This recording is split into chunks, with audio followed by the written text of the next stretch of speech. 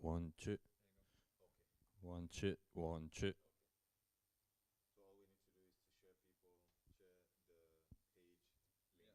The minute they go to the page, they get this. They're able to see this. Yeah, you can One, see two. Mic testing. One, two. it's on your homepage. Yeah. So on your go. This. Yeah. Home. Okay. Yeah. It's actually on your homepage Okay. post. Here So you go. I think I can share this link. This is the link I'm sharing. That's the link. So you're sharing the post to the link. Yes. The link is actually there. So that's the link to the. You go down. Yeah. So that's the link. If you copy it, that's the link. Yes. But you can share post. Okay. You go. Okay. Yeah. Okay. All right. And the YouTube's working. That's working. YouTube is already working. Both are We in just live need now. to know where's the link. One, two. One, two. It's Two. stream backup server stream.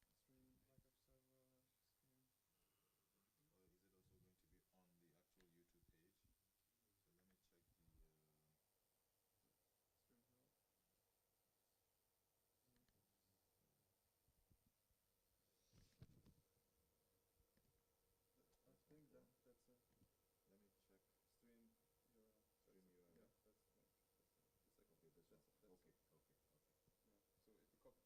check.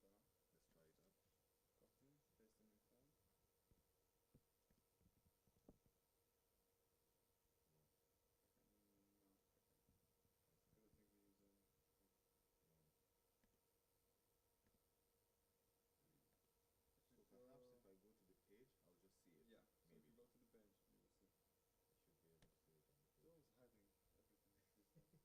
phone. No. Okay. Because I think we're using. So perhaps if I go to the page, I'll just see it. Yeah. So if Maybe. you go to the page, you will see. I should be able to see it on the It's page. always hiding everything. Just your channel. See as well. Then live. This is unlisted. That's why. Oh, okay. Okay, so let me test So it and make it public. the edit maybe it's gonna be an edit. Yeah. Details. No, Okay.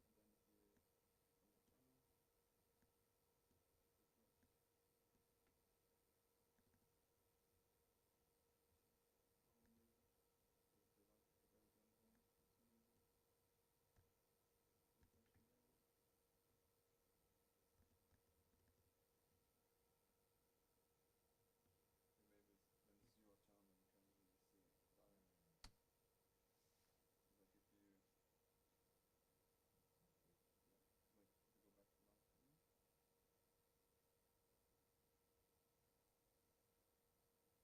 Save. And then if you on your channel.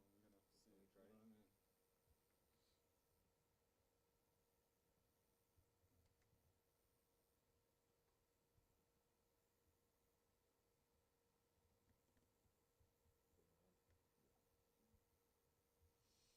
channel you can really see it direct. Like if you like if you go back to last week. Yeah, because like for example if you go on any laptop and type in your channel you're gonna see Can we it, try you know it? what I mean? Yeah. Yeah. That's the last thing. You click it, open it. Let's see. What screen? Okay. Yeah. Okay. So that's you know what I Yeah. mean? Because I'm the. Exactly. Okay, that's why. Okay. Okay, that's fine then. So we're good. Yeah. So streams all working. So streams are all working. Only Can So you- the only thing left is Zoom Zoom. now. now we're doing a Zoom now. Okay. Can you open So again let me the- try that on the system, the screen over there Alright. Yes. on YouTube and see. Can you open Thank again you. the YouTube streaming there? So again. Can you open the streaming again in YouTube, please? Again. Yes. So delete everything.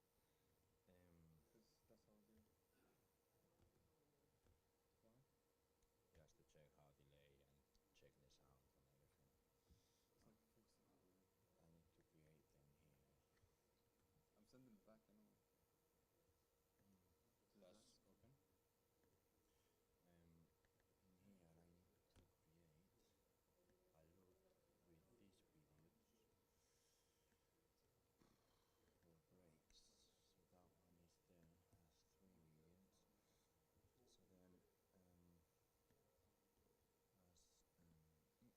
as add file folder, parent save, remove. What took a moment? You don't have a moment. Hmm? Oh, you have one. One, two, one, two. check if we got in the streaming. A bit more. I need send a bit more. It's on maximum, I think. Got it on maximum. The only thing you can do is push that one a bit. 1, 2, 1, 2. Is it auxiliary 1 or 2? 1, 2. Yeah, it's auxiliary 2. Yeah. One is to Zoom call. The auxiliary, but that's on maximum. Is it better now? yeah. I mean, just 1, 2. That's right. Yeah, that's fine. I'll leave it +5. Whatever. Oh, why is that coughing here? No, I mean instead of maximum, let's send more on a aux and like So in here you are on max. The channel I'm using. And here it just push a bit. fuck. Yeah, that's the thing. I don't know. So do all max then? I don't know if we can push it as well from here. We can push it from here as well, I think. So 1, 2, 1, 2.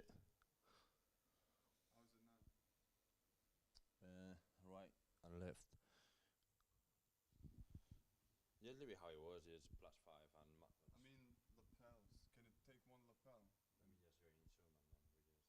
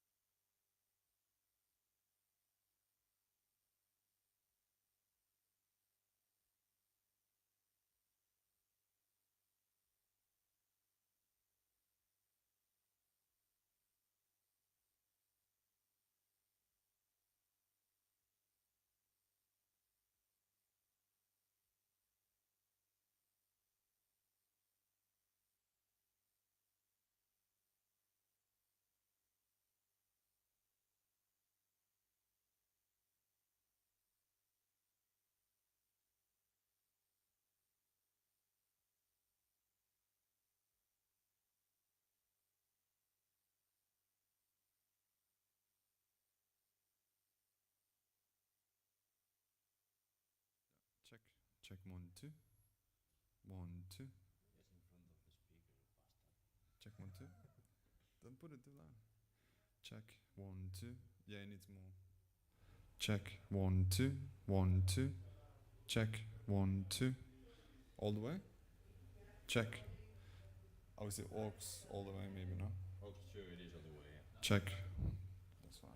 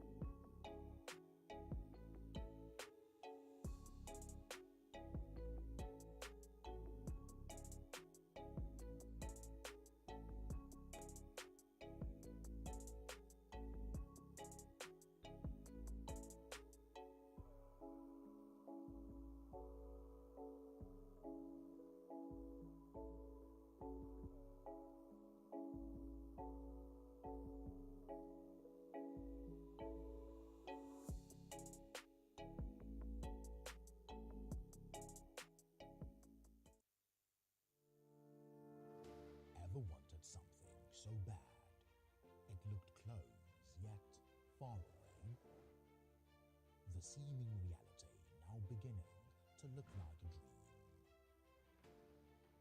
Ever wanted something so bad you had to wait for it? The waiting period spanning beyond your imagination. But we're definitely worth the wait.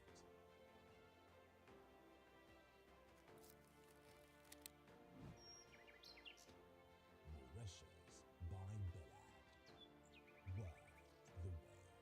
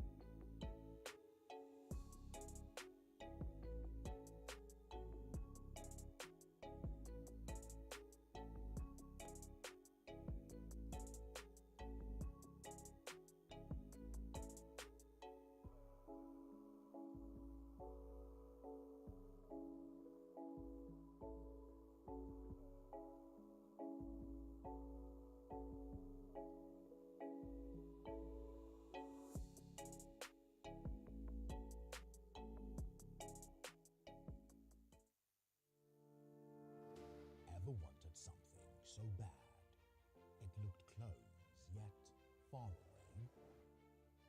The seeming reality now beginning to look like a dream.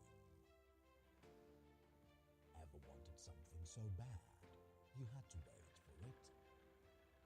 The waiting period spanning beyond your imagination. We're definitely worth the wait. 1 2 1 2 1 2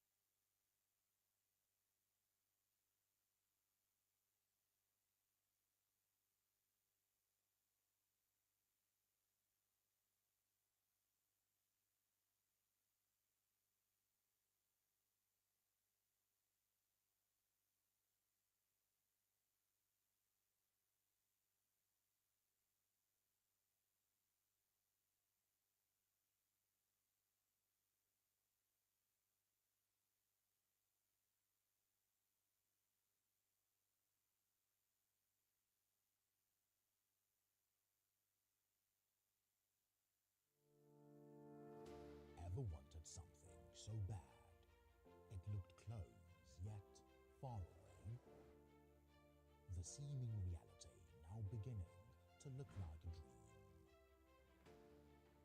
Ever wanted something so bad you had to wait for it? The waiting period spanning beyond your imagination. But we're definitely worth the wait.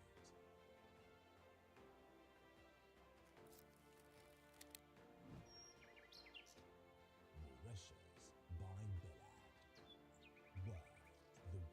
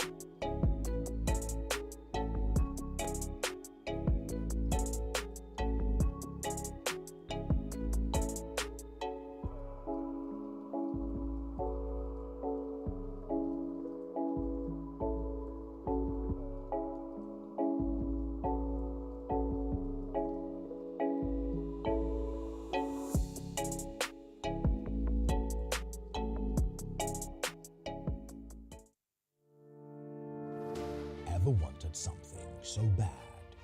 It looked close, yet far away. The seeming reality now beginning to look like a dream. Ever wanted something so bad you had to wait for it? The waiting period spanning beyond your imagination. But we're definitely worth the wait.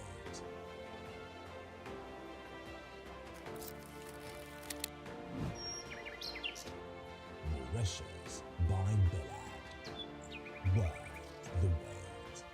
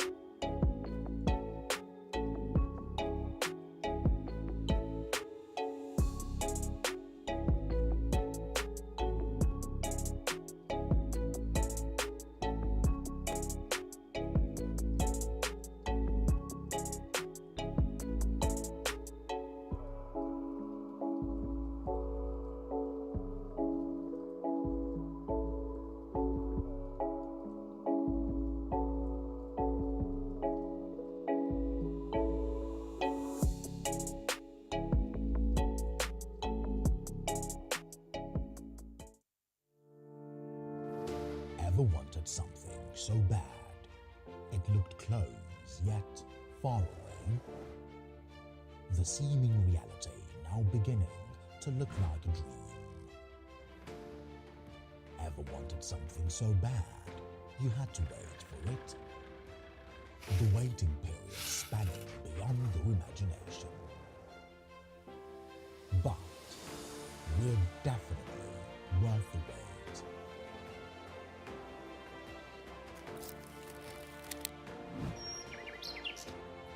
Roadshow by Bilaad. Worth the wait.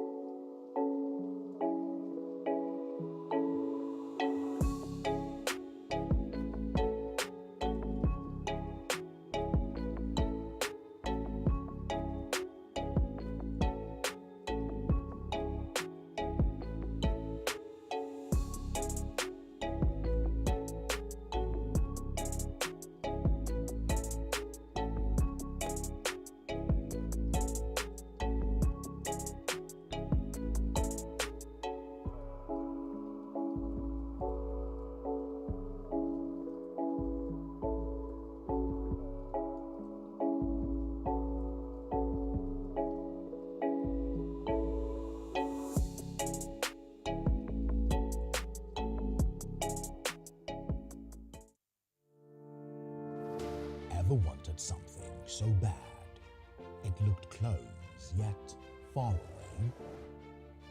The seeming reality now beginning to look like a dream. Ever wanted something so bad you had to wait it, the waiting period spanning beyond your imagination. But we're definitely worth the wait.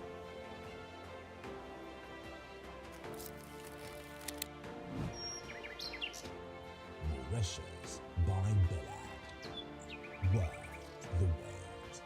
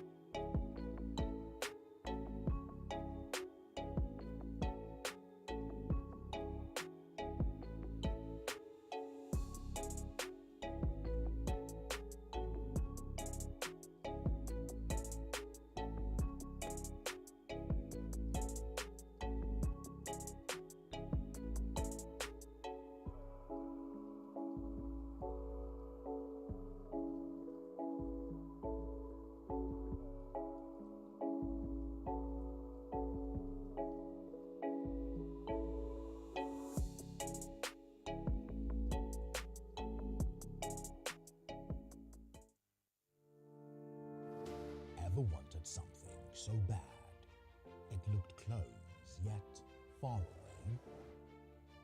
The seeming reality now beginning to look like a dream.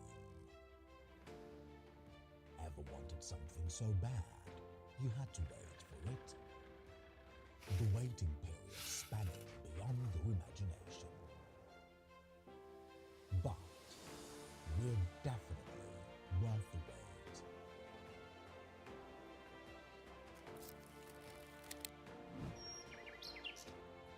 Roadshow by Bilaad. Worth the wait.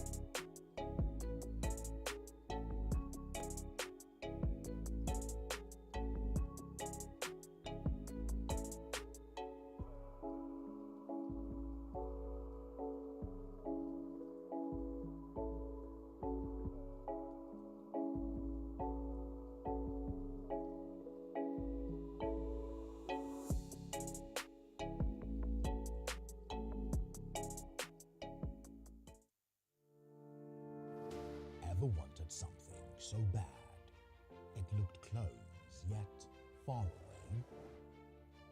The seeming reality now beginning to look like a dream.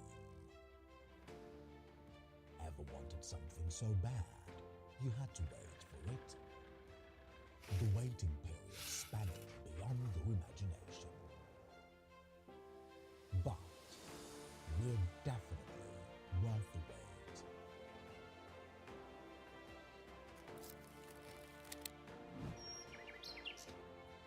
Roadshow by Bilaad. Worth the wait.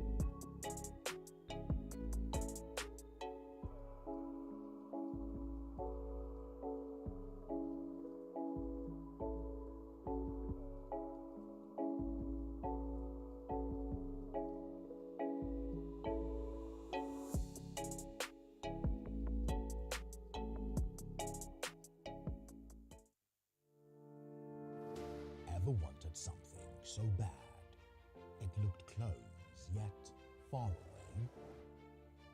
The seeming reality now beginning to look like a dream. Ever wanted something so bad, you had to wait for it the waiting period.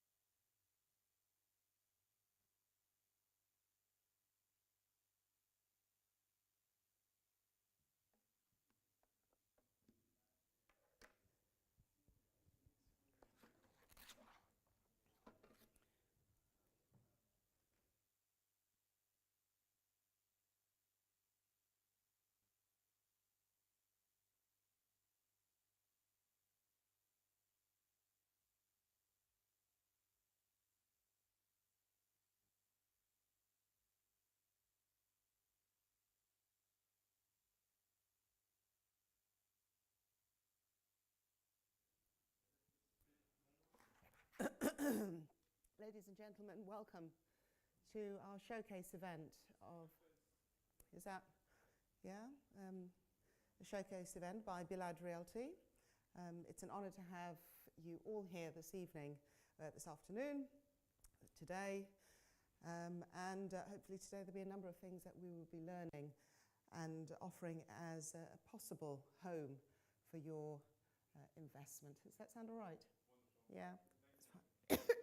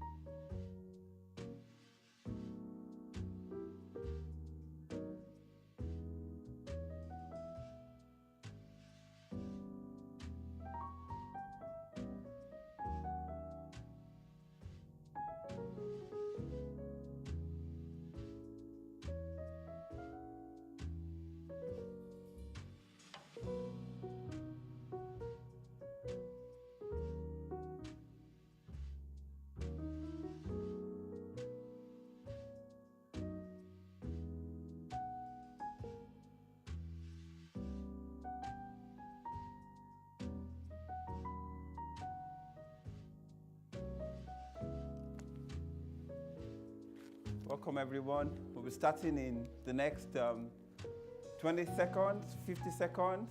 It's a wonderful pleasure to have you here. Welcome. And we have tea served just at the back. Thank you.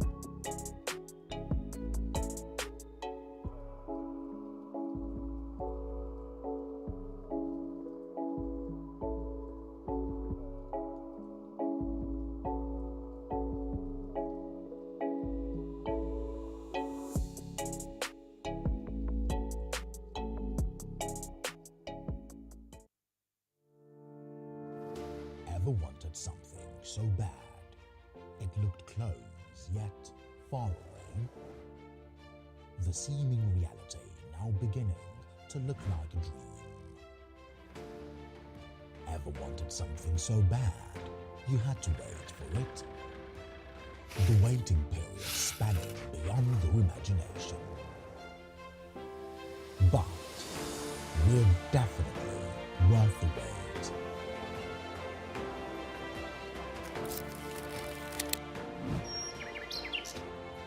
Roadshow by Bilaad. Worth the wait.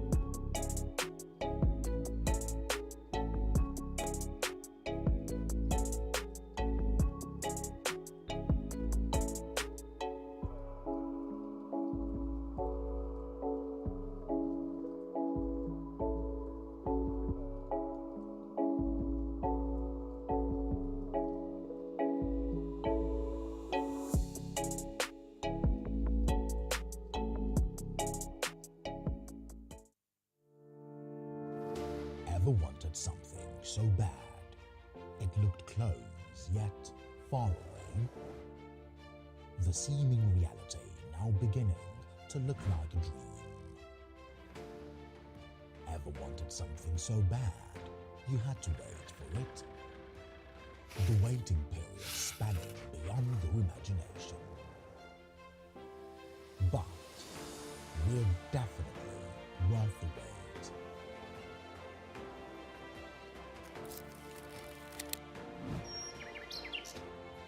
Roadshow by Bilaad. Worth the wait.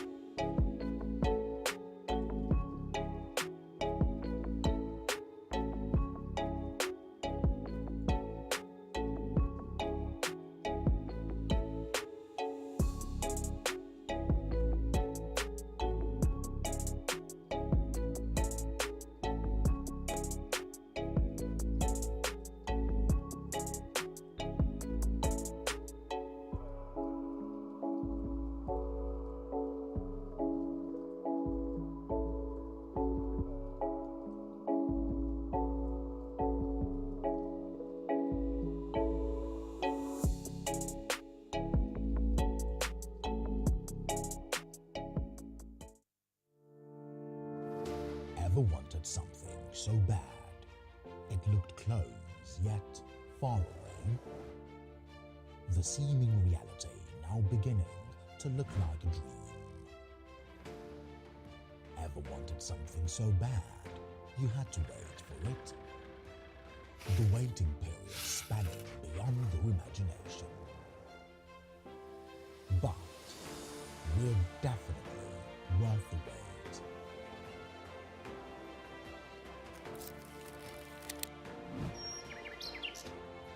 Mauritius by Bilaad. Worth the wait.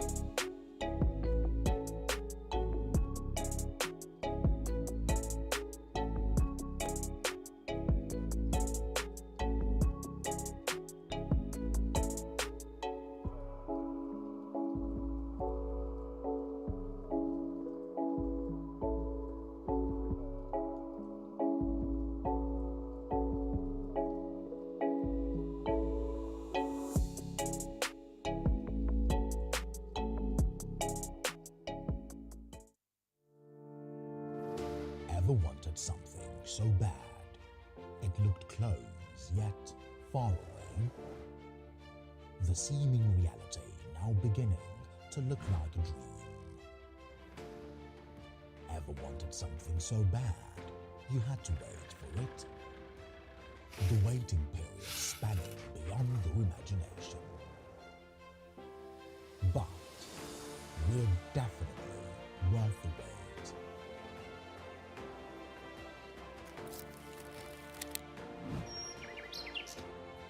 Mauritius by Bilaad. Worth the wait.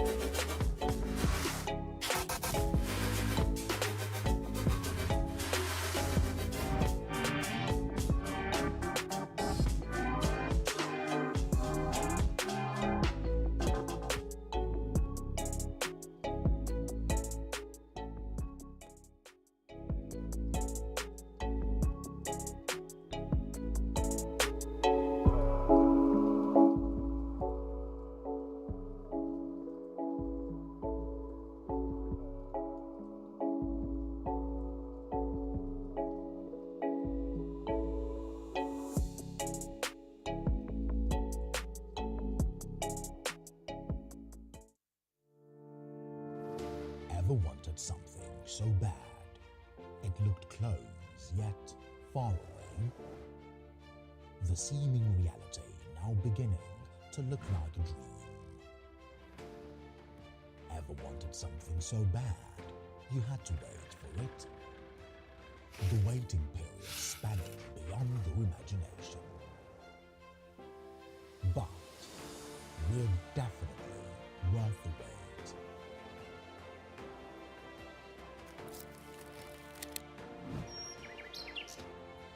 Mauritius by Bilaad. Worth the wait.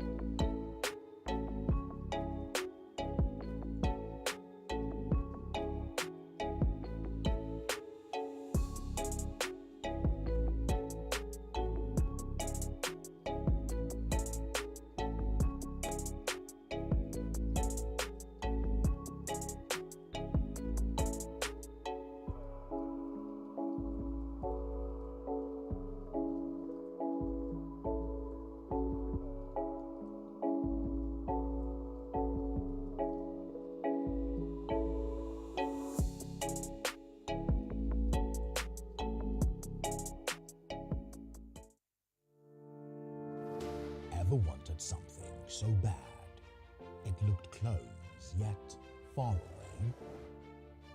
The seeming reality now beginning to look like a dream.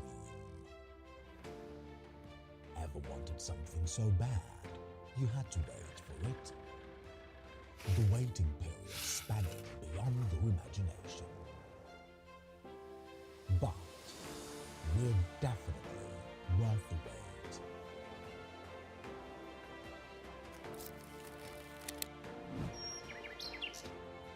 Mauritius by Bilaad. Worth the wait.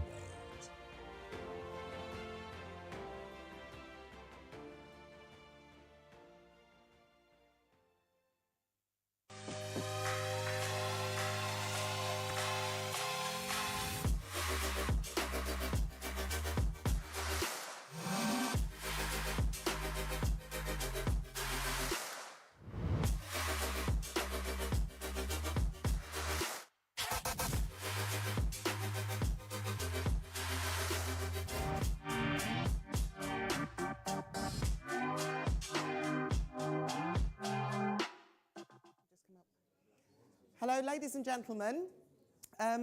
Welcome to the show. Just to give you a 5-minute warning that we're about to start our roadshow.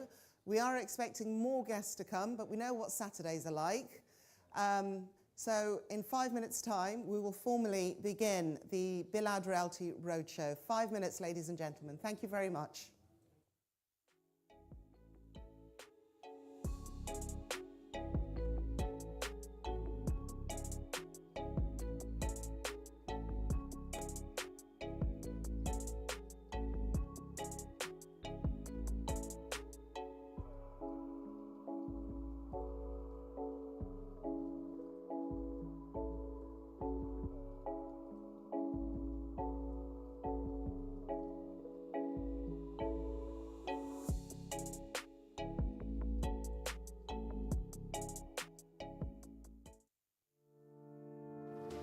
Ever wanted something so bad it looked close yet far away?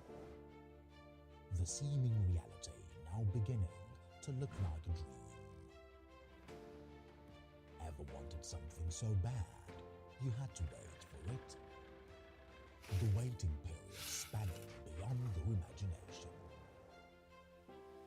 But we're definitely worth the wait.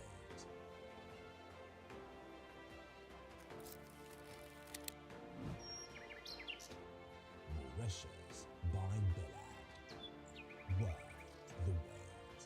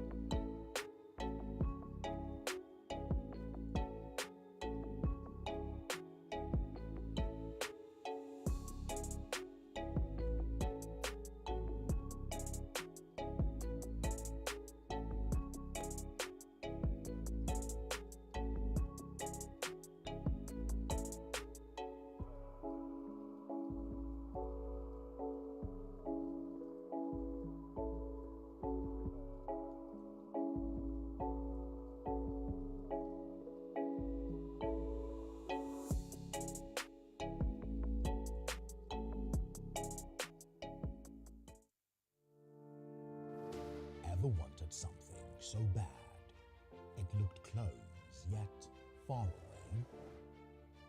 The seeming reality now beginning to look like a dream. Ever wanted something so bad you had to wait for it? The waiting period spanning beyond your imagination. But we're definitely worth the wait.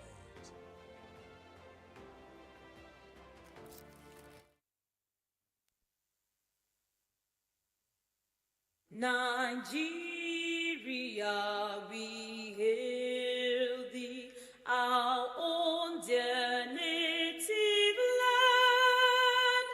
Though tribe and tongue may differ, in brotherhood we stand. Nigerians old and proud to serve our sovereign motherland. Our flag shall be a symbol that truth and justice reign. In peace all battle honored, and this we count as gain. To hand unto our children a banner without stain. O God of all creation, grant this our one request. Help us to build a nation where no man is oppressed, and so with peace and plenty Nigeria may be blessed.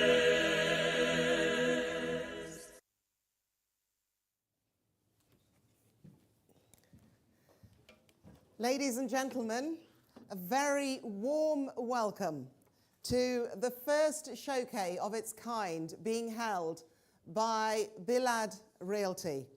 It's an absolute honor to be part of this event today, to get essentially insider information on the property investment landscape that is buzzing and growing at a phenomenal pace in Nigeria. So what are you going to get today?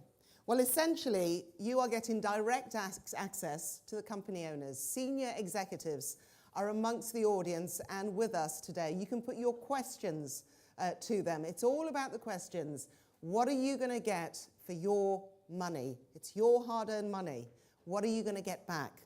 But at the same time, we live in the era of climate change. And if anything is going to be sustainable and going to be signed off by government policy, essentially you need to be thinking ahead.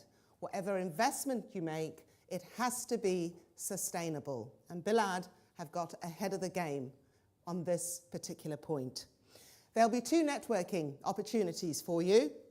We'll be having 2 question and answer sessions as well, when, like I said, you can speak to the senior executives, put your questions to them. And we're actually hoping, because they can give you all the best sound bites, but it's hearing from those who've actually invested their money. And I believe we have 2 investors in the room with us. One is female, yes, because we are investing more. And of course, one is male. So I believe the lady who is with us is a repeat investor. So I think that says it for itself. We're also going to hear more about the wider picture of investment, the benefits of investment, not just for you, but for the country, and hence, by default, for the African continent. That is huge. FDI is huge. You have to think about the bigger game. And hopefully we'll have enough time for a little game at the end, and we've got some small prizes for the champions today. So what we want to make sure we achieve today is that we showcase the investment opportunities that Bilaad Realty is offering. This is the first time that they have come direct to the diaspora, because normally they would do it through a third party. But what they're offering is so unique that they'd rather speak to you themselves, to tell you the story themselves. We're going to see a virtual tour of some of the properties that are on offer as well. And we're going to hear about different types of investment. Home ownership, of course. There is also collective investment and also cluster investment schemes. So all of that is going to be presented to you today. They are innovative real estate solutions that are going to be provided to you today. And no matter what position you're in, hopefully Bilaad will have a solution. Before we hear from our first guest then, just a little bit of housekeeping. On the tables, you will see a card with the hotel Wi-Fi. So if you want to speed things up a bit, you can log on with the Wi-Fi. Fire exits are all labelled for you. Just follow the signs. And of course, we've got refreshments outside, and the ladies and gents are also, you exit and you turn to the right. We will be having lunch. We're about 30 minutes behind schedule, but we'll have lunch, and that will also provide a networking opportunity, and then a short refreshment break. Again, a network opportunity. What I would like to encourage you to do is to please, as you are listening and hearing speeches, remarks, descriptions of what today is all about and what's on offer, please don't think you'll remember your question. You won't. If you can, note down your question. It's so easy for that question to be relegated to the bottom of your list.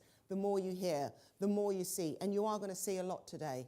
You are going to hear a lot about the portfolio, or what you can add to your portfolio from the Bilaad portfolio itself. Note your questions, and we will make sure that we put those to the relative executives, the relevant executives who will be on the panels shortly. So, to begin our showcase event today, I would like to invite to the stage, please, the Nigerian representative for the High Commissioner to the UK. Please welcome Mofolashayo Jerry, the representative for Nigeria's High Commissioner to the UK.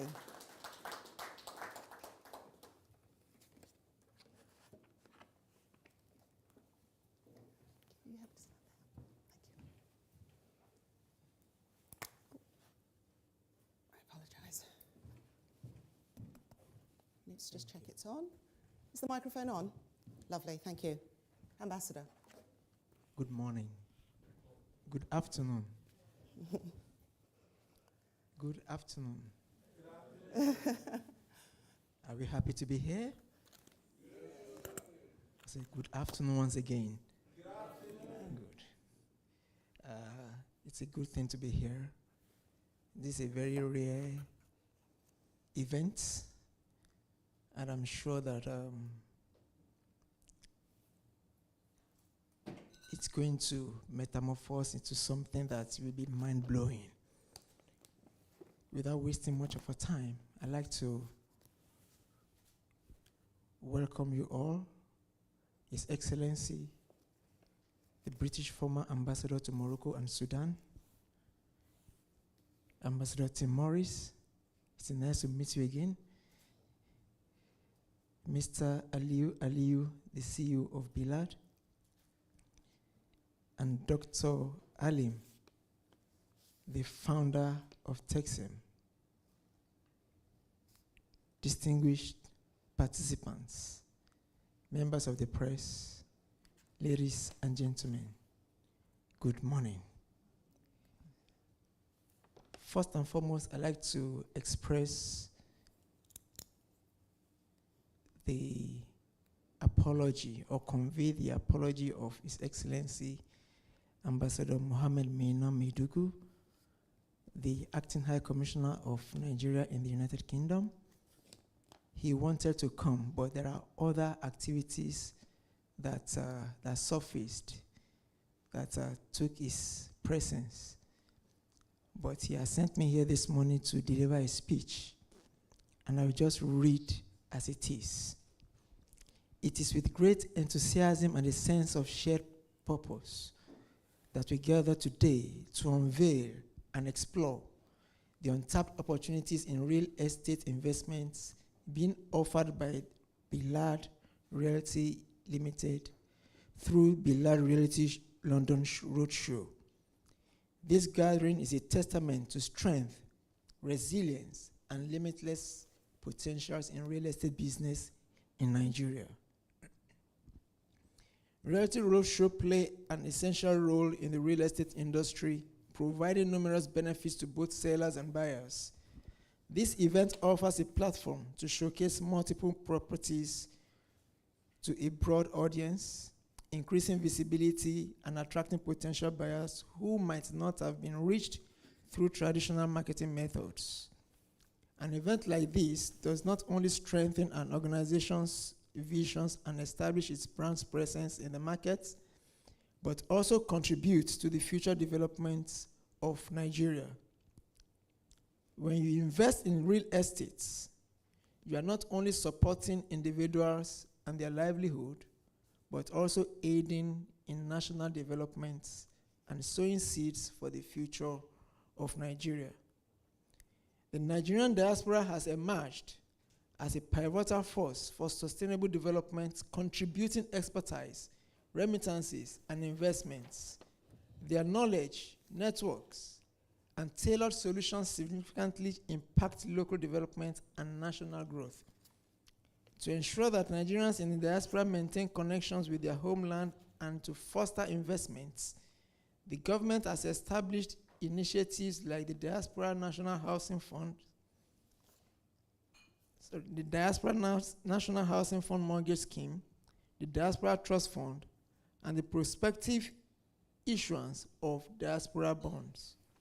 These initiatives pave way for Nigerians abroad to channel their funding, their savings, into impactful ventures and to attract foreign direct investments. Your Excellencies, ladies and gentlemen, opportunity for the diaspora abound in real estates, renewable energy projects, expanding transportation networks, enhancing digital infrastructure, supporting financial technology solutions, and fostering innovation hubs.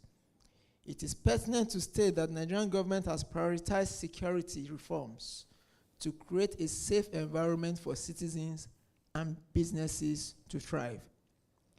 Real estate provides a tangible assets that can diversify an investment portfolio, reducing reliance on more volatile investments like stock and low-interest bank accounts. Properties often appreciate over time, offering the potential for significant capital gains. Additionally, properties can generate steady rental income and provide a reliable cash flow. This income is particularly advantageous for diaspora investors seeking passive income streams. It is important to underscore that investing in real estate allows diaspora members to maintain a connection with their country of origin, which can be emotionally rewarding. This also contributes to local economic development and job creation. Your Excellencies and distinguished participants, one of the significant benefits of real estate investment is its ability to be passed down to future generations, providing a lasting legacy, ensuring family wealth continuity, and offering a sense of security and stability as an inheritance for family members. It is important to reiterate that real estate investment offers the diaspora community a multitude of advantages, ranging from financial returns and emotional connections to opportunities for economic contributions. It provides a stable and potential lucrative means of diversifying investments while maintaining ties to one's homeland and supporting its development. In closing, I wish to encourage diaspora investors to consider their circumstances and goals, as well as analyze local market conditions to maximize the benefits of real estate investments.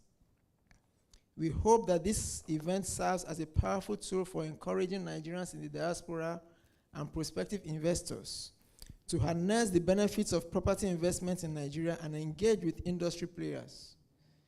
I also encourage Bilaad to make good use of this unique opportunity to connect with their audience, explain market dynamics, and build strong relationships that can lead to successful transaction. I wish you all a successful event. Thank you. Mr. Jerry, thank you very much. I'm asking you to stay on the stage because we're going to take this opportunity very quickly to get our family photo to mark the event. So I wonder if our speakers for today, please, our other speakers could make their way to the stage so we're able to get our family photo. And we will shortly, come on up, you're all being very shy. Come up. Mr. Jerry, if you could please stand in the middle. There we go, lovely. Okay. Wonderful. Let's, how does it look? How would you like us to position? Okay, out of the light, or how are we doing with shadows? Should we come forward? Yeah? Yeah.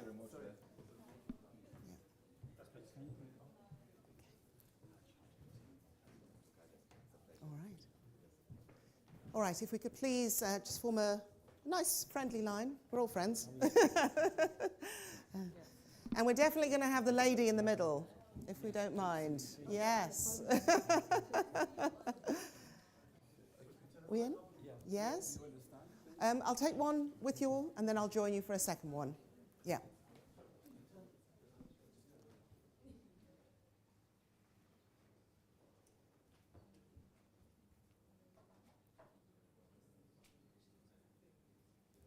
What would you like, Jonathan?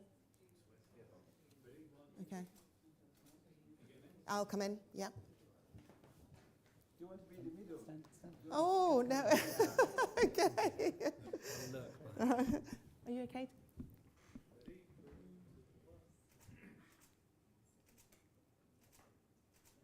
There's one final one with the CEO in the middle too. Yes.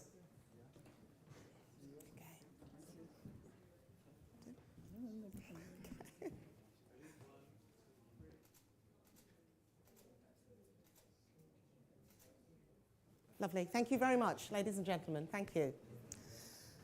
So as they make their way back to their seats, I just want to remind you, and we heard a hint of the representative for the High Commissioner mention remittances. This has been one of the big points of pride, I suppose I can call it, for Bilaad, in that they have tried their utmost to minimize any issues of trust and loss of remittances. This is something that they have come across, and they're realistic about it. It happens.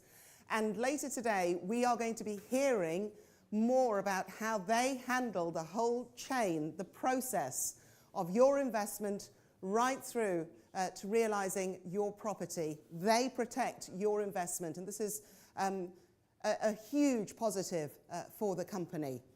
So that'll be coming up shortly.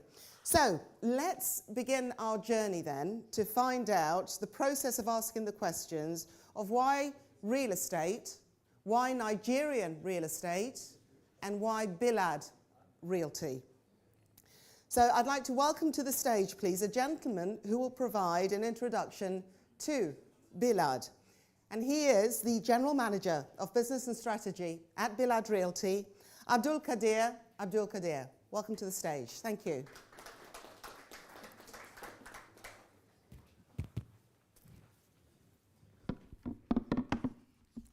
Thank you very much for that introduction. Is the mic okay? Can you all hear me? Okay. Good afternoon once again.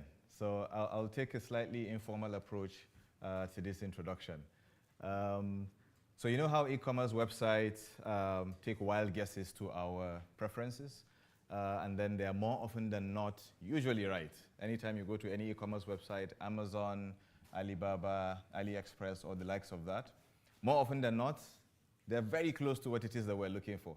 So ultimately, they leverage on various advancements in technology, such as cookies, machine learning, and data analytics, right? So also, how many of you have researched maybe perhaps on the diaspora relationship between Nigeria and the UK? basically in terms of investments of direct individuals and all of that. There's a significant amount of money that moves across borders with respect to the type of relationship that we maintain, because we understand the advancement and the importance of bilateral relationships, and we all appreciate the opportunities that exist within these two various locations.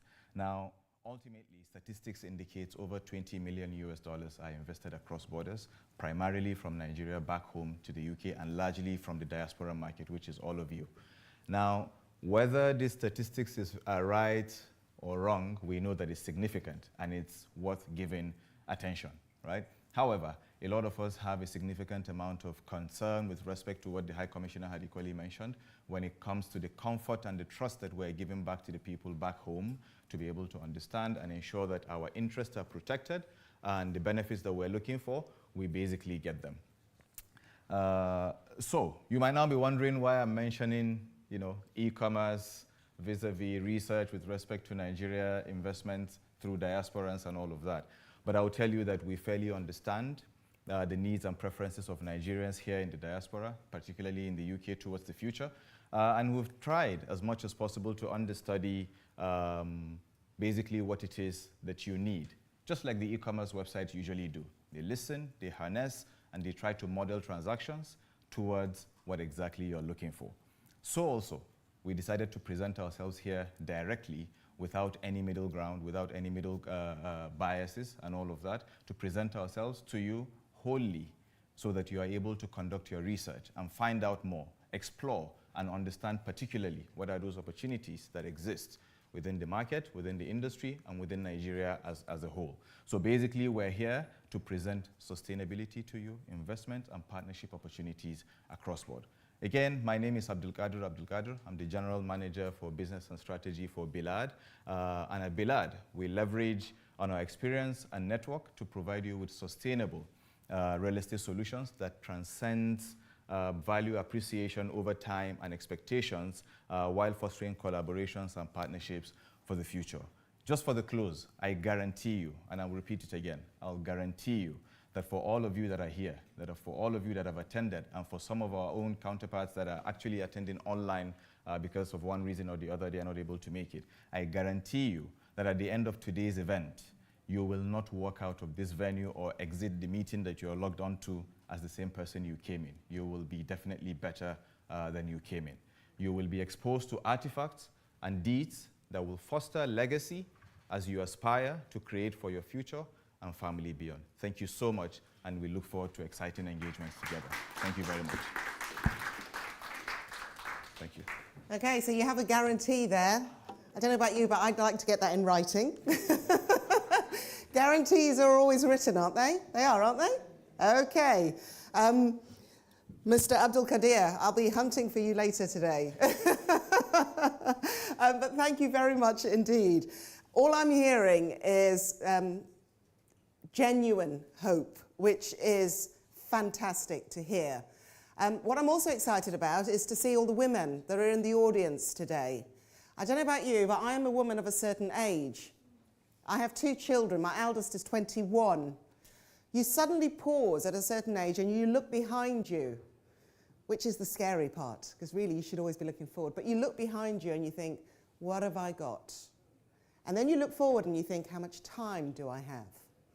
And I have taken a very, very serious look at me as a portfolio. And I have started doing my own homework. It's only, I don't know, about 20, 25 years too late. But it's never too late. And women investors are a huge growing market, primarily because we have, particularly when it comes to the continent, the African continent, we've now been given the access. There aren't the gatekeepers anymore, the traditional laws that were there. Women now have power, and this is something that Bilaad are so aware of. And like I said, we are going to be hearing from a female repeat investor later today. So I hope you are with us for that. In the meantime, before we head off to lunch, which will be, it's getting ready for us, why real estate, and more specifically, the Nigerian real estate? Because investments mean they have to be stable and they have to be secure. And I gave a hint, didn't I, earlier? Anything you do now, you're going to lose your investment unless it's sustainable. And sustainable in terms of legacy and sustainable in terms of the planet as well. If you're going to have a future, those elements have to be at the top of your mind. So to take us through that, to guide us through that, and why you should be thinking and what you should be thinking of, please welcome to the stage Dr. Aleem Abubakri, who is the founder and chair of TechSem UK. Doctor. Thank you very much, Lucrezia. Can we all see I've got greatness in me? Come on, guys. You guys don't behave like, I was privileged to attend the Confederation of British Industry, and I was the only black person in the audience. And we had the CEO of a listed company at London Stock Exchange. And he said, I love Nigeria. And I was like, okay, am I in the right place? And he said, when I go into a room where we have British folks, and I say, good morning to you, they say, but when I say good morning to Nigerians, they say it from the bottom of their heart with so much energy and passion. So I want you to bring that Nigerian passion and energy to this good morning. Good afternoon to you. Good afternoon. Can we all say I've got greatness in me? I've got something special. No matter how hard it is, or how hard it gets, I'm going to make it. You got that right. Thank you so much. I'm so delighted to be with you folks today.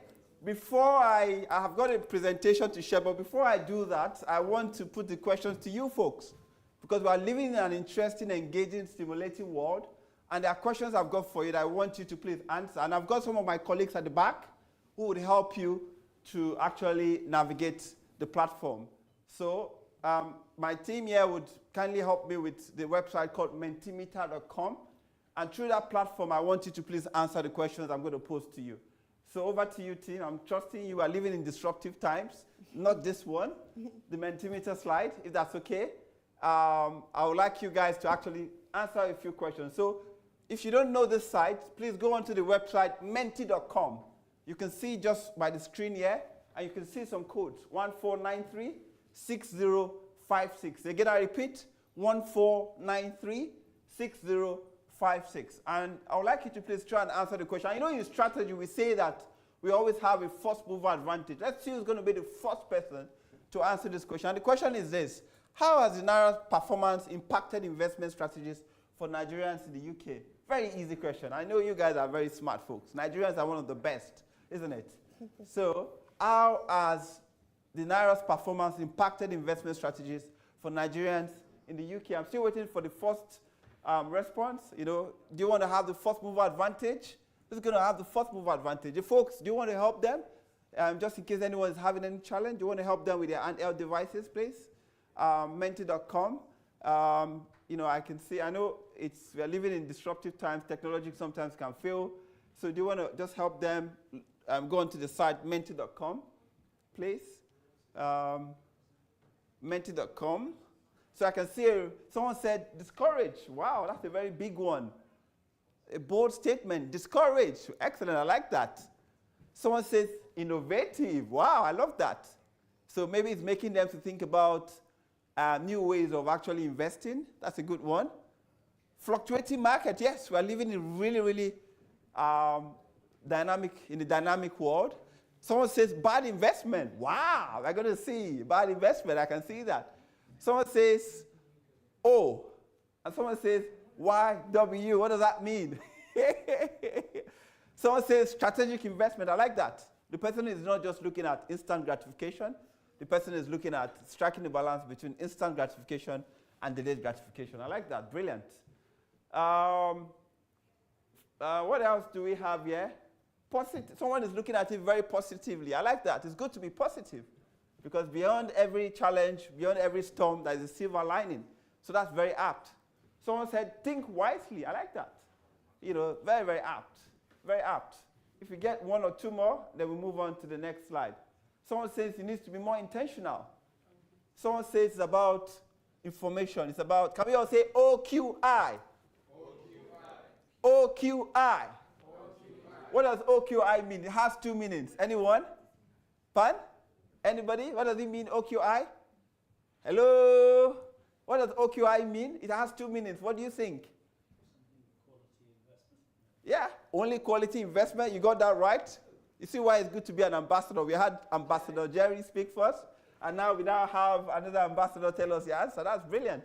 Any other perspective? What does OQI mean? It also means only quality what? Insights. So, I like that. Organizational Quality Index. I'll take that. So if you really want to get return on investment, you must have an Organizational Quality Index, which I'm sure Bilaad has. I mean, I'm sure. Someone says cautiously optimistic. That's brilliant. Can we go to the next question, please? What are the benefits of investing in real estate close to the seat of power in Nigeria? Where is the seat of power in Nigeria? Can we say it with a Nigerian energy? Abuja. Excellent. So even that can be converted into power, isn't it? I love that energy. Abuja. So what are the benefits of investing in real estate close to the seat of power in Nigeria? I like that. Someone said money, money, money. I love that. Excellent. That's brilliant. Any other? Appreciating value. So I like that. That's brilliant because, you know, if you are close to the seat of power, it rubs off. You know, resonance in engineering, we say if you are very close to a vibration, that can lead to, you know, corresponding vibration of the element close to it being at the same frequency. So that can lead to, you know, wow, I like this. I returns. They say, hello, returns. I love that. You know, I value, you know, better infrastructure. Yes. You know, I was privileged to host, you know, leaders from different parts of the world. And I asked them, where is your best city in the world? And one American guy said to me, Abuja. I said, why? He says, three things. He says they have fantastic infrastructure. They have very kind and warm, welcoming people in Abuja. You go there for 30 minutes and people are so nice to you that you forget about all your problems and you spend 1 hour with them. You know, so of course Abuja is a fantastic place. And third fact is the fact that it says it reminds him of Washington because the layout, the beautiful trees, the roads is well planned. So it's a fantastic place to be. You know, someone says floating exchange rate. I like that. Okay, so what else? We have good return on investment. I would like to talk to you about that. You need to share some insights. You know, it's all about OQI. Brilliant. And of course, appreciating value. I'll take that. Excellent. Brilliant. Can we go to the next slide, please? Okay, how does real estate in Abuja protect against currency fluctuations and inflation? This is an easy one, isn't it? It's a walk in the park. Let's see who's going to answer the first question. Who? Who's going to answer the first question? Let's see. How does real estate in Abuja protect against currency fluctuations and inflation? The first one, asset appreciation. I like that. You know, you thank the asset or the asset goes up. I like that. Brilliant. Any other perspective? Waiting for the next people? Can see. Look at the beautiful horizon. Money leads to more money. I like that. It gives you political connections. You know, that's brilliant. Excellent. Waiting for more. Waiting for more. Three responses. Don't be left out. If you're not in it, you cannot participate. So you need to join in. 3 responses. Waiting for more. Hello, people. Waiting for more responses. How does real estate in Abuja protect against currency fluctuations and inflation? Waiting for more. Someone says growing economy. I like that. You know, there's nothing like the human person-to-person interaction. Give us straight response there. Capital city, thank you. Political, I've said that. Anything else? Creates investment. Okay, waiting for more responses. At least 1, 2 more before we move on. Okay, it leads to possible only with edging.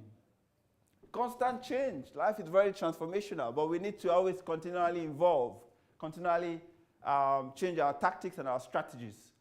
Okay, 8 responses. 1 more response and we move on. Let's see who's going to be. Growing population. Yes, population is increasing. Everybody wants to be in Abuja. Before it was Lagos, but now it's now Abuja. Because someone was saying to me, one of my clients who was based in Lagos, he said to me he couldn't live anywhere. Then 2 years down the line, he was sent to Abuja. He says he's not going back to Lagos. I said, why?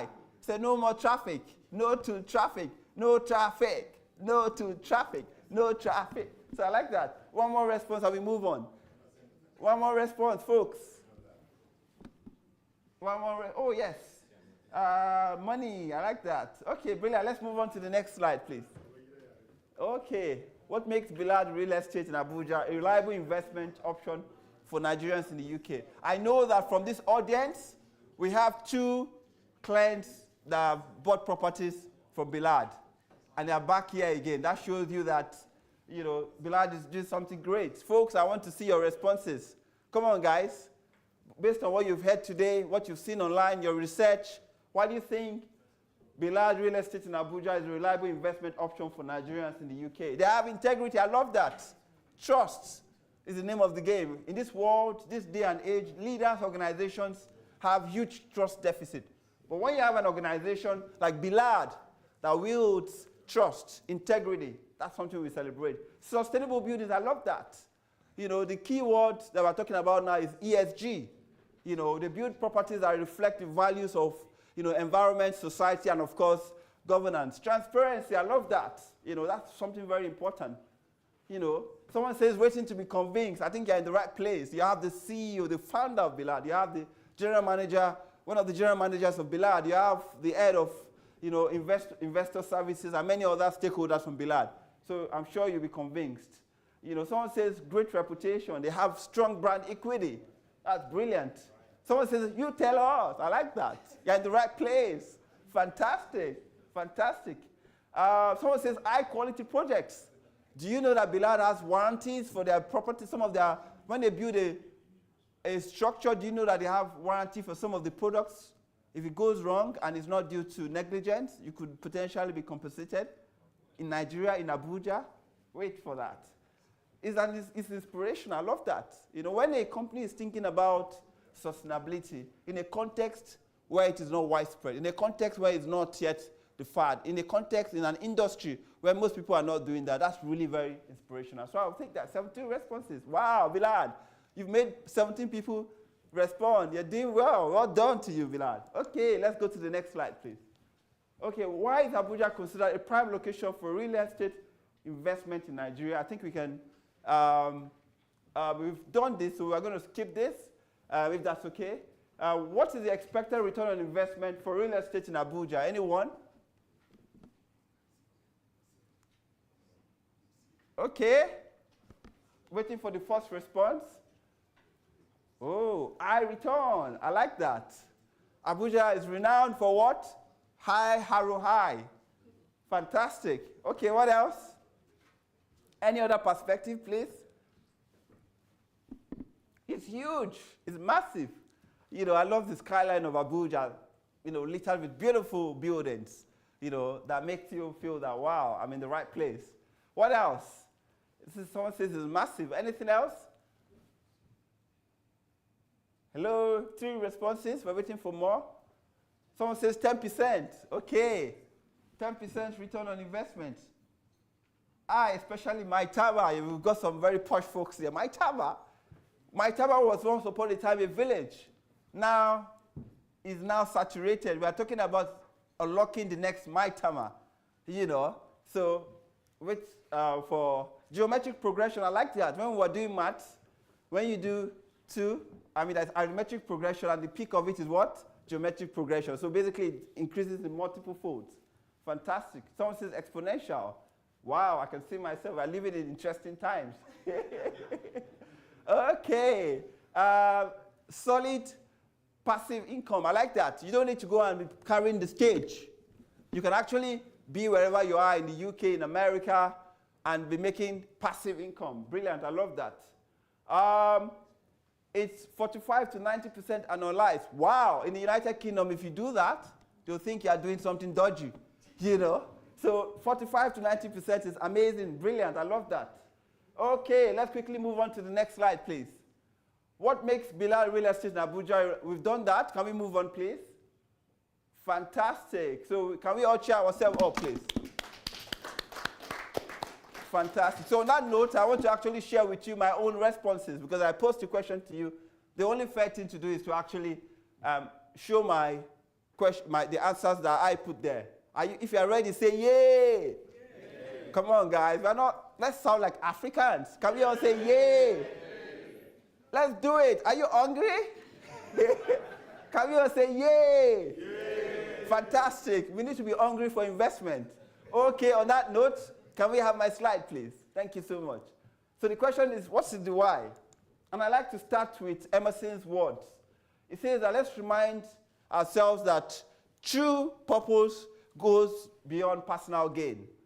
So this is not just about the return on investment. It's also about why is that important? Why is it important, even if you are not Nigerian, to invest in Abuja? Remember, 1 in every 5 Nigerian or African is a Nigerian.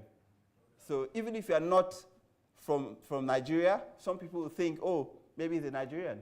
So if you invest in Abuja, you're actually potentially adding value to Africa.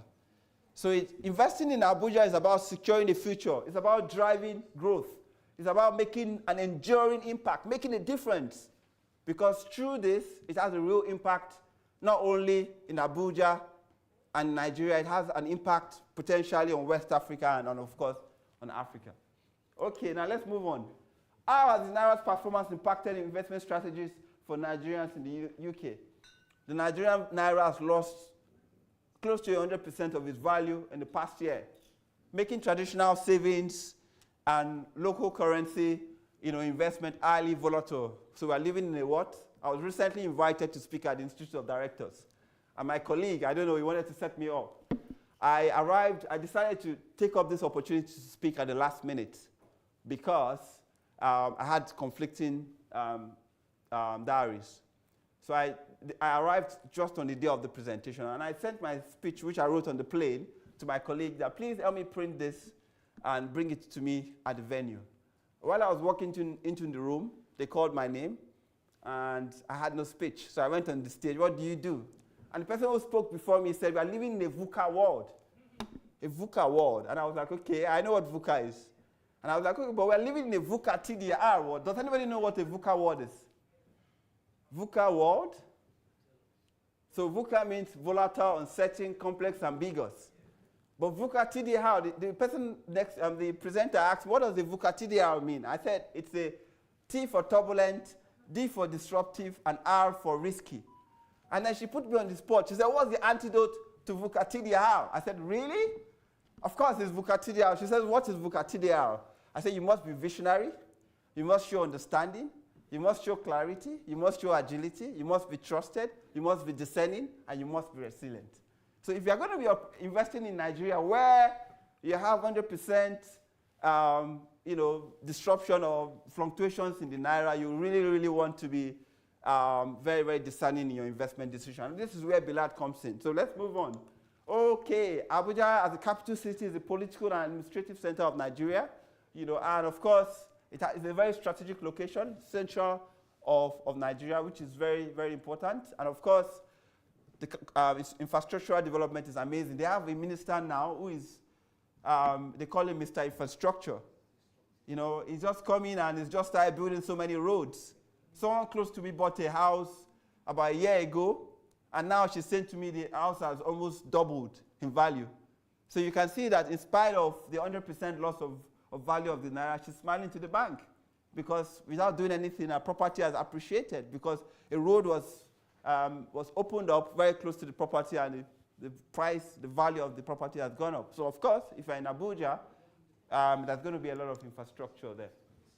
What is the expected return on investment? I agree with you guys. Very considerable, very amazing, very huge, very massive. Because of course, with the infrastructure and with being the center of gravity of Nigeria, you expect that to be big. How does investing in Bilaad real estate in Abuja contribute to sustainability? First of all, I like what someone said earlier. It's a trusted brand in a context, in a country, in a world where trust is very low. You can trust of Bilaad to deliver. So of course, can we all say SIP? SIP. SIP. What does SIP mean? Structural Investment Program. I like that, structural investment program. I'll take that. Any other perspective, anyone? Sustainability, investment. Do you see why we need to have more ambassadors? When the ambassador speaks, we listen. Sustainable investment portfolio. So SIP means sustainability investment partnership. And that's what Bilaad is all about. And that's what this program is all about. So of course, if you invest in Bilaad, you are sure that your property will not, your roof will not cave in after 6 months. Your doorknobs will not come off after 3 months. Your roofs will not be leaking after 3 months, because of course, they are not just building for now, they are building for the future. And of course, they use a lot of enduring materials, which is good for the environment. So what are the benefits of investing in real estate close to the seat of power? We've talked about this already, so I'm going to skip this. And how does real estate in Abuja protect against currency fluctuations and inflation? Anyone? Any perspective? You already told me. You know, real estate is a tangible asset that retains value over time. Whether that is, you know, Naira goes north or south, doesn't matter. Real estate will always go where? Can we all say not? Real estate will always go where? Come on, guys, don't be British. Come on, folks. Can we all say real estate will always go where? Excellent. So why don't we want to go north? Even in the world, the northern hemisphere, the companies in the northern hemisphere are doing very well. So of course, if real estate is going north, we need to be north. You know. Pardon? I beg your pardon? Well, not up. You got the idea. Thank you so much. Okay. So what makes Bilaad real estate in Abuja a reliable investment option for Nigerians in the UK? You know, high quality, durability, dependable, good return on investment. Of course, this is the place to be at Bilaad.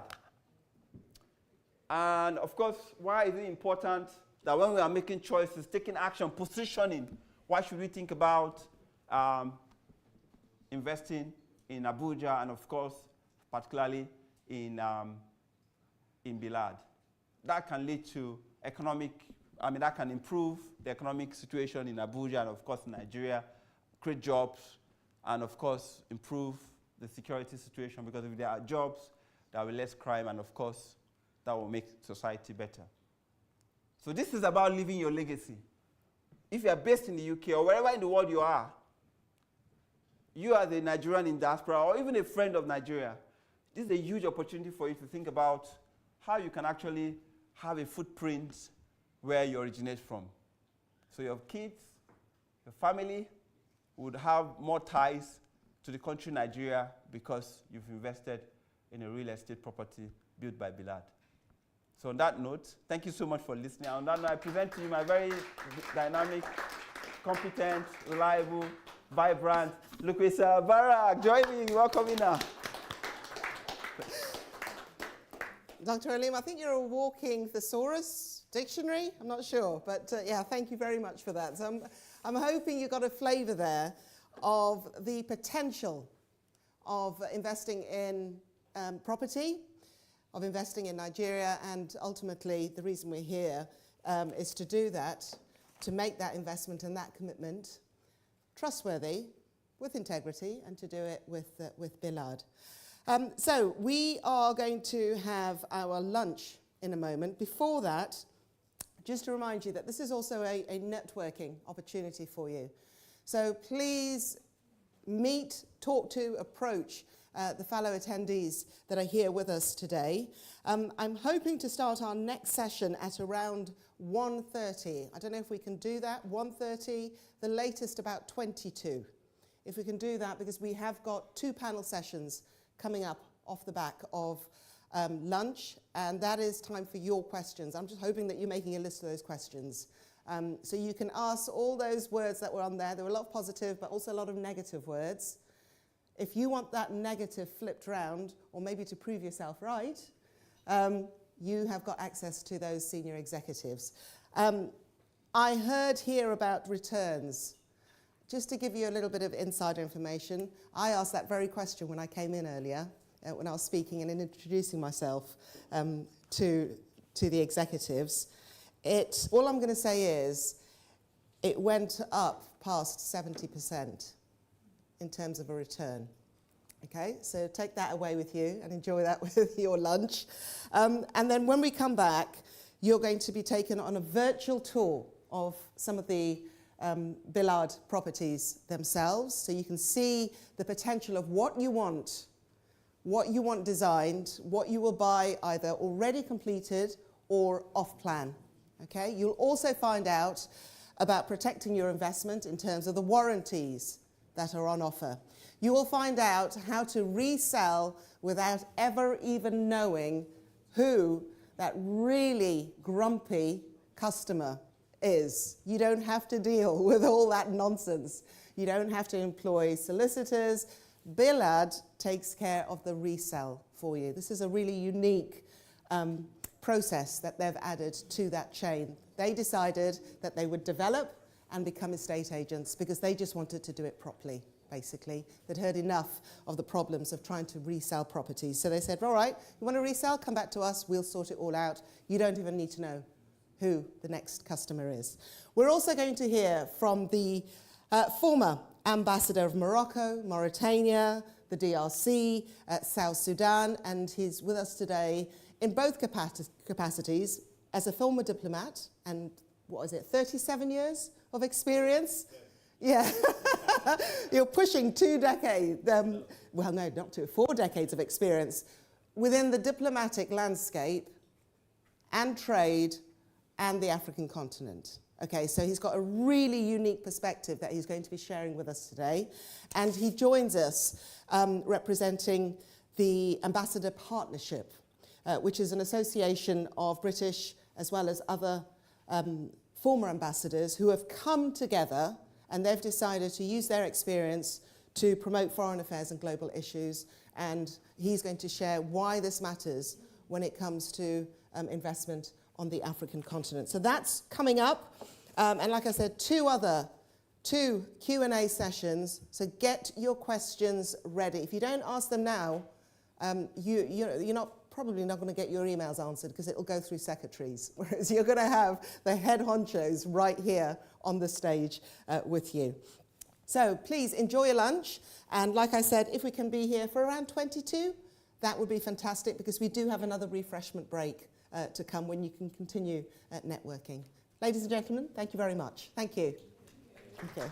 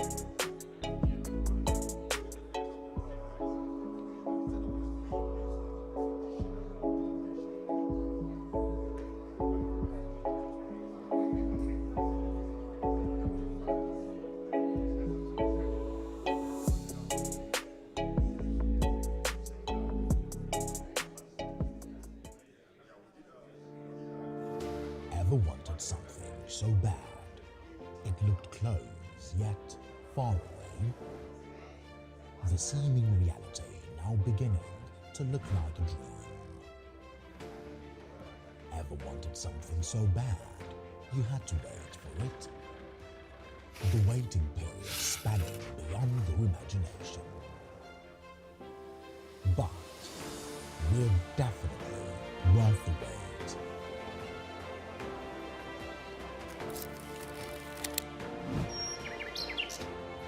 Mauritius by Bilaad. Worth the wait.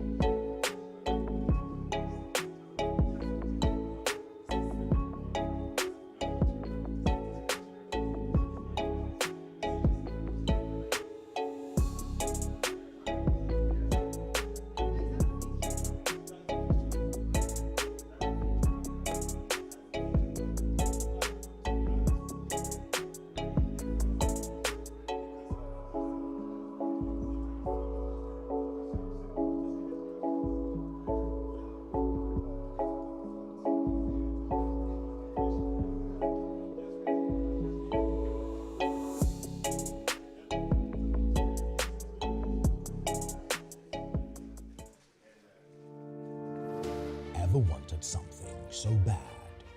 It looked close, yet far away. The seeming reality now beginning to look like a dream. Ever wanted something so bad you had to wait for it? The waiting period spanning beyond your imagination. But we're definitely worth the wait.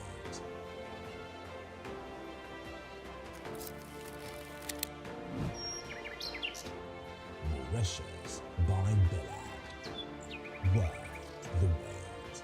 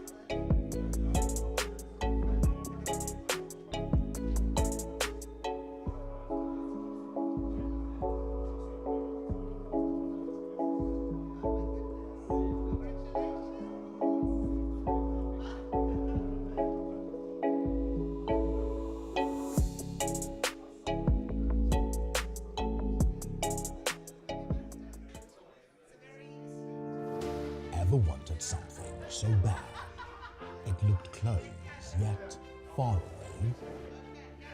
The seeming reality now beginning to look like a dream. Ever wanted something so bad you had to wait for it? The waiting period spanning beyond your imagination. But we're definitely worth the wait.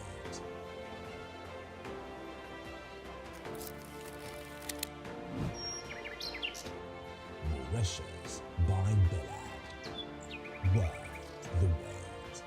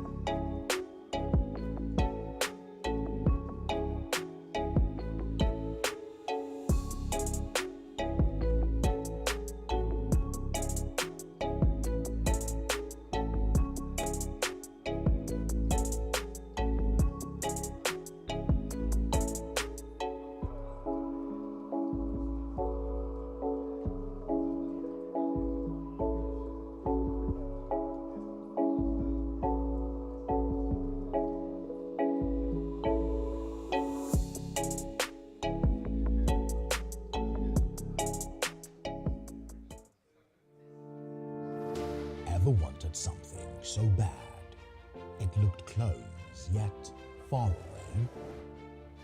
The seeming reality now beginning to look like a dream. Ever wanted something so bad you had to wait for it. The waiting period spanning beyond your imagination. But we're definitely worth the wait.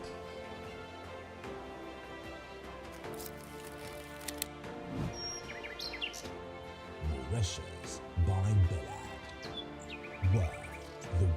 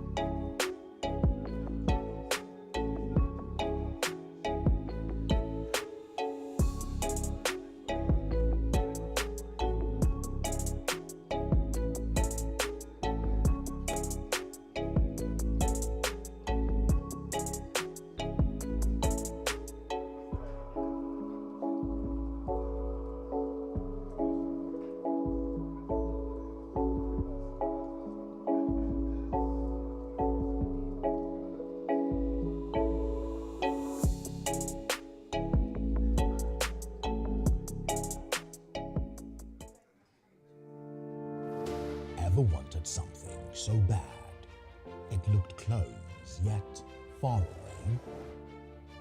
The seeming reality now beginning to look like a dream. Ever wanted something so bad you had to wait for it? The waiting period spanning beyond your imagination. But we're definitely worth the wait.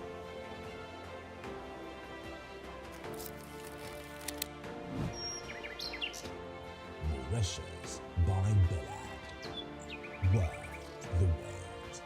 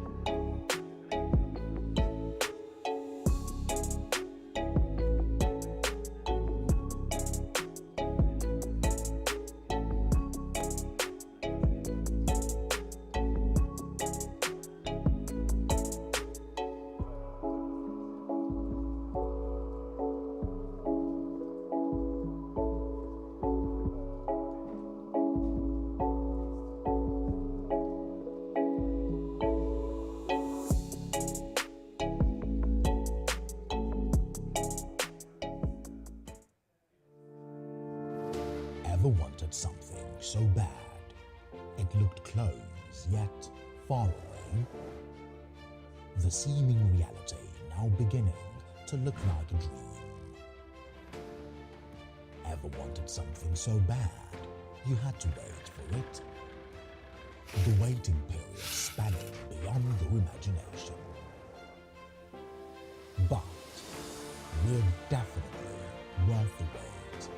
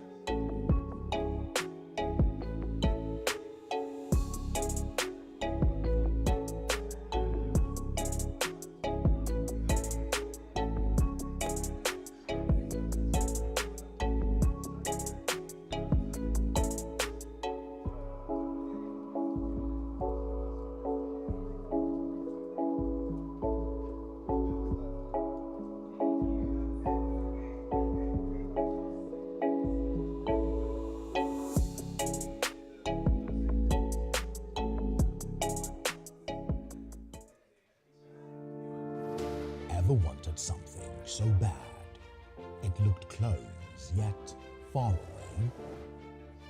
The seeming reality now beginning to look like a dream. Ever wanted something so bad you had to wait for it?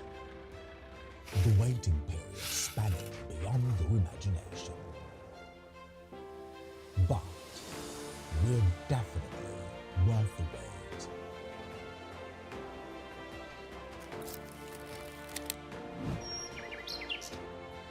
Mauritius by Bilaad. Worth the wait.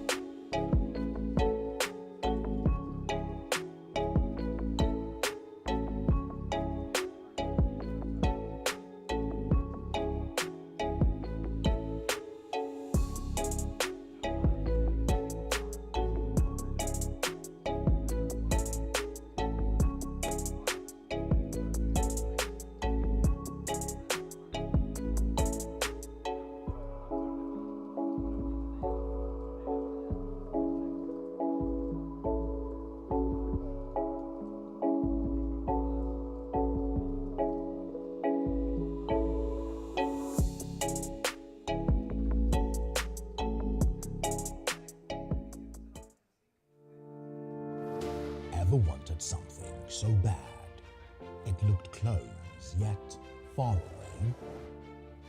The seeming reality now beginning to look like a dream. Ever wanted something so bad you had to wait for it? The waiting period spanning beyond your imagination. But we're definitely worth the wait.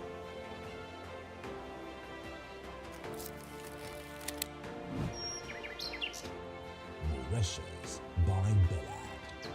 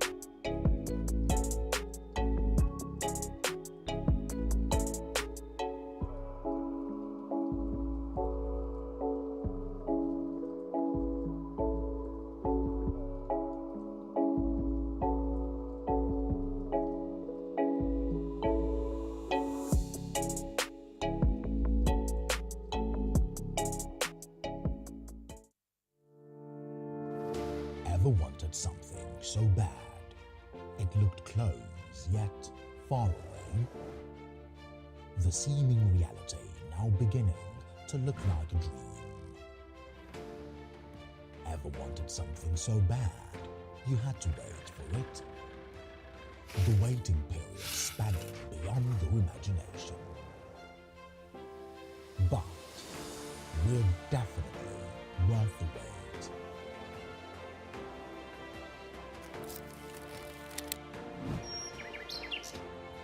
Roadshow by Bilaad. Worth the wait.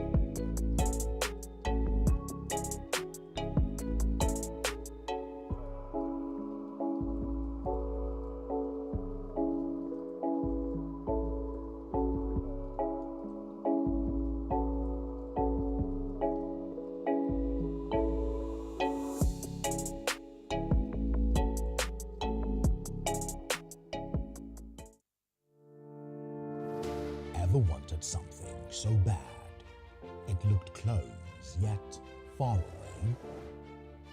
The seeming reality now beginning to look like a dream. Ever wanted something so bad you had to wait for it? The waiting period spanning beyond your imagination. But we're definitely worth the wait.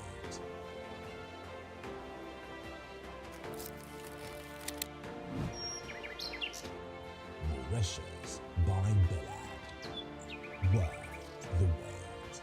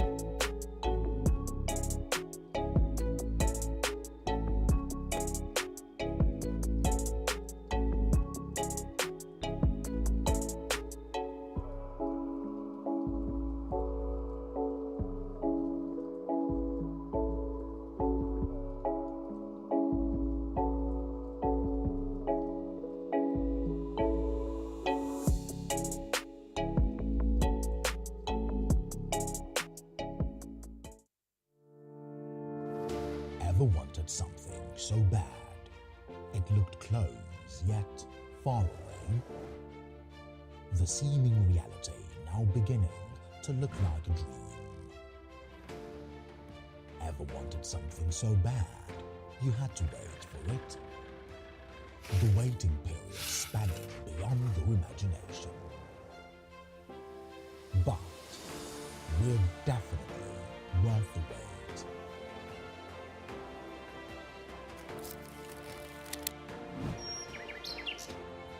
Mauritius by Bilaad. Worth the wait.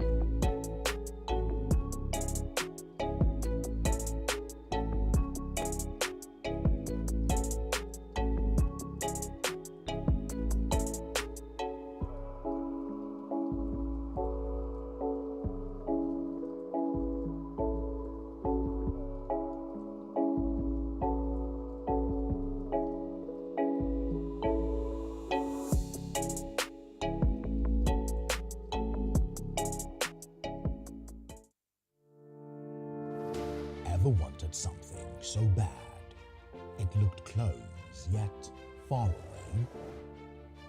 The seeming reality now beginning to look like a dream.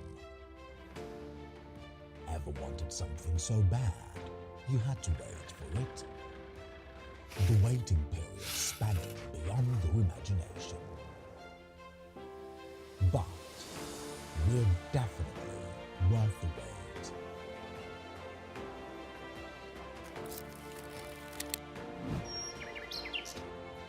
Mauritius by Bilaad. Worth the wait.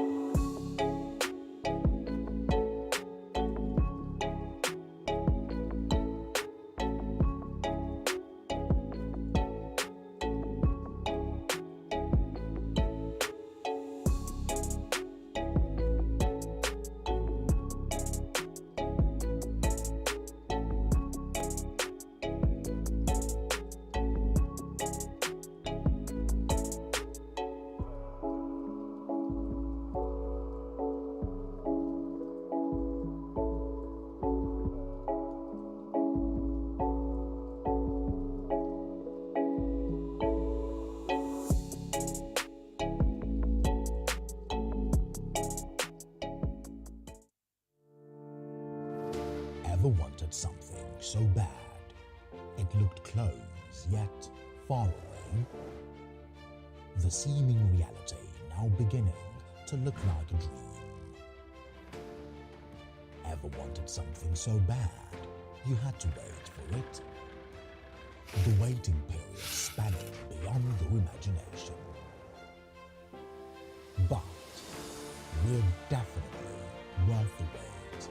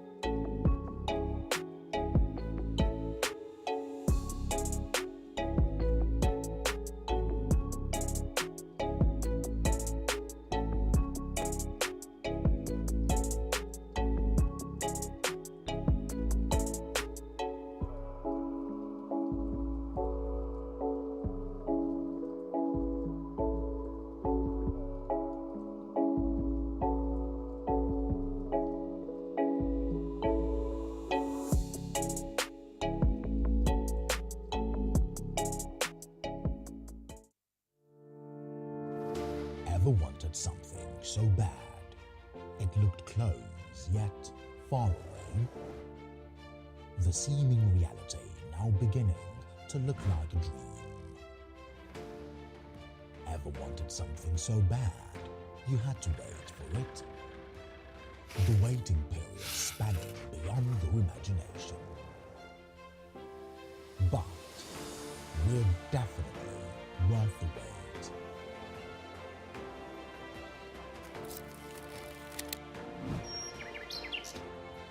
Mauritius by Bilaad. Worth the wait.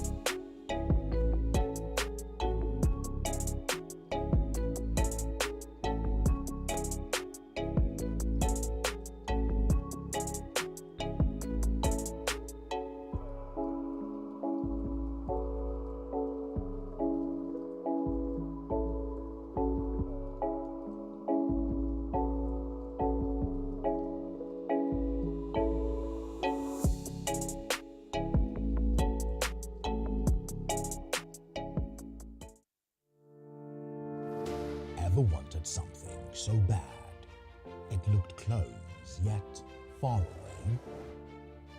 The seeming reality now beginning to look like a dream. Ever wanted something so bad, you had to wait for it? The waiting period spanning beyond your imagination. But we're definitely worth the wait.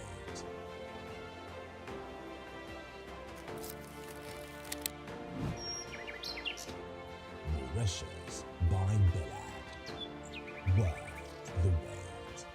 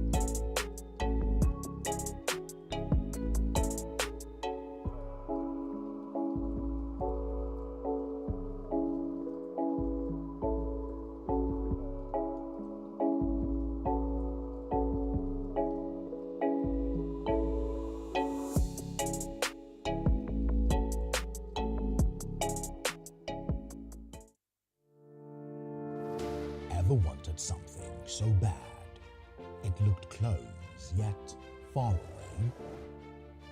The seeming reality now beginning to look like a dream. Ever wanted something so bad, you had to wait for it. The waiting period spanning beyond your imagination. But we're definitely worth the wait.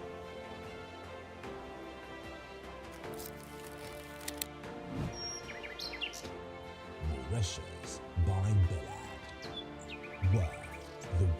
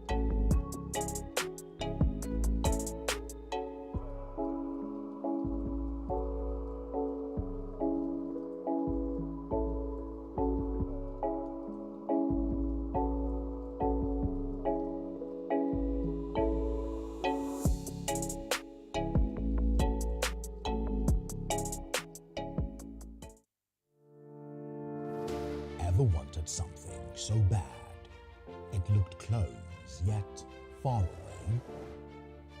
The seeming reality now beginning to look like a dream. Ever wanted something so bad you had to wait for it?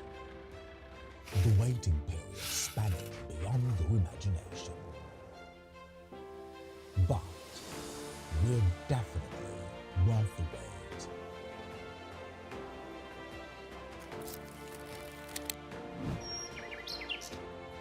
Mauritius by Bilaad. Worth the wait.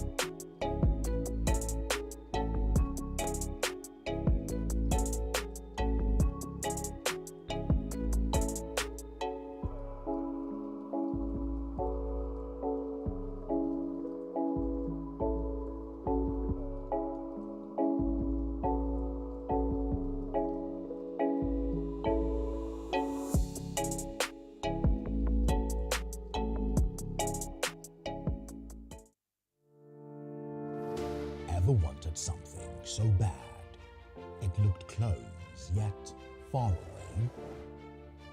The seeming reality now beginning to look like a dream. Ever wanted something so bad you had to wait for it? The waiting period spanning beyond your imagination. But we're definitely worth the wait.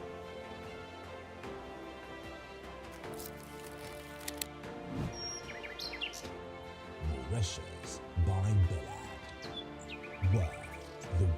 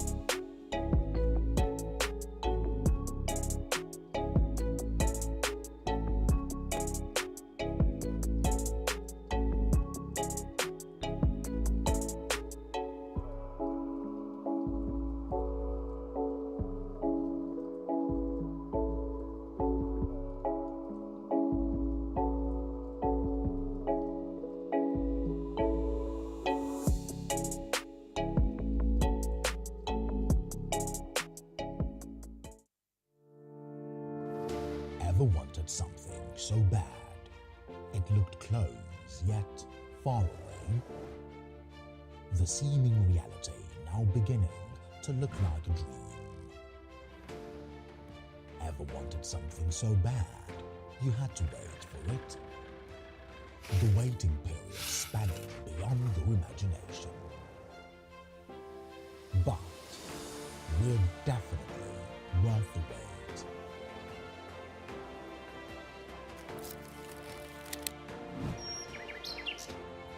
Mauritius by Bilaad. Worth the wait.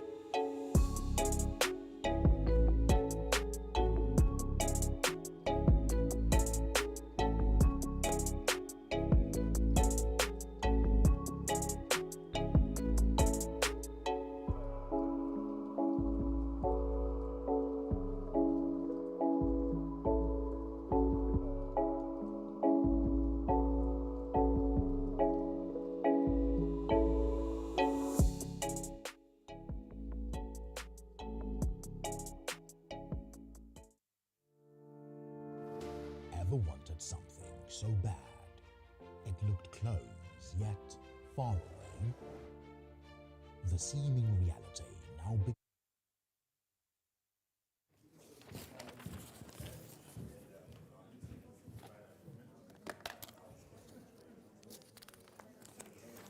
Okay, ladies and gentlemen, I hope you've had, you're feeling fully refreshed and are ready for, I call this the action half of our presentation today. So just to give people an opportunity to make their way back into the main room, I'm going to take you through what is coming up shortly. So we are going to be hearing from Talira Iman Tuni Karumu, who is going to take you on a virtual tour of what a Bilaad Realty property looks like, what it can look like, and the options you have. She's also going to talk us through possible returns of investment, because it's all about show me the money, isn't it? I mean, that's what it's all about. And talk us through the investment opportunities. So there is outright home ownership. There'll also be the opportunity to hear about cluster investment and collective investments as well. So this is what's coming up immediately after I finish talking. I'm just going to ask Tarila Iman to come into the room. I can see her. Tarila? Tarila? You are next. Okay, so Tarila is with us. Let me just check if you're mic'd up. You've got your mic on? Yes. Okay. And once Tarila is finished, we are then going to have a Q&A session as well. And she's going to be joined on the stage by her colleague, Hajara Ismail, who is an investment advisor with Bilaad Realty. And hopefully, this is where I need your questions to come in thick and fast. If you want to know about returns, you want to know about what happens when things aren't delivered on time, okay? Because this happens. Let's not pretend that delays don't happen. So what happens to your investment when there are delays, and if there are delays? Is it a problem or isn't it? We're also going to find out about the reselling options that are available within the value chain. So I wonder if I could please invite to the stage Tarila Iman Tunikaru to give us our first look at a Bilaad property. Tarila.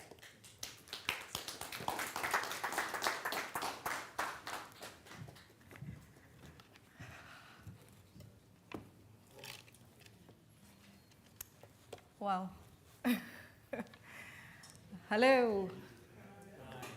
No, I don't like the energy.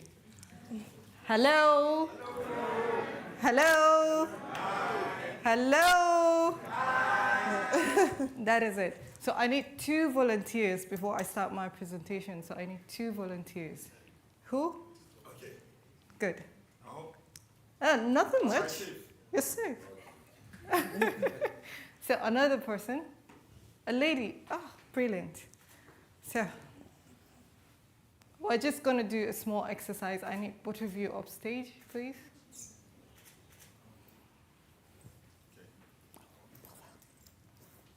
Yes. So now, can you stand? Absolutely. I need you to focus on the lady in pink. Yes, you. So, direct focus. So, I need you to do this.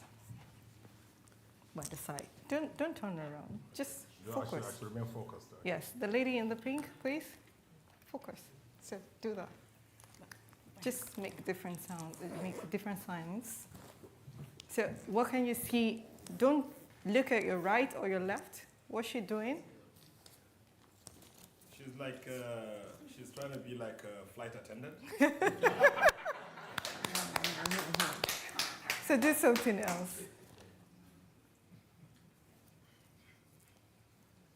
What's she doing? She's doing I got wings. So thank you. So now, do like this. Put your hands. Can you do the same thing again? What's she doing? What she's doing? No, it's No. All right. Thank you. Thank you. So before I start, why I actually did this exercise. When he was focused on the lady without looking right or left, he was still able to know what she was doing. Was he distracted? Yeah. Thank you. So when he did this, he blocked all distraction. So I want each and every one of you to block every distraction as I do my presentation. No distraction. Thank you.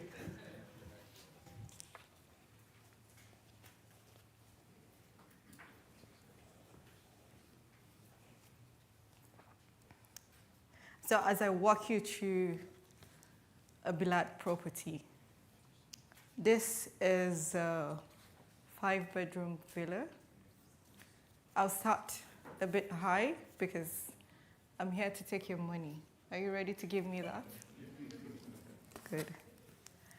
So this is what it looks like. On the down floor, that's the ground floor. When you step into a Sapphire, that's what we call a 5-bedroom villa. When you step into the Sapphire, what you see on the ground floor is you walk through the door. On your right, you see the living room. To your left, there's a guest toilet. And if you move forward ahead, you see the kitchen. You see a mini store. And that is it for the ground floor. Then you see a guest room.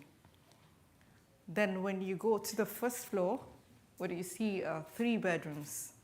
You have an extra storage outside by the foyer.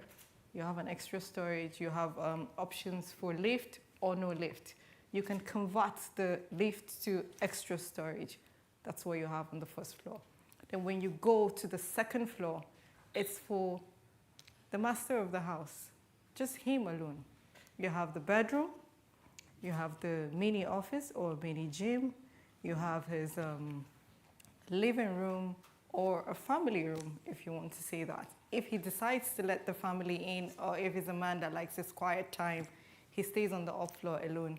If he decides to be moody, he stays up there. Whatever he decides to do, he's just up there. So that's it. Then he has a very large balcony that he can decide to look outside when he wants to get a very good view, or maybe have a table tennis table there, or he decides to have some settee outside so that he can have afternoon tea, as you English people say. But we don't have afternoon tea. We have cold water because the weather gets hot in Nigeria sometimes, especially Abuja. So this is it. So just look through the video and see what we give to you as a homeowner or as an investor. This is what you get. What you see is what you get. It's not like we ladies when we order dresses online. What we order is not what we get sometimes. So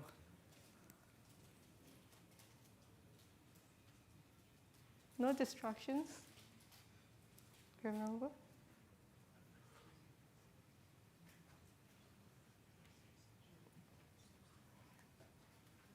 So the detailing in our property, careful detail. We also pick our words from the painting to the windows. Nigeria can get noisy at times, especially during the day, bustling, hustling, and all that. So our windows are double glazed. It shuts out the noise. You're not working during the day, you decide to have a quiet afternoon, you close your windows and it shuts out the noise. The balcony I told you about.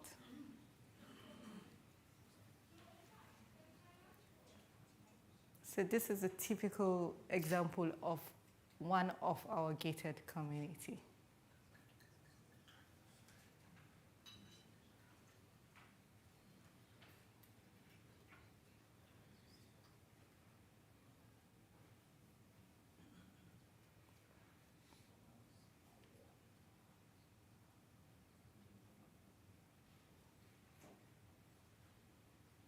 Family times, enough space to accommodate extra visitors. We do that a lot. We have lots of girls, family.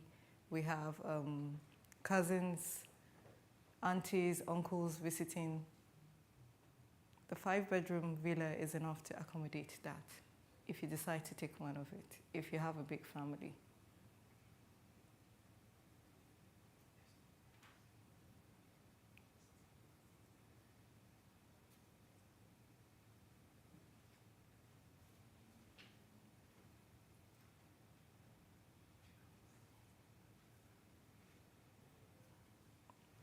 Thank you very much.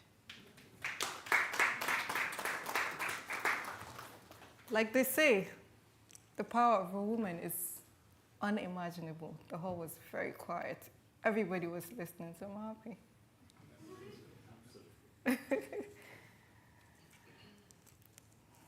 Now, getting down to business.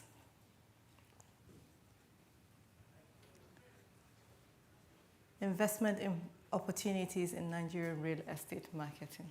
So when we say that, what are the available opportunities that we have in Nigeria in Bilaad Realty? So as I take you through this presentation, I hope by the end of my presentation, there's a mini card I dropped myself in your bags. So I want you to pick it up, look at it, and start writing. That's what I want at the end of my presentation. Do I get a yes for that? Yes. Do I get a yes? Yes. Good. So, I think I need to get the, what is it? All right, thank you.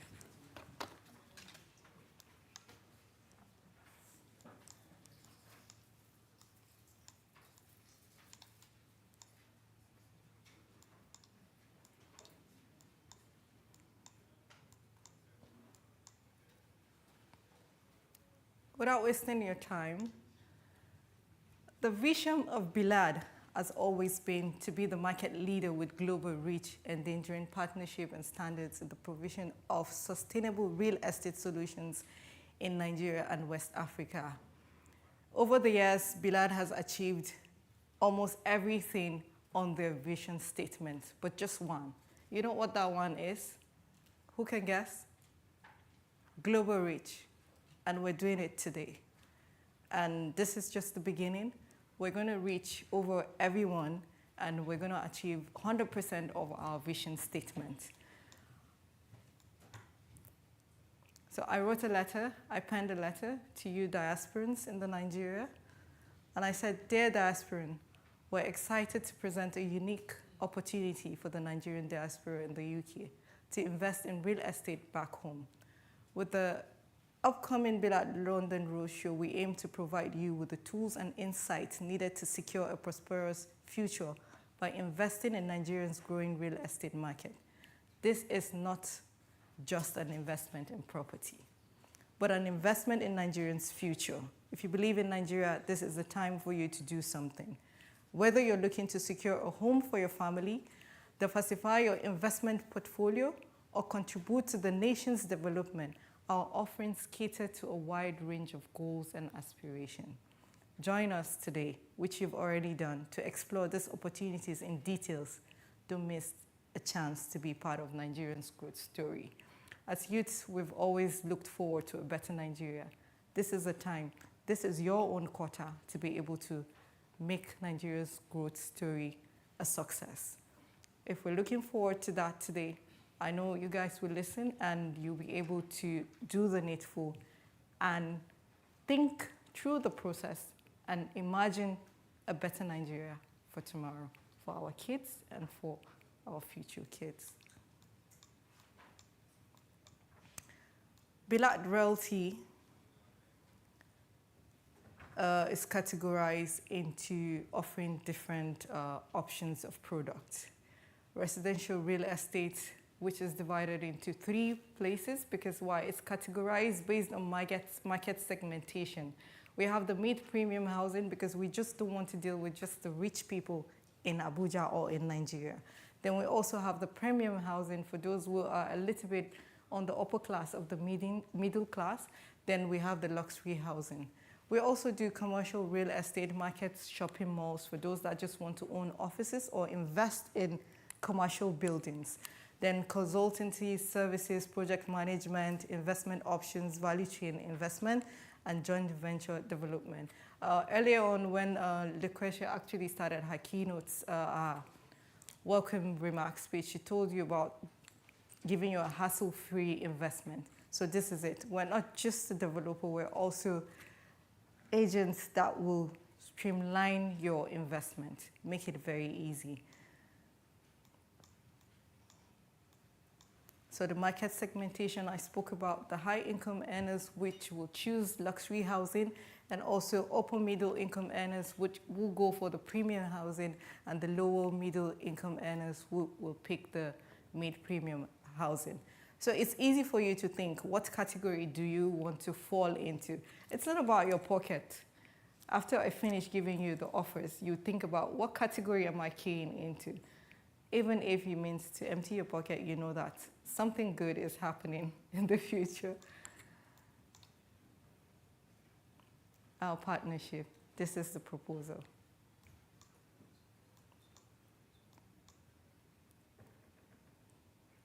Are you looking to have a home for your family, for yourself? Bilaad, over the years since 2017, we have done different kinds of development, over 1,500 housing units. We're happy to say that out of this 1,500, 250 units have been delivered and more. When I say delivered, people are living in those houses. Some people have given it out for rentals. Some people are selling them, that's reselling them, liquidating and getting their funds. So it depends on what you're looking at. If it's home ownership, we're your anchor. The only anchor actually that you get.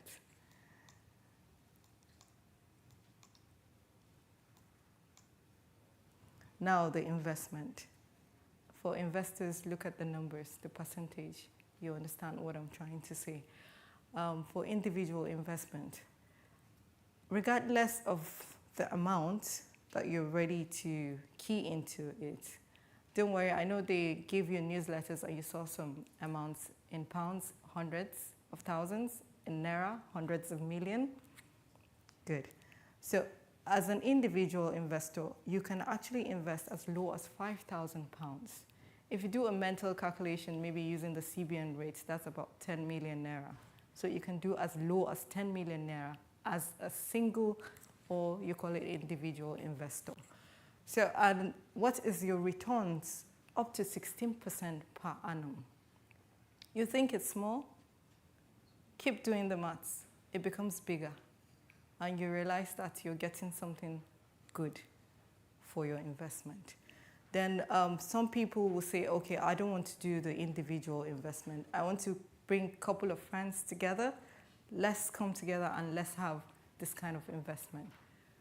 Yes, that also works. You can have that kind of investment. You can also put together your funds. You can buy, you hold, and you sell.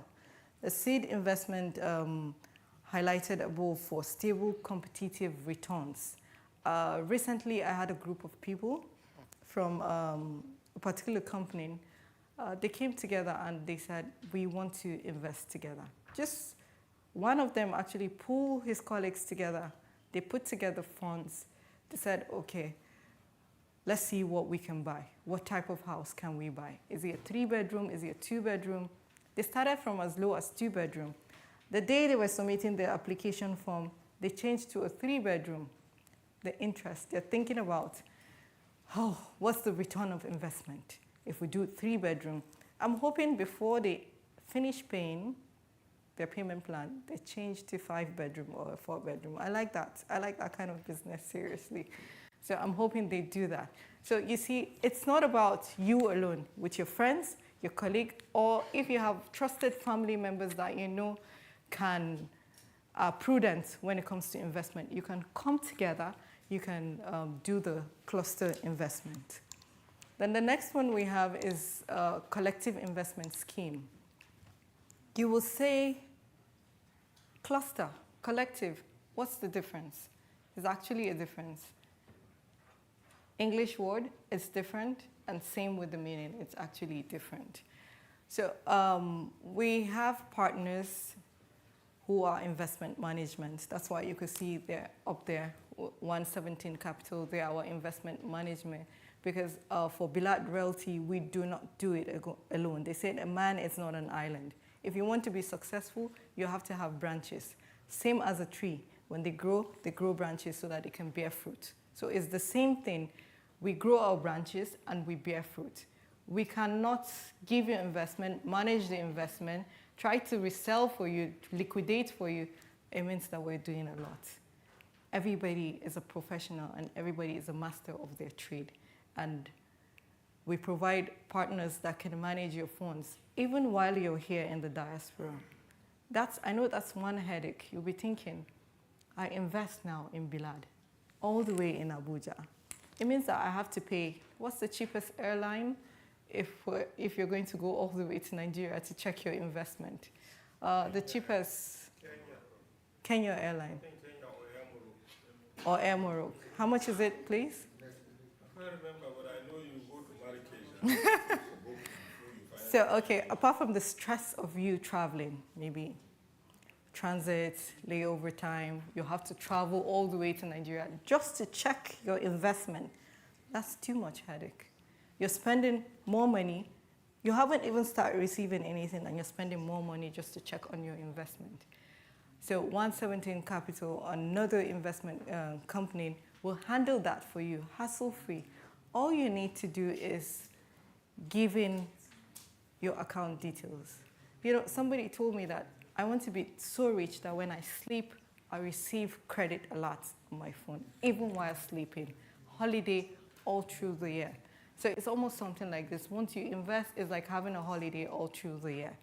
And all you need to have is keep your phone closed so that when the phone beeps, you know it's a credit alert when the time reaches. That's it.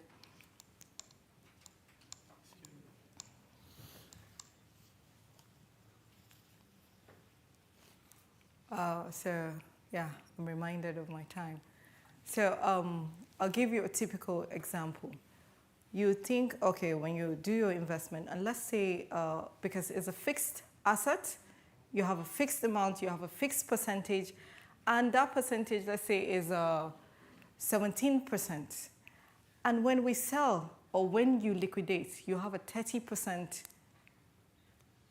ROI. So what happens to your remaining 13%? Well, because of transparency, Bilaad will always tell you what it was sold for. So you know that, wow, I made an additional 13%. Not that we keep it from you, like we just pay you your 17%, it's a fixed deposit. So you actually have the knowledge of knowing that your investment was sold more than the usual 17% that you have. So the 13%, because of transparency, we will actually declare that for you. So moving quickly, this is the part you should look at. Who can see the numbers? Behind, can you? What's the number? That's good. That's why I wrote it in bold so that you could see it. 100% to 400%. How possible is that? Very possible. Some have actually earned a higher when it comes to return of investment. So when you buy a house for, let's say, 100 million naira, and when you're liquidating maybe in 2 years, you're getting 400 million. Is that not a juicy deal? So 400%. Even just getting 100%, selling at 200 million, it's enough for anybody to invest in this. Then you're not getting 200, you're getting 300, you're not getting 300, you're getting 400. That's too much. It's almost like you're robbing us blind, we the developers. So this is the time to make a decision. Can you pull out the cards if you're interested, the cards in it, and read through? The mini cards I put in the back. Oh, you already have it. Good. Next time, maybe I'll call everybody on stage so that I get people to be prompt. So for Bilaad Realty, comparative advantage. One is for we having high quality delivery of products accompanied with warranties.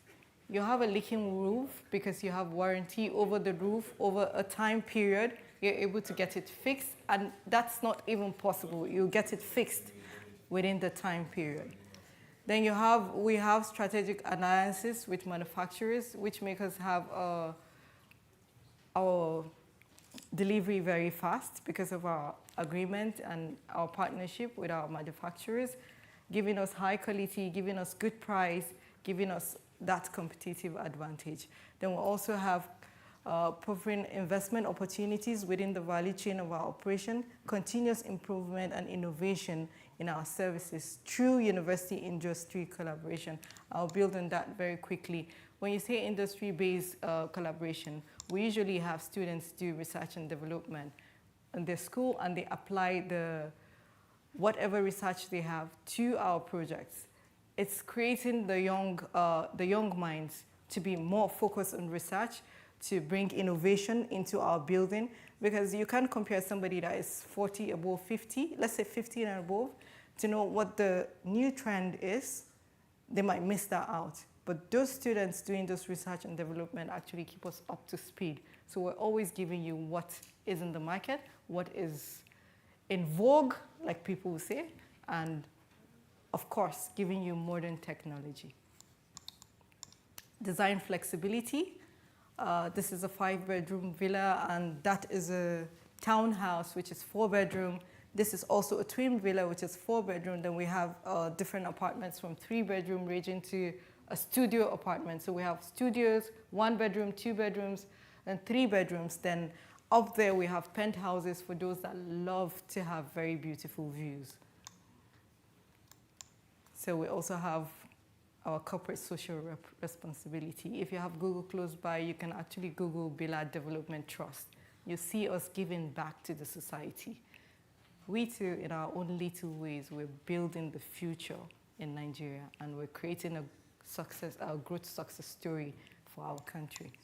So we have health and safety policies that we follow, partnerships and collaborations with small, medium enterprises, compliance to governance policies, plans, and codes. Of course, you don't want to be living in a house and they tell you that tomorrow we are demolishing this whole estate because we didn't follow this.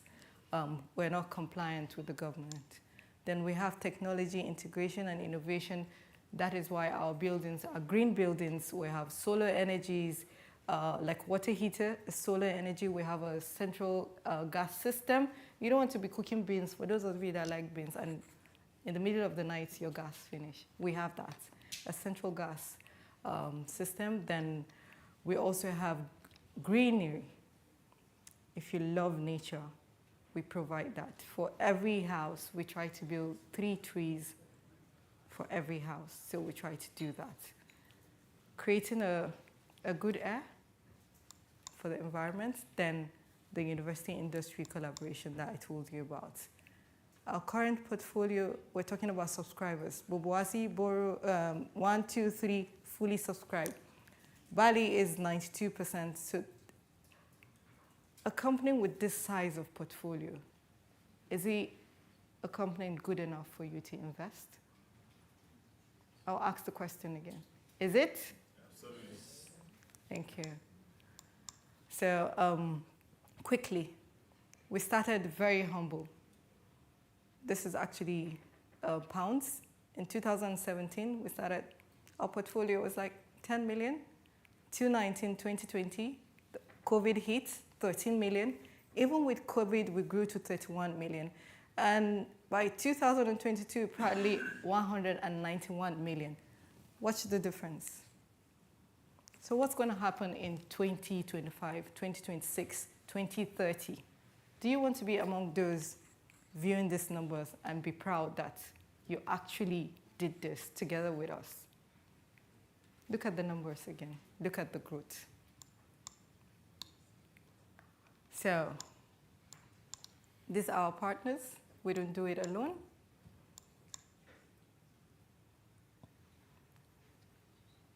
I'm happy to speak with each and every one of you. I have the time all day to do that. Thank you very much. Tarilla, thank you very much indeed. I'm going to ask Tarilla to just not go too far, because as we set up for our first Q&A, she's going to be joined on the stage by Hajara Ismail. I just want to please I'm hoping we've got 2 roving mics in the audience. Could we have the first one, please? Mr. Mfon Bassi, where are you? Could we have 1 mic to Mr. Bassi, please? Could we also have the second mic to Miss Rufaida Paki? Rufaida, where are you? Oh, wonderful, sitting next to each other. Better organized than us. Come on then. Right, so you have your microphones? Yeah? All right. Mr. Bassi, when did you first invest in in Bilaad Realty? Okay, that was early 2018. Okay, and what made you go to Bilaad? Well, I was just, initially I was just trying my luck. I got into Abuja. And how did that work out? Trust me, it's been the best thing to happen to me. Okay, are you able to share how much you invested initially, or not? Quick yes or no? Is your wife here? Please permit me not to say that here. Okay, how many properties do you have? He's been very shy. Okay, so I'll just mention a few. I have 3 there. Okay. So me and my family, we live in the Sapphire, the one that is 5-bed. Can we have the volume up a bit, please? Carry on, thank you. Then I also have the 4-bed terrace, which I'm renting out. I also have, there's this other bigger one that has a basement, but a Sapphire Plus, which I'm also leasing out. What was the most challenging aspect of the process? Well, trust me, it was seamless. How long did it take from start to finish? 24 months. 24 months? Yeah, because the first one I got, when I got in there, I got it from the start, but the other ones, I got it from people who had invested who later resold. Okay, so the first one was off plan? Yeah. Okay, and the remainder were resales? Yeah, resales, yeah. Okay, what advice would you give to people who are thinking about investing? For me, I would say if there's anyone in this hall today who's thinking of real estate in Nigeria, Bilaad is the partner. Trust me. I live there, I've been there, I've done it, and I've seen it work. Okay. I want to thank you. Thank you very much. Just to add. Yes, of course. So there's what Bilaad didn't mention to you. Now, every Bilaad property, Bilaad has a list of people waiting to either buy or to rent. So assuming you invest in Bilaad, you don't need to begin to worry if you want to resell or if you want to rent. There are people waiting on queue to take. Okay. Yeah. Thank you very much, Mr. Bassi. Thank you. Ms. Parkey, if I could come to you. I have been trying to push home this message today that female investors have money and we have power. What made you start investing in property? Not necessarily Bilaad, but why property? I think property is one of the safest investments you can do in the world. How did you find the experience? It was easy, to be fair. The staff are quite very helpful. Mm-hmm. What did you find the most challenging, though? Or were you nervous about that was a surprise when it worked out, or not? Not really, because I like to keep up with market trends. So I'm into architecture as well. So I'm a fan of the Bilaad buildings. Mm-hmm. So it was easy to make a decision. And you've bought several properties, basically. Is that right? Just 2. Just 2. Hey, that's more than 0. It's more than a lot of people. What advice would you give people when that first step? You can do an outright payment if you have the ability, or you could do a payment plan, which I'm doing currently, depending on the finances, but I believe is... What did you learn from your first purchase that you'd like to share with the people in this room as a piece of advice? I would say it's a good passive income, and properties cannot decrease in value, so there's only like one way. Okay. Yeah. Mr. Bassi, can I put that quick question to you as well, please? And whilst Mr. Bassi answers, I wonder if Hajara Ismail and Tunkamaru can, Tarila Iman Tunkamaru, come back to the stage, please, because we're going to have our Q&A. But Mr. Bassi, what did you learn in this process that you'd like to share with the people in this room? Okay, so first thing, the Bilaad brand is a strong brand and a reliable one. I'd say if you want to invest in Bilaad, there's nothing to fear. throughout the process, I didn't have any issues because the process is a straightforward one. Bilaad, they deliver when they say they would deliver. So there were no issues. I've not had any problem with it. Okay, Mr. Bassi and Ms. Paki, thank you very much indeed. Tarila Iman, could we have you back on the stage, please? And also Hajara Ismail, please, onto the stage. And yes. And Ms. Ismail is the investment advisor with Bilaad Realty. If you could please just take a seat. And we know who Tarila Iman is. She is the manager of advisory and sales at Bilaad. Now, before I start with my questions, I'd much rather get to yours because you're the ones who are thinking or will invest. Is there anybody who has a question to kick us off? Please, could we get the mic to the gentleman, please? Thank you. My name is Troy Popola. I'm the chair of the Institute of Directors Africa Group. We facilitate British businesses across the 54 countries of Africa. And we work closely with all the African diplomatic missions in London.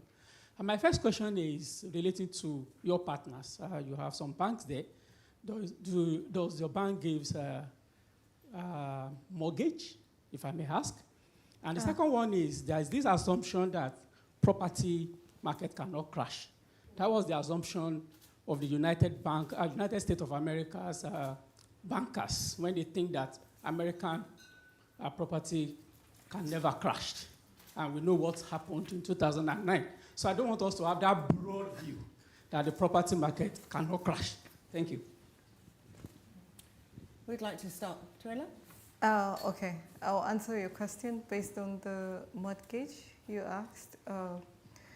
At the beginning, when we started in Bilaad Realty, we were offering mortgage directly to our clients.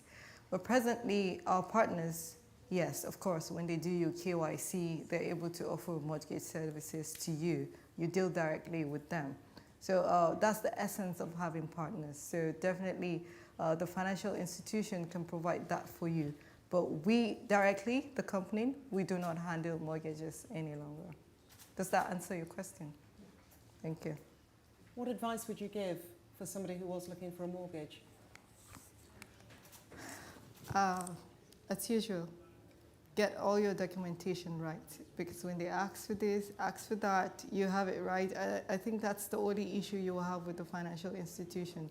It's just about you making sure that you're buoyant enough to do the initial down payment. There's always that. That's number one. Then, and you're able to understand what the mortgage entails. Because it's bringing you offer. It's another thing, you accepting the offer. And it's also another thing, understanding the offer. Then you keen into that offer.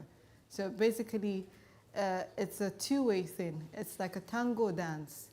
You know, when you have a partner, when you're dancing tango, you have to go along. You have to dance along. So that's what it is. Anybody else got a question? Yes, the gentleman here, if we could have the microphone, please. Just behind you. Thank you. Good afternoon, everyone. My name is Sadoze Wajuku. I'm a real estate agent based in the United Kingdom here. Okay. And considering that you've come to market your product to residents of UK, and in UK property market, we do mortgage. Most people do mortgage. Well, we have that. So, and I just had you answered question on the area of getting mortgage. Like me, for people who don't have account in Nigeria, they don't have credit history in Nigeria, and they need mortgage to go into Nigerian property business. How can they go into that? That's my first question. Then secondly is, I want to know the cost of one apartment, for instance, in Abuja, and what is the rental value of that property if I'm to rent it out to a tenant, and if I'm to get mortgage, how much can I pay for mortgage per month if I'm paying mortgage on the same property I'm renting out? Because all these things is what we put together here to see if we can do mortgage or not. Thank you. Thank you for your question. Like I said earlier on, the financial institution, yes, we do have partners. So it depends on their, how will I put it, the percentages they're giving you for your mortgage. So that's why I said it depends on you accepting the offer they're offering you. And the part of you saying rental differs from locations to location. It's just a queue staying in, are you conversant with Abuja? Okay. Maybe even people that haven't visited Abuja, they know where Maitama is. Maitama is for the rich and influential people. So imagine having a house there and you're putting it up for rent. It's not going to be the same thing as you having a house in any other area. So prices differ when it comes to rent. In this highbrow area, you can have your rent as much as 10 million, 15 million for a 2-bedroom. You can actually have that. Depending on the area, the house type, the features, what you're providing, the kind of community the house is. So it's not a stable thing. I cannot tell you when you're living in Maitama, you're going to pay rent of 2 million or 5 million. But I can tell you that it's going to be good. The rental will be good if it's in Maitama. If it's in other areas, it will still be good depending on the price of the house that you actually bought. That's it. We're just going to pass the microphone to the back as well, please. Yes, just if I may interject yes, and add a bit more light with respect to the question surrounding mortgages. So yes, there are options that we could consider. Directly speaking, we are not able to provide it, but we work with partners, some financial partners that are able to structure it. The beauty of the type of model that we even partner with the partners is ethical.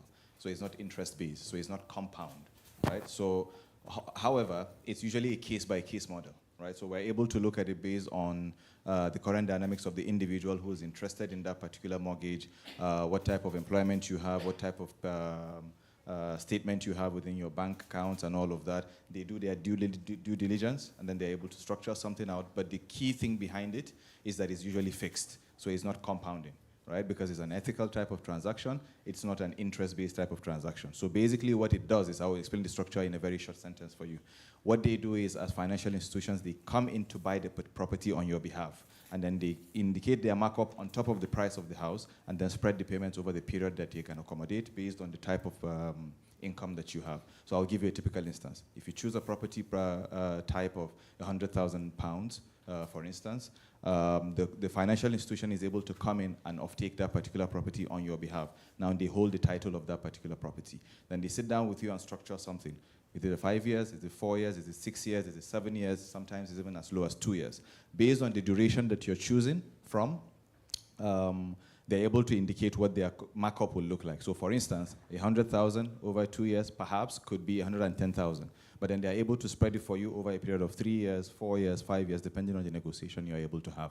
The beauty of it is, just my colleague said, it's not fixed. It's usually flexible. It depends on your negotiation power. It depends on where we're able to come in. It depends on the status of the project. It depends on the location of that particular project. All of those dynamics tend to come with different perspectives. So those are the things that can be considered at the point when the decision is made. I don't know if that gets additional information. Thank you.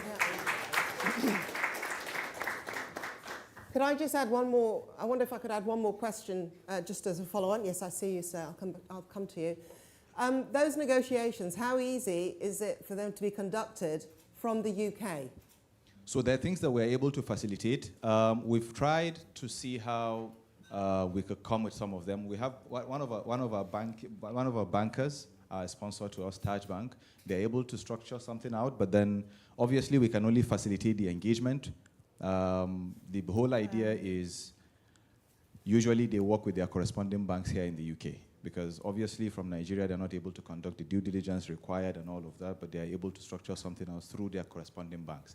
I'm not able to give too much details in that perspective, but hopefully by the time we're able to have indication of interest from some individuals, we're able to have those conversations with the bankers primarily on the choice of that particular client. Thank you. Mr. Abdul Qadir, thank you very much. The gentleman here. Just behind you, thank you. Hello, my name is Othman Bello. I'm a senior consultant with Carmode Prefab Technology, which is it's a company based in Turkey, but we have a franchise in Nigeria. I'm a very good friend of Bilaad. From their humble beginning in 2017, I was there. I remember clearly. We had a meeting, and there was a discussion. The question is straight. From our discussion in 2017, we introduced a new technology of building, which is going away from the conventional style of building, which is cumbersome. And also, we can understand that you cannot exactly have a standard cost for a particular building because of the high cost of building materials that rises every now and then. The inflation hits hard on building materials. We know that. Looking at the future, it might be difficult to understand exactly how much it will cost from start to finish. You cannot guarantee that. And that means there will be fluctuation of rise and variations and whatnot. So Ali, you and I, and my partner, we had a tour in 2017. We took a tour to one of the lands in Abuja there.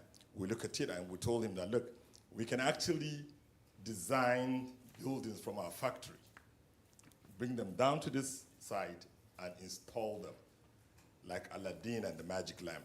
You come today, tomorrow, abracadabra, building is there. So we had this conversation. For some reason, due to the factor of where we stay, our tropical nature, somebody will ask you, can I pound yam in such kind of building? Then we can go and tell him that mortar is out of vogue. There's a machine that actually pound yam, you know, and also. My question is, are we looking at technology as the game changer in the construction industry? Is Bilaad looking at that? Because we know there's a particular building of yours. Every morning I take my children to school in Maitama. I pass, I look at the building, I say it started in 2019. I will tell my wife, if it was my technology, by now, this building, people should be living in it. So please, Mr. Bello, what's the technology? Can I stop you there? Because Yes. I think the gentleman who I would like to answer that Yes. is the head of the company. Because Yes. that is the future. Okay? So She should be able to they're also. breathing us sadly Okay, now. he's here with us. He's here with us. Now, I He's could here- have... because he knows this history. Exactly. It existed. Now, It I was wasn't going to formulated and say... we're all living to talk about I was going to say, So we'll hold we it... want to know, where are we heading technology-wise? I was going to say we'll keep it for our next session because we've got Mr. Aluy Aluy and we've also got Mr. Abdul Qadir and Tim Morris on our I think panel. you should But, Okay, Latisha. let's just go with the momentum. Please, Yes, could yes. you answer the question? Yes, please. Please, thank you. Thank you very much. Thank you very much for that, Mr. Usman. I think just to go quickly, we are for sustainability, and we understand what sustainability is. And part of sustainability is to see how we can fast track production as quickly as yet maintaining the quality desired. On issue of technology, I feel it's a step-by-step process. As you had mentioned, if you are building a house and someone asks if you can pound a yam with your in the house, what answer will you give? So it's a matter of what is necessary or what is important at any given time. So our buildings currently are with different kind of technologies, and we continue to improve to a stage whereby, if the interested target market can afford or accommodate such kind of, for instance, the type of building we discussed about the other time, it's not about whether it is bad or it's not doable that we are unable to do it. It's basically because of cultural acceptance. Yeah, you might not, you can come and put up a beautiful edifice with a new technology, but the culture is not accepting it. It might not become a good market at that moment. So there are a lot of awareness, introducing little by little technology or component of technology, and gradually people get to accept it. And tomorrow, if you mention that you are introducing this, that could work. Thank you very much. Okay. Louis, thank you very much. And this will be the first time you're actually hearing from the CEO of Bilaad Realty. So that's Mr. Aliyu, who we will be hearing from later as well. There is any other questions before I throw one of my own to Ms. Ismail? No. I wonder if, Hajara, you could just take us through the main legal issues that need to be considered, legalities of being in the diaspora but owning property in Nigeria. But first off, timelines. How long, for example, from paper to realization would you expect a development to take? Okay, so it depends on the level of project that we have at the moment. For instance, you're keying into something that is just starting off. We normally give you 12 to 18 months after commencement date has been announced. Now, the mistake most people make is assume that we say 12 months or 18 months after you make payments. But once a commencement date has not been announced, we cannot guarantee that 18 months. So it's usually 12 to 18 months. But right now, we're working with a timeline of 12 months for our new projects. Okay, and how are delays factored into what the customer can expect? So if a project is delayed, how is that normally handled? Well, what we do is we have a client relations department that reach out to them and inform them. The main issue I understand that people have is not knowing about what's happening. If you don't tell someone what's going on, they would be upset about it. And then if you talk to them, they would not be happy, but their response would be a bit more, I don't know the word. Okay, it would be more accepting, rather. So if, for example, now you invest in our company and we don't inform you of any changes we've made so far, we don't tell you anything and we keep you in the dark, as an investor, you'll be upset. You would even maybe threaten to take us to court if you don't even take us to court.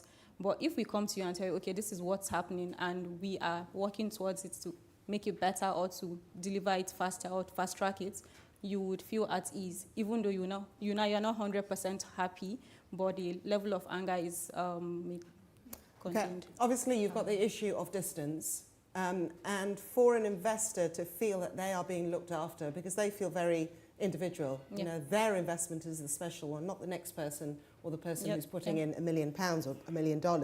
So what service do you provide to an investor, no matter how much money they're putting in, to talk them through every stage and to guide them and let them know? Is there something you can, I mean, you said, you know, talking helps, but is there a dedicated person for your case, for your file? Yes. Yes. Okay, you can go ahead. Yes, actually. Like she said, the client relation department handles that. So there's always a step-by-step information that is provided to every client, including videos. Videos, when I say videos, I mean drone shots of your site. Each client receives that quarterly. Some can receive as fast as monthly. But quarterly, you always get a report from client relations telling you the progress of your project. So it's just like you sitting down in your house and you're receiving videos of what the site looks like, assuming that you keyed into a project that hasn't started at all. And the next information you're getting is that, okay, the site has been cleared, they're preparing the site to commence construction. They tell you, okay, infrastructure has been handled. So you get all those details. We have a database of each and every client. Sometimes I tell them, I cannot do your job because you do a lot. Why? Because you have to be up to date with the client. You don't want a client walking in very angry because they've been left in the dark. So that is being taken care of. And it's just like, I'll give an example. It's like a father having all the date of birth of their children. Sometimes fathers do forget, but mothers never forget. Yes. So it's a mother having a date of birth of her child. You don't forget to do birthdays. You don't forget to say happy birthday. You don't forget to say tomorrow is my baby's birthday. So it's the same thing. Bilaad will not forget to give you that update. We will do it constantly to give you that peace of mind that you know your investment is safe. Okay. And finally, again, this one more question for myself and we'll move on to our next session. Any other questions coming from the floor that you'd like addressed now? Yes, the lady at the back. Let's just wait for the microphone. Lovely. Thank you very much. Thank you. Hi. So I wanted to ask, because I believe the host asked you, is there a dedicated person that actually gives you information regarding the progress of the project? And I also wanted to clarify what Hajara said about the 12 months and 24 months thing. I didn't quite get that. Are you talking about before the project starts? Or are you talking about when the payment starts? Are you referring the timeline? Is it how long it takes for the person to pay? Or is it how long it takes for the project to start? Okay, so I can take both of the questions. I'll start with the payments plan, the duration for the completion of the project. When we say 12 months, it means after commencement, irrespective of when you start making payments for new projects now, that is. So if you are keying into a new project that has not started working, we've not started working on, we can't tell you that we'll start working tomorrow because you start paying today. We will tell you 12 months after commencement it has been announced, or 18 months after commencement it has been announced. But emphasis on commencement dates. But if you are keying into a project that is ongoing, there would already be a timeline that we can give you because we're already working on it. But for something, from projects that we've not started working on, we can't give you commencement dates because of your payments or due to your payments. We can give you a tentative date as when we're looking at starting work at the project, but not the actual dates when we would hand over the house to you because we don't know the factors that come into play. And then the other question you asked was about a dedicated person. I believe she mentioned client relations, so it's an entire department. For each person, there's a client relation officer that is assigned to certain clients that would tend to them. And there's a folder for every client. So anybody that picks it up in that department knows what the issue is or what the discussion was about, and they'll be able to attend to you accordingly. Can I just come back on what you're saying with the timelines and the money? I wonder if I can just hone in on what you're asking. Does that clock, the 12-month clock, okay, it's a bit, because there are delays, but does that start once the money has entered your account? No, it doesn't. No, okay. Does that help at all? Thank you, thank you. Yeah, it does. Yes, of course. Microphone, please. Do you mind, you want to just add a footnote? Yes, of course, Mr. Alayu. Yes, whilst we get the microphone to you. So Thank sorry you. to budge in again. Just to shed more light on the issue of timeline. I think from presentation of Tarila earlier on, she mentioned that you can do payment plan as well as pay. Yeah. So in that case, it is the payment plan that because we sell off plan.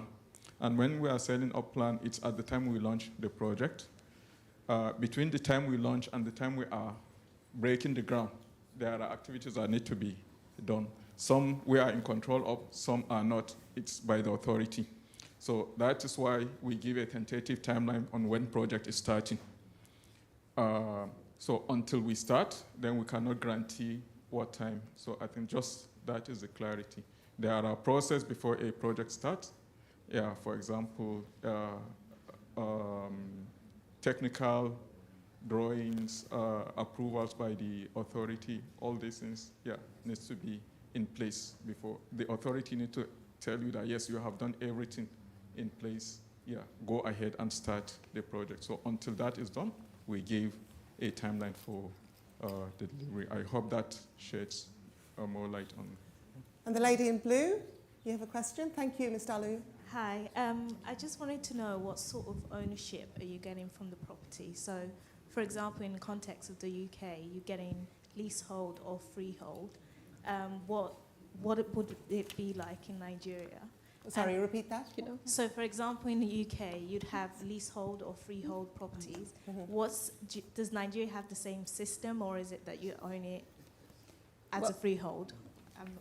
And also, how comfortable is, or how secure is it that your property, for example, in 100 years' time, when you've passed it down to your future kids, that the government will come and decide and say we want the land back? Okay, so that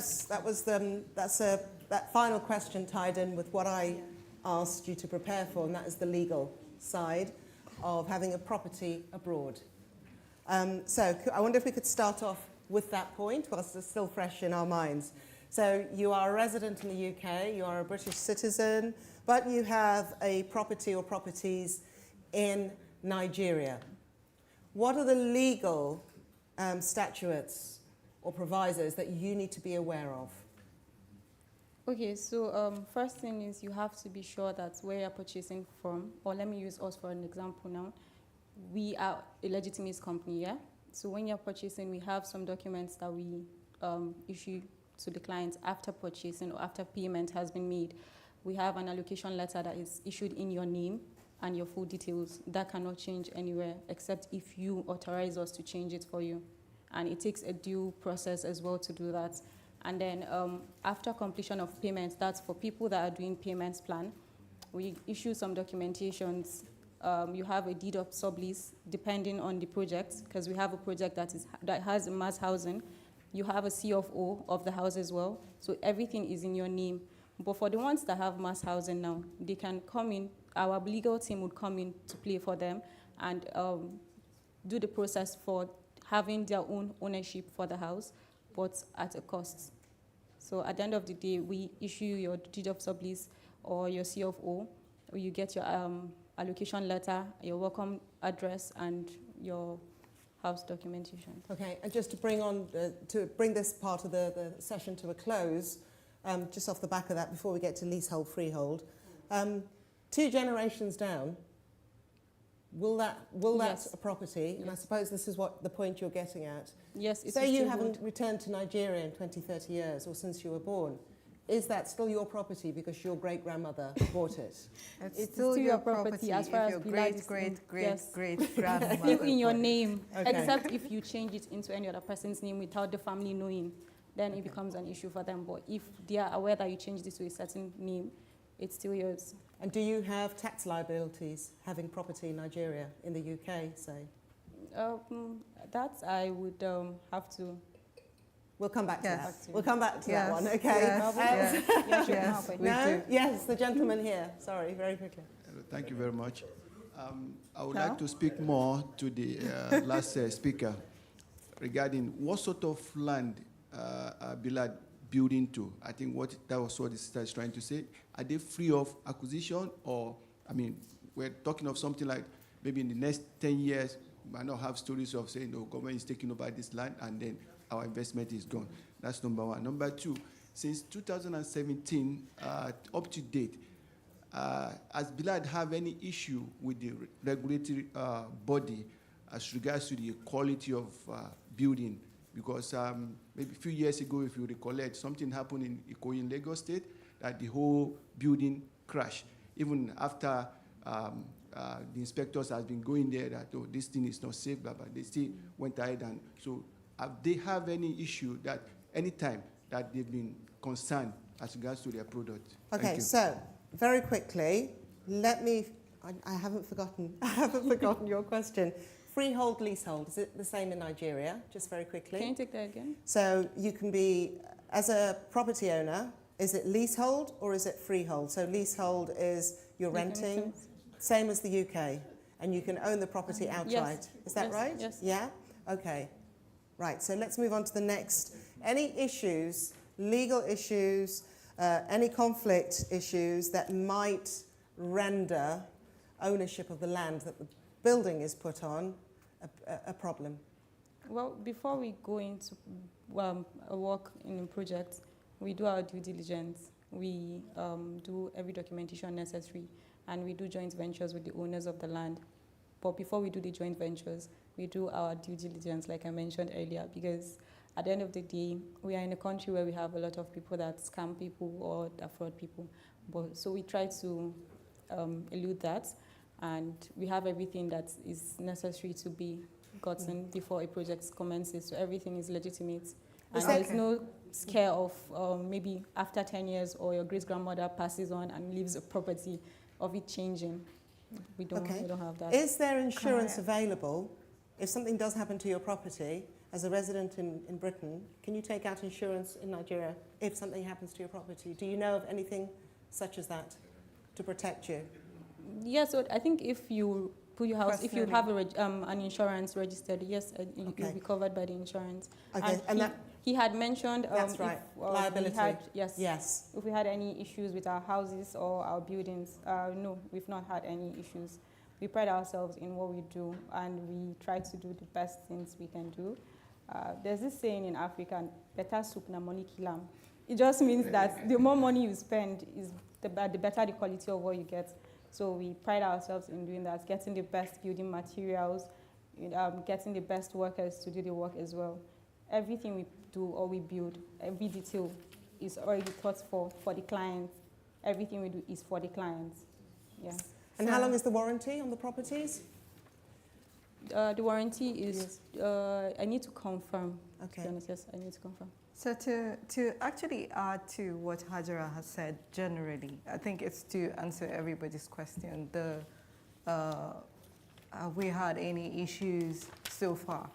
So during my presentation, there was a portfolio. A company that has been having an issue will not have that kind of portfolio. So it's a big no, N-O, capital letter N-O, no. So it's a big no, actually. So, and to your old question, the lady, the pretty lady, I love your smile. To answer her question also, earlier on when the CEO was actually speaking, he said something about the preparation we make before we commence. That's why we cannot give you a date of commencement, because we have to do every single documentation and get it right. You don't want to be in a house and you're moving out because they demolished your house. We won't want that. Bilaad has a wide portfolio, a very huge portfolio. We're not ready to smear our names for little things of oversight and not doing the right thing. So every documentation and every fear, every doubt that you have, it's answered in Bilaad. And just to follow up on your question about liability and quality and standards, in Britain, I'm not too sure what the equivalent would be in the property development, but it's a bit like the kite mark. It's you pass the quality standards. Exactly. Did I see something on there? Yeah, you did. I did, didn't During I? my Which one was that? presentation. Yeah. So but that was what I showed, that you have to be up to date with policy and the standard of the government. Because if you're not, usually in Nigeria, maybe one day when you visit, you take a drive around the country, there's some buildings with big X in red. There's something wrong with the buildings. So definitely we have a regulatory body that makes sure that you're doing what is right. There's certain stages you get in development, you have to stop and wait for their approval. So every stage has approval from that regulatory body. So to make sure that you're building the right thing. Like he said about the Ikoyi collapsed building, some companies actually bypass that. Some companies go ahead and complete the building without getting those approvals. Some go ahead even with the big X and still do it. We're not that company. We keep to every policy and every government regulation. Okay. Ladies, thank you so much. Thank you.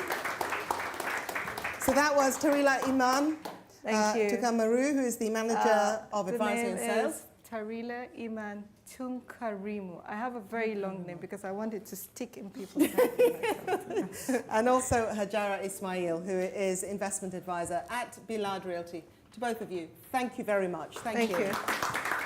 All right, so we have two options that I'm going to put to you. We have slated in a networking refreshment break, which is 30 minutes. I put to you, you've just had lunch. Okay, so I will give you, and I'm being generous here, I'm going to give you 5 minutes to go and get a coffee to make sure that you're ready for this next session. Okay, 5 minutes, go and get your coffee, come back. We're going to hear from Ambassador Tim Morris, and then we're going to hear from the CEO, who we've also heard in the last few minutes, and the General Manager and Tim Morris on our final panel. Thank you, ladies and gentlemen. 5 minutes.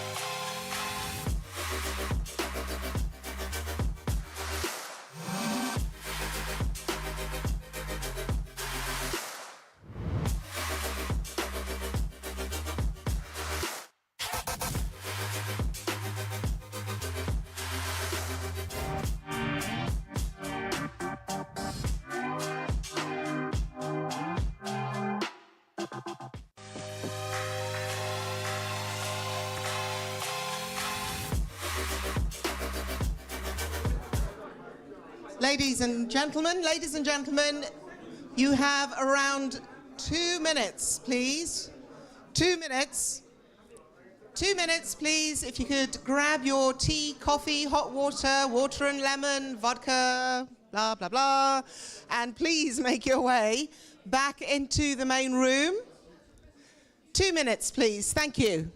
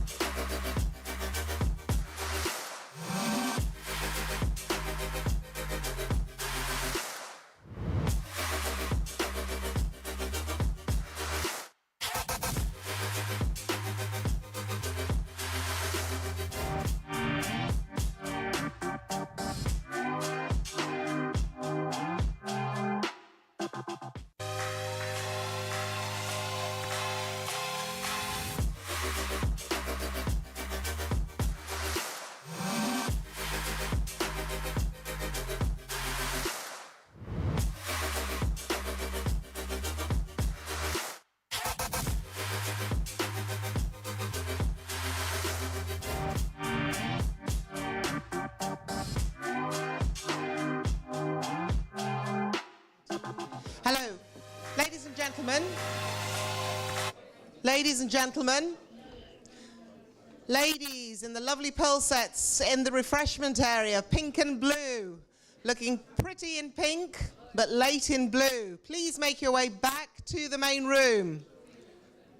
Mr. Abdul Qadir, whilst you're there, please bring the ladies through.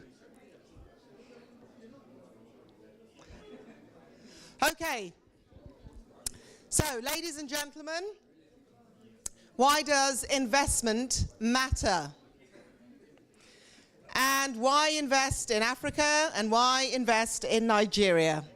Well, the gentleman that you are about to hear from has a pedigree and unrivaled experience in navigating the political landscape within a business and development context on the African continent. Tim Morris was British ambassador to Morocco, Mauritania, South Sudan, and head of mission to the Democratic Republic of Congo. His last posting was as senior trade advisor for Africa in the Foreign and Commonwealth Office, where he built links between the private sector and government development policy. His earlier career was spent largely in Western Europe and on international organizations. 11 years spent in Japan, one task of which was running the UK's inward investment program from Japan.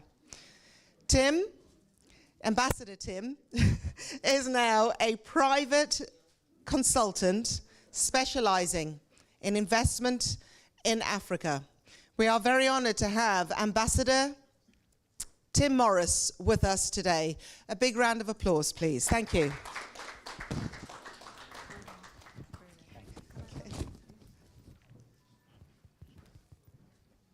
Well, thank you very much, Rukwesa, for that introduction. I'm a bit embarrassed about it, really, because it sort of went on rather a long time, but that's the function of being extremely old.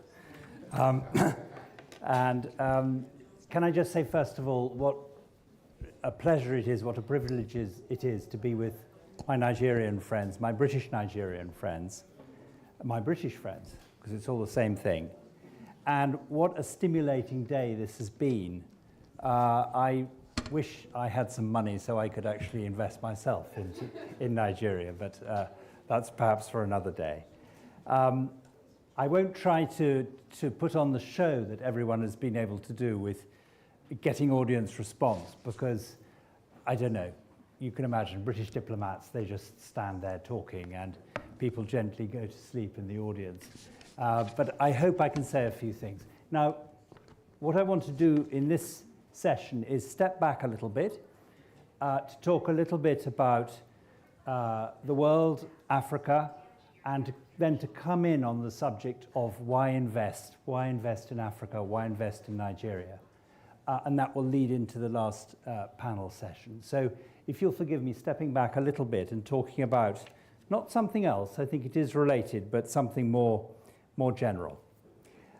I want to perhaps, I don't think I'm going to introduce myself anymore because that's very kindly been done, but I would just say that I spend at the moment almost all my time speaking about Africa, trying to encourage my fellow British people to concentrate more on the continent and work with my African friends based here in the UK to try to raise the consciousness of Africa in this country. I see myself as a friend of Africa in London. I'm not, of course, an African. I have all my friends who can advise me on the details. Just to mention, though, I think that like many British people of my generation, I was, I suppose, a child of the colonial generation. So I had family who were involved with Africa and involved with India as well. And it's very noticeable about how some of those subjects which were talked around the breakfast table at home, which very much included Africa, are somehow less discussed in many British homes these days. And I think that's something we need to recoup without, of course, revisiting the past with all its mistakes and its peculiarities. My mother, in 1952, decided to get into a car with some friends in Chelsea to drive to South Africa because she thought that was a good idea. They were lost in the desert north of Khartoum and were rescued by local people. And I remember thanking the Sudanese ambassador here for my existence, basically, because if they hadn't saved her, and those sorts of odd things happened all those years ago. But the trace in families here on Africa, I think and believe, is still very, very strong. I was also fortunate earlier in my career, which wasn't mentioned in that rather long list, that I was working on Southern Africa and South Africa before the end of apartheid, which ages me. And I was lucky enough to be the head of the section dealing with Namibia when Namibia got her independence, which was a moment which, funnily enough, I think formed the rest of my career. It was a consciousness those years that sometimes things go well, along with lots of things going badly, but the overdue changes in Southern Africa at the time were something which certainly changed my professional life. So, like, simply saying that, like many of my generation, I'm in my 60s now, Africa was very important. I would just touch on, I think, other than, not continuing to talk about my own experience particularly, but just to say a few things which I felt I learned from my time in Africa, my last 10 years of my career in Africa. I think first off, the hope and the optimism of Africans.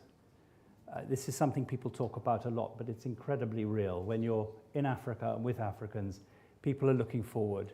They may be living simply, or they may be brilliant technologically, but they're looking forward, they're hopeful, they are optimistic. That is extraordinarily influential, and I think one of the reasons why so many outsiders or foreigners who live in Africa get drawn back to the continent. Intellectual brilliance and creativity. This is all obvious to you as Nigerians, but it certainly always needs to be said.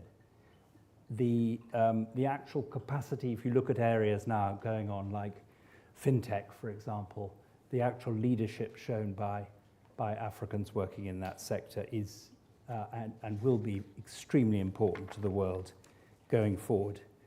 And the thing I love, always have loved, particularly about sub-Saharan Africa, which is social skills. We were, I think, laughing about that earlier on.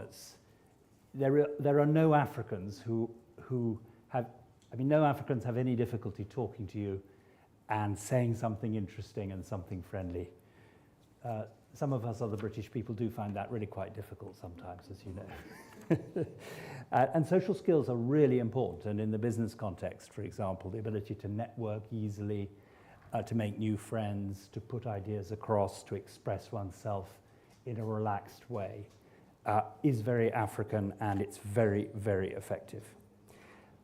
Finally, and possibly most of all, I was struck and amazed by something which, again, is very familiar for all of us, which is the importance of future Africa, and in particular, the younger generation, if I could call it that.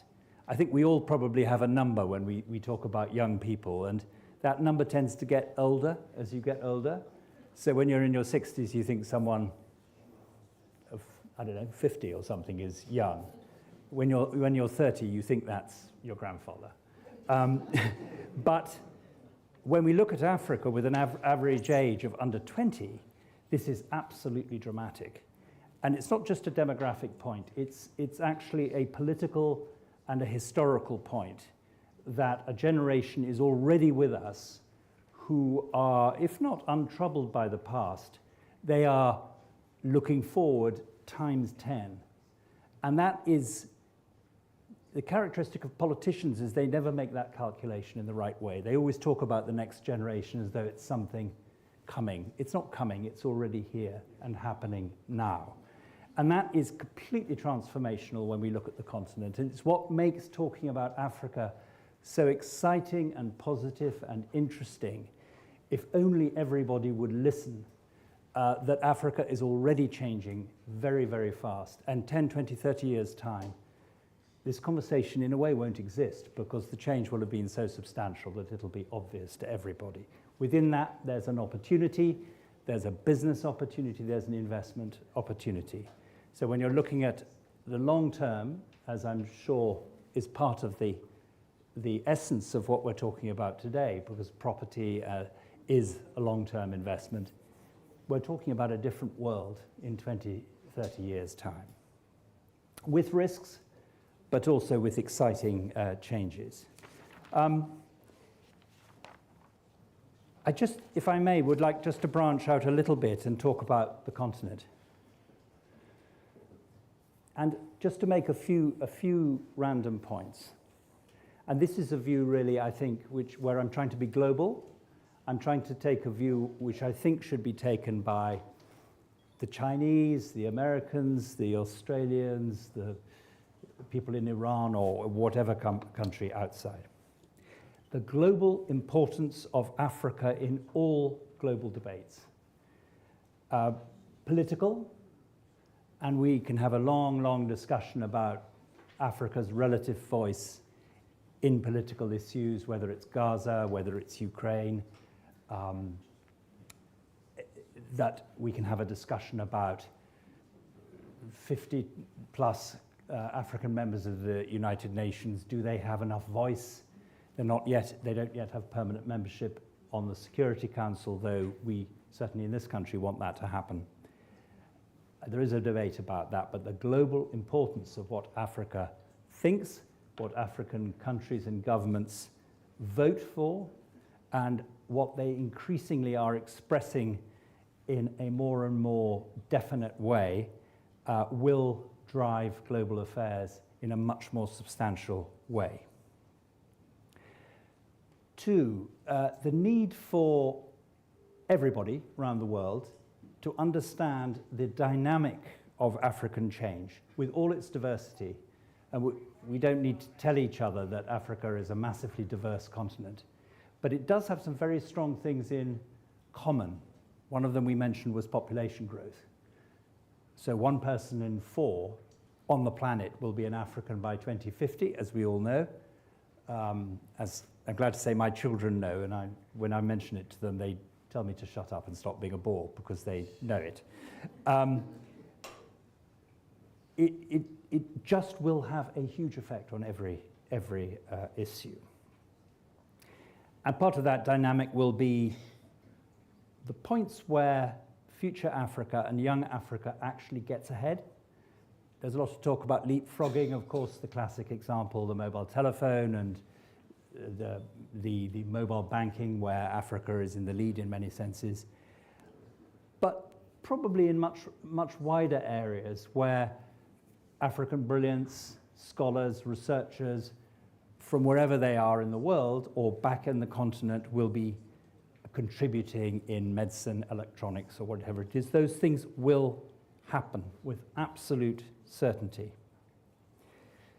I referred to it, and I think it is a global issue, the challenge for Africa in stepping up and speaking up to make itself felt as a continent, as a group.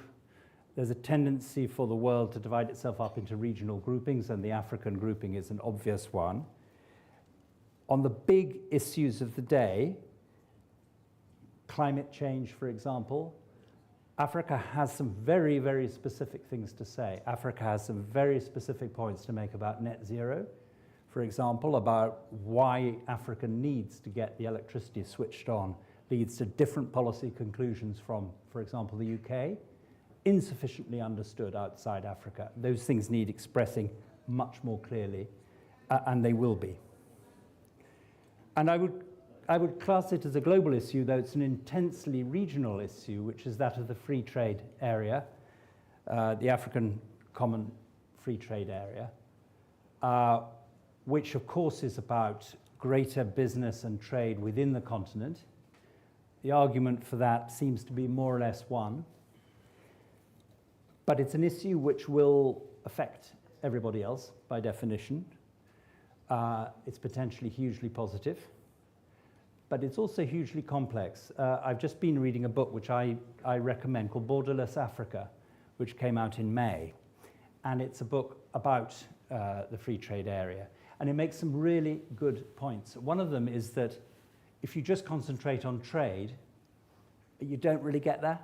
You know, all these trade agreements we do around the world, they, you know, it might add 10% to the overall level of trade. One of the huge things which is in a way missing from that is industrialization and investment, the real body of economic growth. So it's, to caricature it, it's not just about exporting fruit and veg across borders, it's about bringing back the pharmaceutical industry, it's about making cars, it's about doing those things.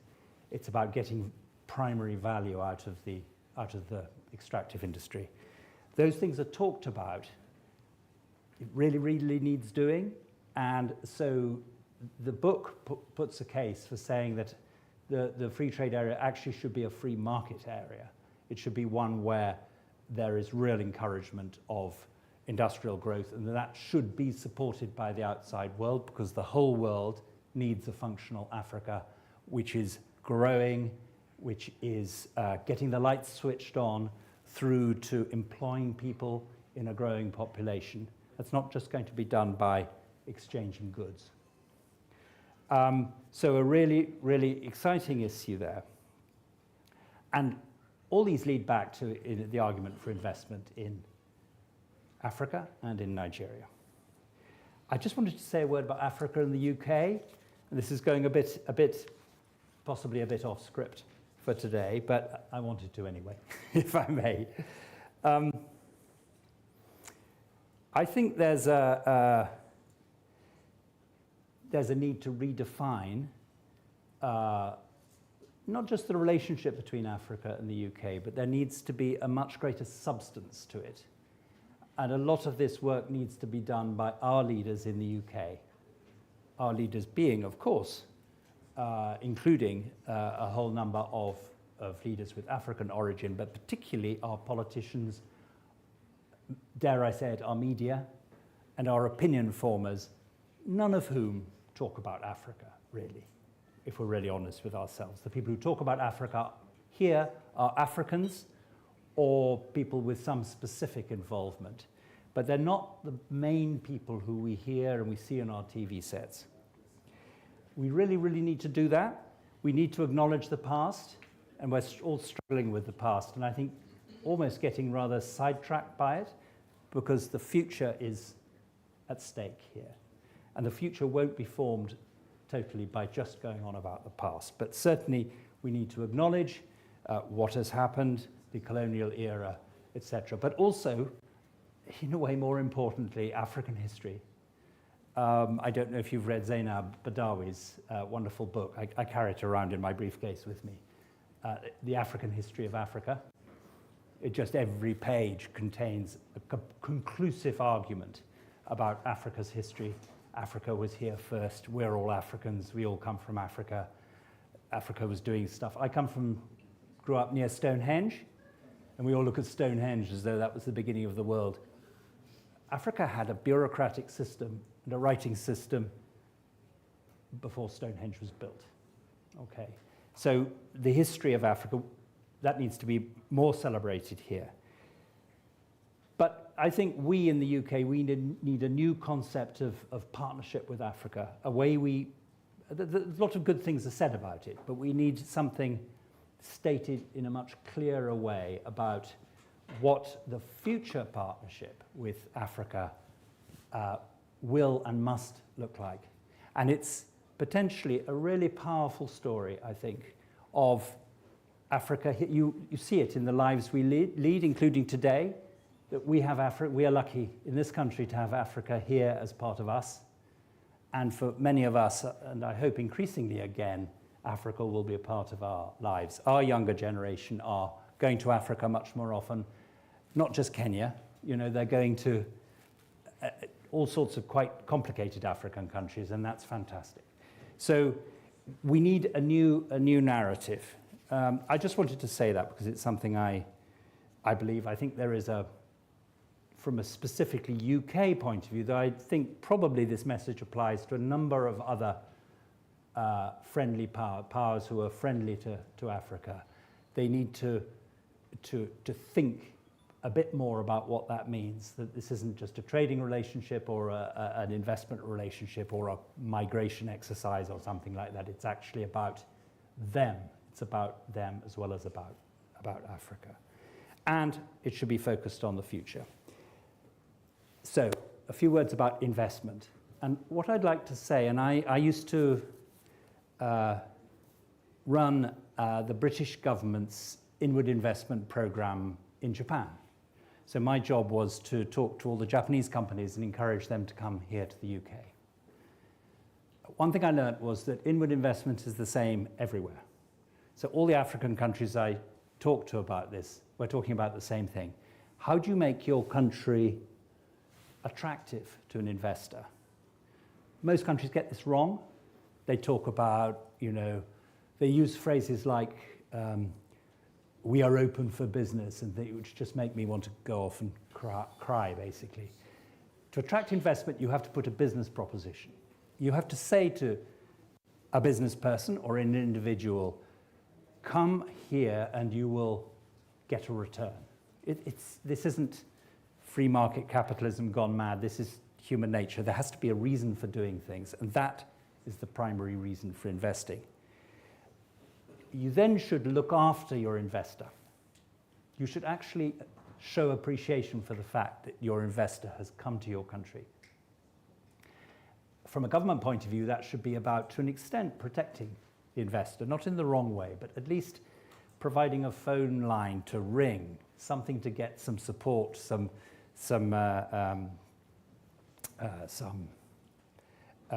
backup as needed. And also it's about partnership. It's an equal relationship. One of the things we found with Japan was the UK has been promoting investment in the UK for 60, 70 years now, absolutely consistently. And because we're modest people, we don't shout about it, but we're actually very good at it, by far better than any other European country, for example, possible exception of Ireland. And the reason we've been good at it has been there's an absolutely consistent message, and it's been for real. And we across our society love it when the Koreans, even the Chinese, dare we say it, build a factory, invest in property.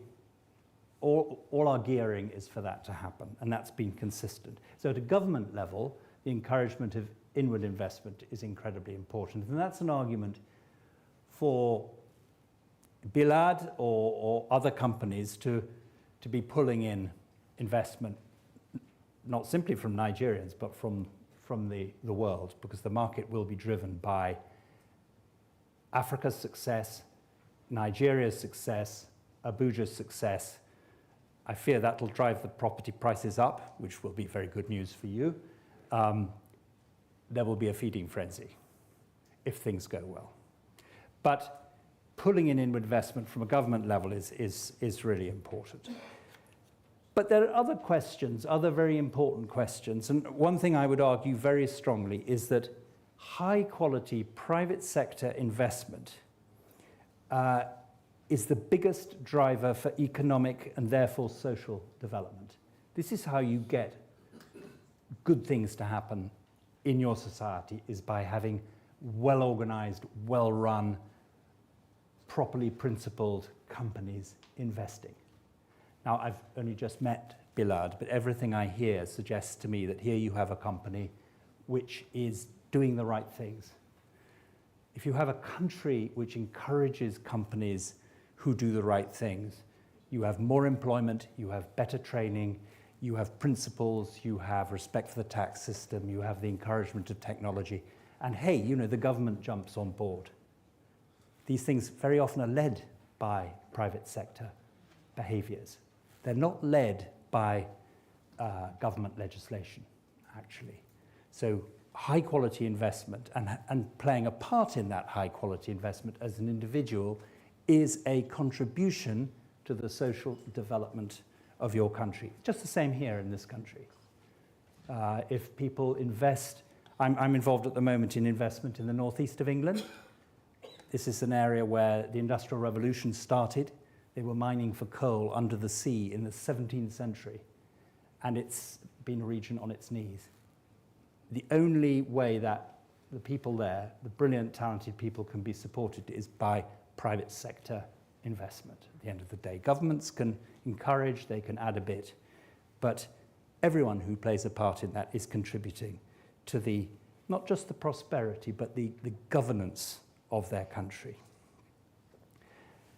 A couple of random points which strike me. One is, I think we're talking here about a long-term view of Africa and of Nigeria. My optimistic conviction is that in 20, 30 years' time, Africa will be playing a stronger role in the global economy. It will be uneven. There will still be massive challenges. Probably most of the poverty in the world which remains will be somewhere in Africa. But at the same time, there will be parts of the continent which will be roaring ahead. And that provides an environment for successful investment. But it does probably require a long-term view. And property markets notoriously, and it certainly happened in this country, do go up and down. They go up in the longer term. But it's a long-term investment. A couple of questions. Will technology and inventiveness make progress in Africa and Nigeria? I know what I think. I look at super clever young Nigerians active in fintech in Shoreditch here in London, going back to the continent, planning mobile banking or whatever it is, all these various clever techniques, all of which will drive transparency and good governance back in Nigeria, West Africa, and the continent as a whole. So for me, that answer is a yes, but I'm making a guess. Will the free trade area work? And will it really unlock growth? Well, I think it'll help. It's worth bearing in mind, and it's a point made by this book I mentioned, that Africa's always done business with itself. There's always been trade. While we were running around in caves in the UK, there was trade going on across Africa. But it's also been the case that partly as a result of the colonial period, the extractives industry, that a lot of the infrastructure of communication and doing business has been pointing at the sea, and it's benefited some countries rather than others, and it hasn't structured a continent in the right way to unlock the growth it can through trading. That needs correcting undoubtedly. It'll need more. It'll need more policy. It'll need a different approach by the global institutions, and it certainly will need a different approach and a more constructive approach, and I would argue this is the biggest challenge, by large-scale global private sector investment. And that is probably the biggest challenge I think Africa faces, is to pull in the huge funding which can come from the private sector. We talk about that a lot, but it still hasn't happened. And lastly, more closer to home, will Nigerian cities such as Abuja and Lagos become regional hubs, African hubs, global hubs? Well, the answer is somewhere along that. They're already regional hubs, as has been discussed. Now, there is a clear correlation between where those cities are going up that track, the value of property, and the return on your investment. So for me, that points back to a general prediction that given the dynamism there is in the continent, the growth of talent, there is a very positive prospect. There will be enormous challenges in the continent as a whole. There'll be enormous challenges in Nigeria. There's probably we're not talking about politics today, but there's probably the need for some really difficult policy decisions and some real realignment of politics with economic actors and economic growth, which you all know about. I'm no expert on. And it's not to minimize those challenges at all. But I think if one looks at the absolute basics, the raw material, which in the end is people, there is a fantastic prospect that the biggest country in Africa, one of the biggest countries in the world, Nigeria will provide a huge amount of opportunity. So that's really what I wanted to say, and to look forward to the panel session. But thank you so much for having me. And I wish you all investment success and as always, African success. Thank you.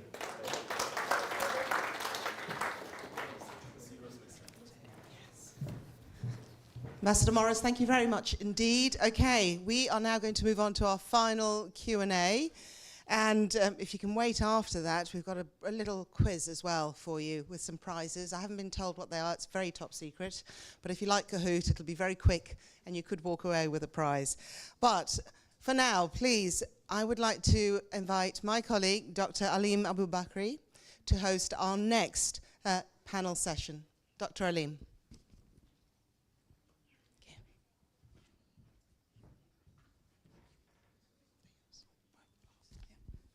Thank you very much. Can we all say she's got greatness in her? Can we all say she's got greatness in her? Come on, guys, say it's not over even when I've had lunch. Can we all say that it's not over even when I've had lunch? Excellent. On that note, I want to invite the Fantastic Four. We have number one on the stage, and then, of course, I'm going to invite the CEO of the top three construction or real estate company in Abuja, and very soon in Nigeria, and very soon in Africa, and very soon maybe globally. So join me in welcoming my friend and yours, Mr. Aliyu. He's so influential, he's so important from birth that his friends gave him the same name as his surname. You know, do you want to say, yeah? And can I also invite the person, my own friend, who I call a sagacious prof. You know, we had a program in the UK, and we had like 6 profs on that program. And one of the professors conferred on him a professor, and his name is Abdulkadir. So please join me on the stage. And of course, we need to have, at Bilaad and Texan, we believe in EDI. Can we all say EDI? EDI. EDI. What does EDI mean? Come on, guys, you can do it. EDI means equity, diversity, and inclusion. So on that note, allow me to invite to you my friend and yours, Madam Iman Tarila. I struggle to pronounce her surname. Rockstar. Yay! So this segment, we are going to be looking at a very critical theme of this confab, which is about sustainability, investment, and partnership. But we're looking at it from a different perspective. Now, before I open the floor to the audience, I'm just going to ask a few questions because we have a star-studded panel here. We have Ambassador Tim Morris, worked in multiple continents, and of course, in a very important continent of Africa. So over to you, Tim. Let me start with you.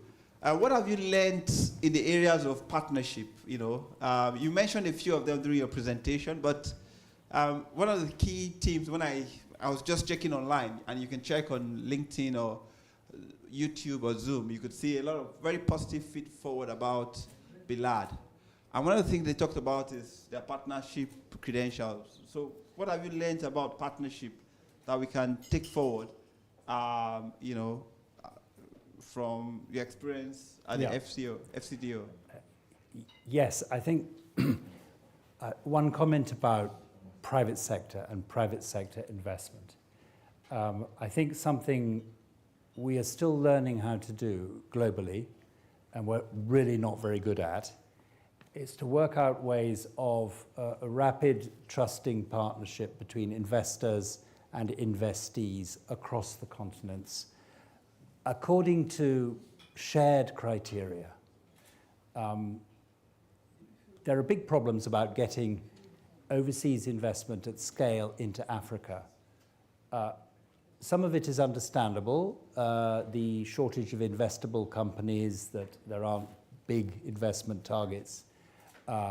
It's difficult to get a return from infrastructure and all those issues. Some of it is just prejudice. Fantastic. It's just that it's too different. So that's quickly, and then one other quick one from government, which is about development, and it's about outside countries giving aid and assisting. And I think we're getting to the right point, which is a realization that those things should be done by the countries themselves, but they should be supported financially from outside, because the transfer of finance is as old as human beings. And it's absolutely right that people around the world and from that country itself should contribute, but that the people who run the programs should be from those countries, not people living thousands of miles away. Fantastic. What I take from that is about shared value, so shared prosperity, which is very critical, and this is something that I've observed at Bilaad. So CEO, at a time and age, especially even in the UK, we have something we call lipstick on a pig. Have you heard that before? Where people claim to be sustainable, but they are not sustainable. So they put a lipstick on a pig and they say that, oh, it's very beautiful, but it's still a pig, isn't it? But at Bilaad, they actually embrace shared value, corporate citizenship in every single aspect of what they do. So why are you actually embracing sustainability at a time when it's not very popular, especially in your industry in Nigeria? Why? Thank you, Doctor, for that. I think, if I can start this way. The mic. Can you increase volume, please? Thank you. All right. If I can start this way, our ideology on real estate led us to sustainability, not that we picked sustainability as an idea. What I mean is this. When we started real estate, we said, okay, we want to do something differently. We want to deliver value. In doing so, you really need to understand, within the competitive environment, what is missing? What are the challenges? What are the difficulties? how do you address them? In trying to address that, we said, okay, we want to ensure that at the end of the day, we deliver houses beyond just the ownership, but how also you live in the housing, as well as what value it generates throughout the lifespan of that property. In such, we realize that, okay, we have to deliver value for money. We have to ensure that in delivering value for money, we have to create a lot of relationships and partnerships, which we feel one person cannot do it all. You need to engage. Yeah. So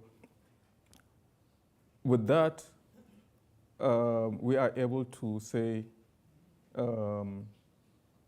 we can build to last. Through sustainable partnership, we have introduced issues like green housing, of which we are concerned about the what do you call this? Carbon footprint. So in which we said, okay, for any house we build, we must have at least 3 trees planted within the environment. That we feel, will enhance the livelihood of the estate as well as the environment at large. We have introduced concept of large windows to enable energy savings or energy efficiency, whereby during the day you don't need to put on the AC to consume extra lighting. At night, we have introduced low consumable appliances in which, as little as 25, 30 watts consumption will light the whole of a house. We have introduced issues like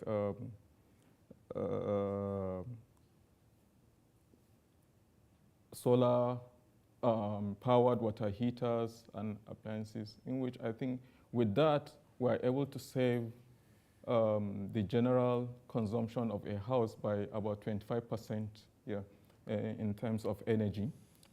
We have introduced concept of internet to home, because we feel internet is no longer a luxury, but a necessity.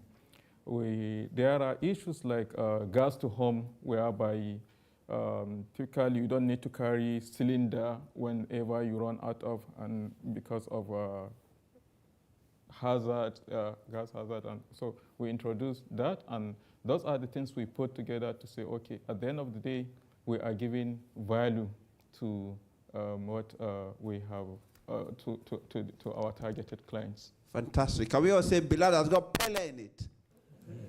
Can we all say Bilaad has got Pele in it? Anybody that knows what that means in terms of Pele, 200 pounds off me. 200 pounds off me. The meaning of Pele. Anybody? Anyone in the audience? Okay. Okay. But they've killed it. Wow. They said Bilaad has killed it. I'll take that. Bilaad has killed it. But the meaning of Pele is that, hello, everybody. Hello. I know you guys are rich folks. 200 pounds is too low. Maybe I should have said 1,000 pounds. But, 200 pounds would do. So Pele means they have philanthropic responsibility, they have economic responsibility, they have legal responsibility, and of course they have ethical responsibility. Can we all cheer Bilaad, please? Fantastic. Okay, from the audience, I saw that people were asking questions around innovation, and we have a prof in our midst. He's the only one wearing a cap, So tell us, what does innovation mean? What are you doing in the areas of innovation at Bilaad? So innovation is quite wide as a point of focus. Is the mic on? I don't know if you can hear me. Can you increase the volume, please? Thank you. Okay. So basically, from our own perspective, innovation goes far and wide. However, from a standpoint perspective of who we are as a background, going into real estate was not necessarily about the houses for us. I mean, because they say houses are 4 walls and a roof. Everybody can do that, you know. If you have 4 walls and a roof, it means you have a house. You have shelter, ultimately, right? But our own focus is largely surrounding the lifestyle, right? So we're in the business of providing lifestyle. It's not necessarily about the house, but it's more on the lifestyle around the house, which is what the CEO was saying. So I'll buttress that. With respect to having a home, there are lots of developers, there are lots of construction companies out there within our environment. It's highly competitive, but what makes us different is basically the lifestyle that we provide around that particular area. Where it comes to energy efficiency in terms of sustainability of your consumption, because today you might be strong enough, energetic, and have the capacity financially to be able to buy the property, maintain that property, but what happens in the future? Sustainability for us was not a word that we used to start the business. It was the business that defined the word sustainability for us, which is what the CEO has mentioned. Now, with respect to that, innovation for us is ensuring that all the activities and items, features and functionalities that we incorporate within those houses are basically targeted towards improving the outcome of your lifestyle, improving the viability and the possibility of you ensuring that you can continue to remain within that house. I mean, we have experienced a number of individuals within our environment that at a particular time in their life, at the particular level, at the circumstance they find themselves, they are able to be in a particular type of community, but only God knows, perhaps after retirement and all of that, a lot of things tend to change. But for us, innovation now cuts across the area of sustainability and ensuring that you maximize the outcome of what it is that you're doing. So you use less for more tomorrow, or at least to a large extent you're able to leave it for the future generation. Where it comes to energy efficiency, is for us to ensure that you are able to reduce your cost of maintenance in that particular home. And that's why we incorporate features like smart, intelligent features that, manages your consumptions as you progress. Solar water heating, just like he mentioned, within the environment, we have ecological settings within that particular space that have a lot of greenery to support the aeration within the environment and ventilation, reducing your carbon footprint around those areas. And then also, like he mentioned, safety and security is very, very crucial, right? Especially in developing countries like ours. Safety and security is very, very key, so much so that it brings it down to issues like gas to home that he just mentioned. We have no idea, or a lot of us don't really pay that much attention when it comes to the safety hazard or the hazard component that goes with moving around with gas cylinders that we carry in our homes, right? But in our estates, in our communities, and the places where we develop, we ensure that we put in that particular component to ensure that the hazard component is not actually close to you. It's a centralized tank, similar to what you have here in the UK. All your equipment are usually powered through a central network. And then you are able to leverage on that particular convenience. So to a large extent, innovation for us does not really limit us to what you can pick out as a product, but it's even in the lifestyle of how people should live within those communities and how you enjoy the benefit of your investment in the long run. Thank you very much. Can we all say Bilaad enshrines PPP? Hello, come on folks, are you tired? Can we all say Bilaad embraces PPP? And what is the PPP? It is public-private partnership. I'll take that. That's very good. Product process. Part? People, product process. People, product process. Very close. Okay. What do you think? A round of applause. Price and promotion. Product price and promotion. Okay, tell us, doctor. Public-private partnership. So the PPP is when you invest in Bilaad. Pan?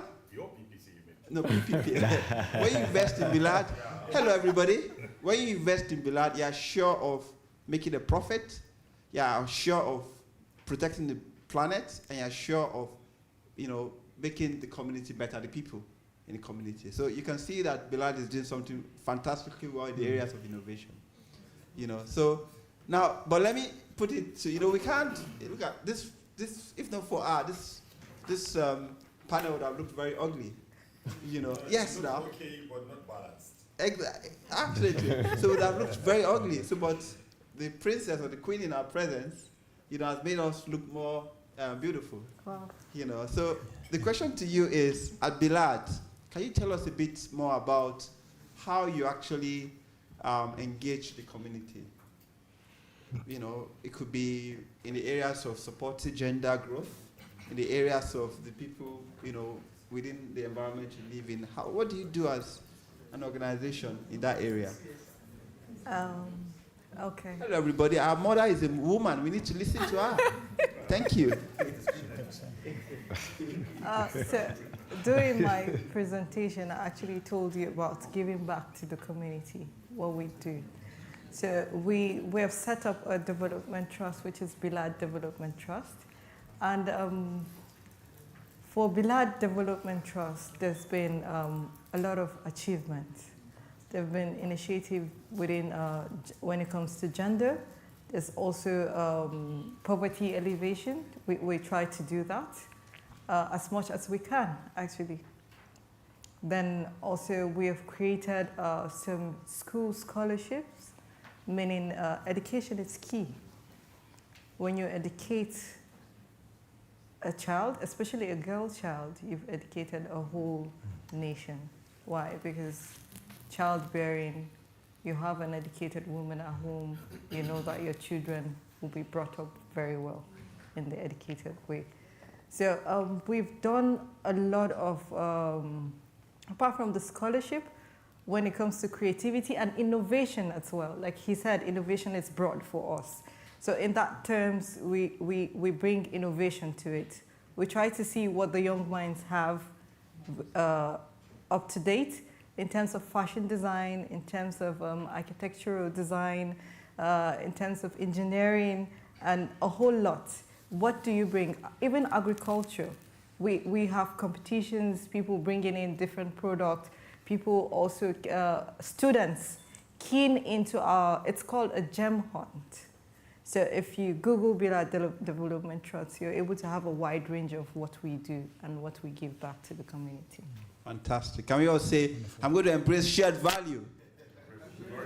I'm going to embrace shared value. Excellent. Thank you so much. So, very interested. I just wanted to ask, you know, one of the questions that someone posed earlier was around tax liability. And, you know, one of the things you mentioned earlier when you were speaking was, CEO, was how do you maximize the returns for your investors? So what support do you offer people who are actually investing towards making sure that they obey the law and they also maximize their return on investment in the areas, especially around tax liability? Okay. First thing we do is making sure we have the, okay, I will just take you through the process, making sure we have the right title in the beginning to ensure that, okay, all projects we are going in, has the right to be developed within that. Yeah. And that's very important in a context where property deeds, I mean, it's very difficult to actually verify the authenticity of property deeds. But if you're saying that at Bilaad, if you buy a property at Bilaad, you're sure that your deed is not going to be fake. It's not going to be fake because we take that off our clients. We do the necessary due diligence. Yeah, we ensure that even before we go on the project, we have all the necessary approvals.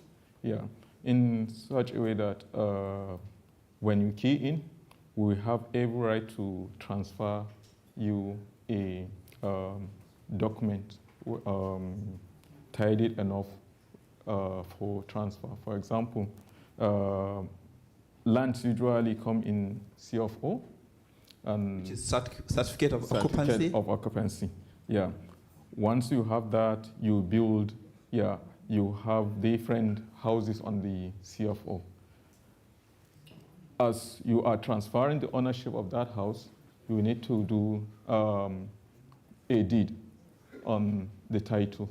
So the deed is what you are transferring to your subscriber in peace, and then the deed will cover that particular portion of space he's having. And that deed, again, is enough for him to go and get a C of O from the authority. So the first CFO is what will allow you to ensure that, yeah, it's a good land. Yeah. The deed that you have splitted is what you have transferred from that CFO, and it's a document that he can also get a CFO that is cut from the original CFO, and what it's also a bankable document. So it's a bankable document, Yeah. but in terms of those who are in diaspora, what about the tax liability? How, what do you offer any support towards, letting them to know what the tax implication is and, how to manage that? Okay. What they do usually, it's ground rent. So you see, it's a team player. It's actually asking, Yeah. Usually what happens with such, once you transfer, the next thing as an owner you need to do is still go back to the government. Yeah, the government has a ground rent that you usually pay on annual basis. So a ground rent? Yeah. Okay. Yeah, ground rent, which you pay on annual basis. And yeah, that's the tax that you need to pay the government as an owner of the property. Okay, so do you offer them any support, any advice? Quite sure, yeah. Because for any portion of land, they charge per square meter. And we guide people on how much is it and the right channel to go by. And we already have partnership with legal companies, whereby beyond the legal service they render to us, we extend such services to our clients who are in need, or advise them to get such kind of services from whoever they so wish. Yeah. So, but it's something that is clear and direct, and we guide people towards it. Fantastic. I think that's very useful, being able to offer legal support, trusted lawyers that would be able to guide you towards knowing what you need to pay, and that's really very apt. Before we progress, I'm going to ask the prof. I can see a barcode at the back. Are you offering us? I mean, we've got 3 executives of Bilaad. Are you not going to give us something in the UK, something unique to the UK? What are you offering us? What's that? So basically, we have some dedicated packages that we've prepared for this gathering here. And if each and every one of us, I believe, you can have a newsletter. You have newsletters on your tables and all of that. And we mentioned earlier on, there are some structured payments that we have and all of that. And a couple of individuals equally are surrounding mortgages, options that can be accommodated through mortgages and etc. Now, what we have on the screen, if any of us can do, I mean, we're living in a disruptive world, just like you said.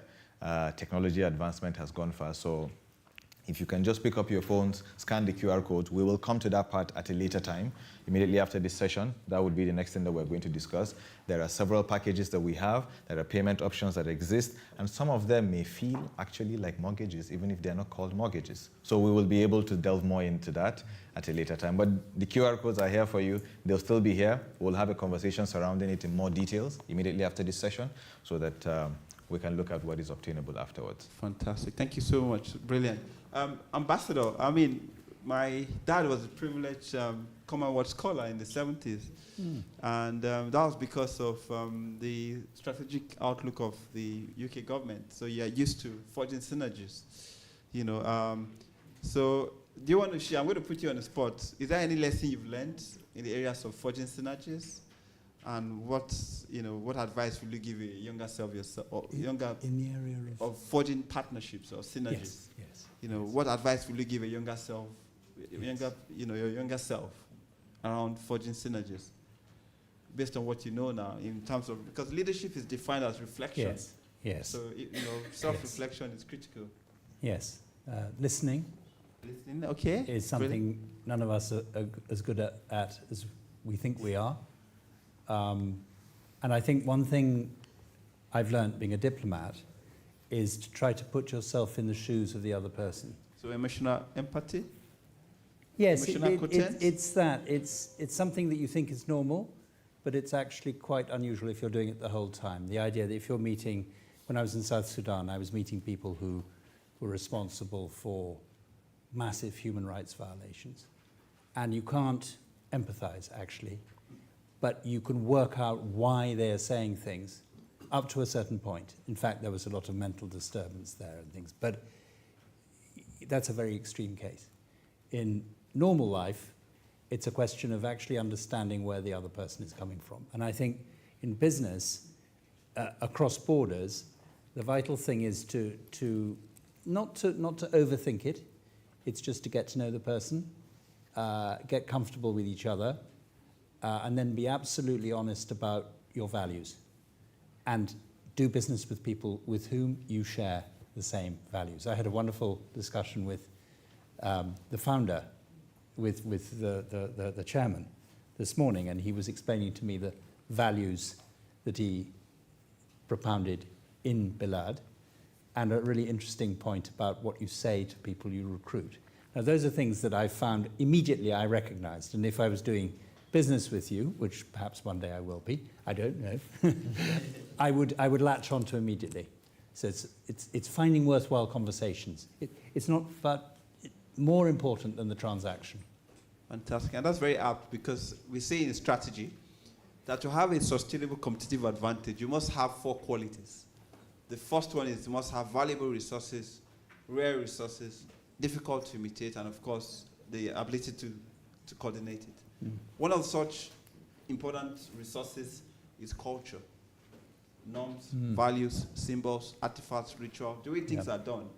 So, and I can tell you for free, with my interaction with Bilaad, I can tell you that it's an organization that has integrity, an organization that has very respect for gender. It can, when we were planning this, many of the people I was engaging with, including Iman and Ajara and Priscilla, they are women with very visionary ideas. And that shows you, and they were willing to speak up and, challenge the status quo. And that shows you that that's the kind of value that Bilaad has in terms of trying to avoid groupthink, trying to encourage diversity of thoughts and ideas. Can I ask one quick thing? Yes. Of Iman? I was fascinated by the tour of the house. And all that stuff about the man having this and the man having that. I don't know about you guys, but I've never experienced that. I was put in a corner. But you're a wonderful salesperson. Thank you. Okay, so, do you want to respond to that, please?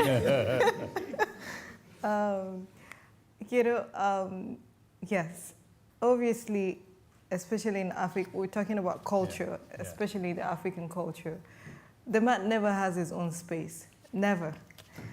Even being a very good salesperson, you just know you never have your space. It's big because you all have to share. That's why we give you the whole floor, so that you share with Madame. Cool. Justin.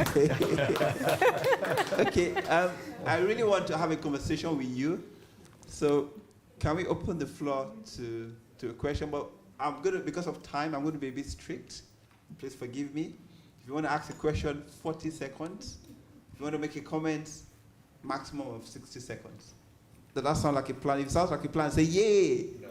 No. Only him. Everybody said yay. So that means we are going to follow. We are Democrats here. We are going to follow the majority. Okay, over to you. In 40 seconds, please. Thank you so much. No, sorry. I think he asked first. So I'm going to go forward. Yes. Yeah, okay. I saw his hand first, and then you could go next. Okay. All right, thanks very much. But let me congratulate you by, first of all, for a very successful outing. And I think it's a pioneer move you've made. I am a trustee of the Nigerian Diaspora Investment Summit, and I believe you featured at the NIDCOM real estate fair the other time. And the good thing is, when I got this invitation, I looked around. There were a few of you, like in the front line, but you seem to have left them behind. Now, my prayer, really, and my plea to you is to make sure they remain behind. That's your challenge, okay? Now, your question. Somebody raised the question, I don't know if it was you, we were talking about what you give to, say, diaspora investors specifically.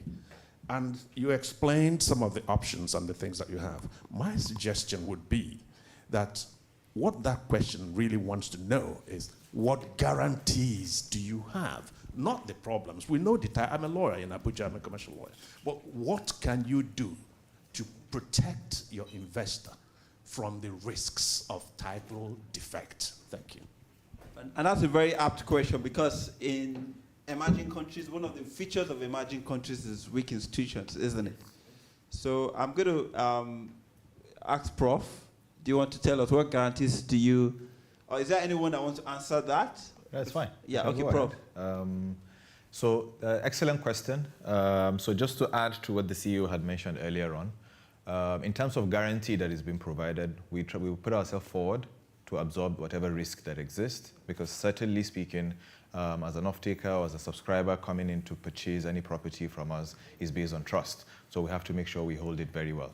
Now, the approach that we take, naturally speaking, is for every project that we're keen into, the necessary due diligence is usually required. I mean, the institutions are weak, but they're getting stronger. They're adopting technology integration into their processes and all of that. So conducting search, verifying the authenticity of a documentation or any title or deed has become much easier nowadays. And there are printed confirmations that you can get from the authorities to confirm whether the legibility of that particular title basically exists. And those are things that we usually keep very dear and close to us, and is usually very obtainable for any willing subscriber to confirm whether the project that we're keen into or that individual is keen into has been confirmed to be genuine or legitimate, or as the case may prevail.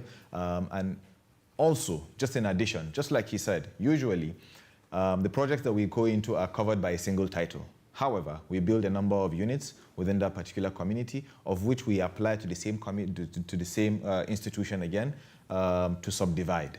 Now, when those subdivisions are done, that's when we initiate a relationship with our own legal partners, in addition to the clients, to ensure that the deeds that are being transferred to the clients are facilitated through those legal agencies to confirm and re-register that ownership of that portion. So, for instance, if you have an acre of land, or a hectare of land, or as the case may prevail, I don't know which unit we use here. If you have a plot of land that is large enough to accommodate 10 families, right? Those 10 families, that single plot will now be divided into the various housing units that we're developing. Now, each portion of a house can now be perfected under the name of the subscriber. So technically speaking, that, exactly. So basically within that particular portion of land, that now becomes yours, and your title and the deed that will be provided to you is tenable anywhere you go to, even in the banking institution. So that basically gives you that comfort. Fantastic, brilliant. So I saw his hand first, but because my mom is a woman, I'm going to allow her to ask the question first. So because my mom is a woman. Can you please pass the mic to her? Yeah, the woman there. Yes. We have to. Yes, absolutely. You know, we embrace EDI. Yeah. Yes, EDI. Yes. Go ahead, please. Hello. My name is Dolako. I sell property in Lagos and in Abuja. So I've lived in Abuja. I know a lot about Bilaad, and if this is your first time hearing about them, they are top notch, and I'm glad they're here. So I just want to say well done for obviously the legacy that you've built in Abuja, and then the fact that you're bringing it outside Nigeria, and I wish you the best. But I do sell in Lagos, and I know there's a really high demand. We need terraces like yours, we need flats, so I want to know, and just a little self-promotion, I sell lands too, if you need any. So I want to know what are your plans for like really establishing in Lagos, because we need you in Lekki, VI, and Ikoyi, basically, yeah. Fantastic, thank you so much. So CEO, what do you think? What are your plans? Okay, so far we have been in Abuja until last year. We've started extending our reach beyond Abuja, which we have tried Lagos, still work in the making. We have tried Kano, as well as currently we are in Niger. Yeah. In Lagos, I think there are plots of land we are already working on. So soon you will see us in Lagos. Since we know each other now, you will be among the first to know about it. Yeah. Fantastic, brilliant. The gentleman there is a champion of good governance, the custodian of good governance. Thank you so much. And part of good governance is ESG. And part of ESG is EDI. So I'm sure you're not annoyed that I allow that. No. She picked something out of my mouth, really. Excellent. Yeah, thank you so much. I know a lot is competing with incomes of diasporans in London. What are your strategies to reach out to other parts of the UK? Thank you. Fantastic, brilliant. Okay. So I would, would Prof go for it, please? That's all right. That's all right. So basically, in terms of strategies, for us at this particular moment, this is a pioneer event. This is a pioneer program. It was a very bold decision that we decided to take. There were a lot of risks surrounding it, but we felt, at least for whatever reason and for what it may take, try it first, see how it goes, engage with people, build a network, and then see how better we can come back. And that's basically what we're doing here. We're trying to open up, we're trying to show you we're open, we're trying to engage with all of you individually and at your various respects, and we're trying to establish the type of network that will be required to actually make this much bigger the next time we'll be coming back. So yes, we have strategies. However, it is from you we will depend on the advice of how should we even come back the next time. Interestingly, a number of you we've interacted with over the period have had several advices on how this could be better. And trust me, we're harnessing, we're listening. That's why we're here. We're trying to be that e-commerce website that I mentioned earlier on, right? So we're trying to understand exactly what it is, and we're trying to come back better and be able to reach out to more people, with the hope that if we build this relationship today, you would equally talk to other people, and we will constantly be open, even virtually. Again, we're living in a very disruptive world, disruptive times, so ultimately, being physical has its own perks and has its own benefits, but even if you're not here physically, virtually, we will be available. We're real. That's the whole idea of us being here. Thank you. Do you want to add to that? Before I think I saw Doctor's hand first. 1 second, I think. 1, 2, 3. 1, 2, 3. 4. So, 4. But before that, I just want to add to that. This program is a live program to the people who are not in London, who are actually connected to this call. So it's not just for London folks, there are folks outside London.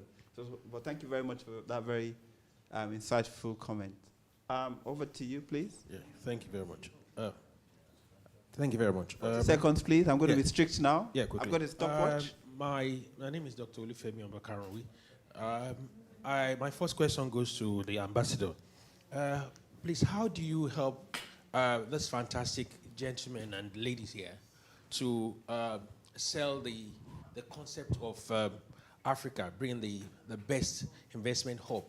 Because through the media, because the media in this part of the world, I live in this country and I have investment in Nigeria, the media in this part of the world, the only thing they sell here is the bad side of Africa.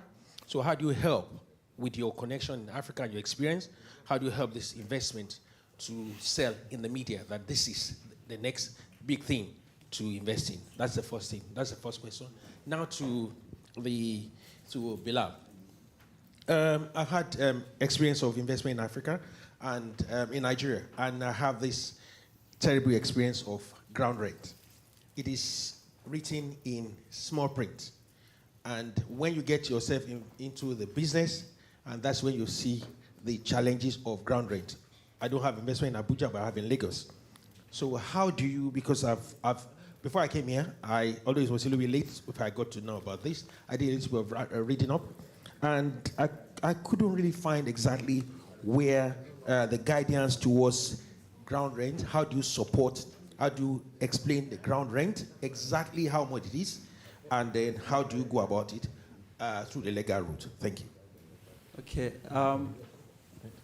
Do you want to answer? First, can the ambassador answer that, please? Very, very quickly. I think the idea of projecting success in business in the media is, and we have experts here from the media, is complex. I think you need a number of examples if you want to make a particular point.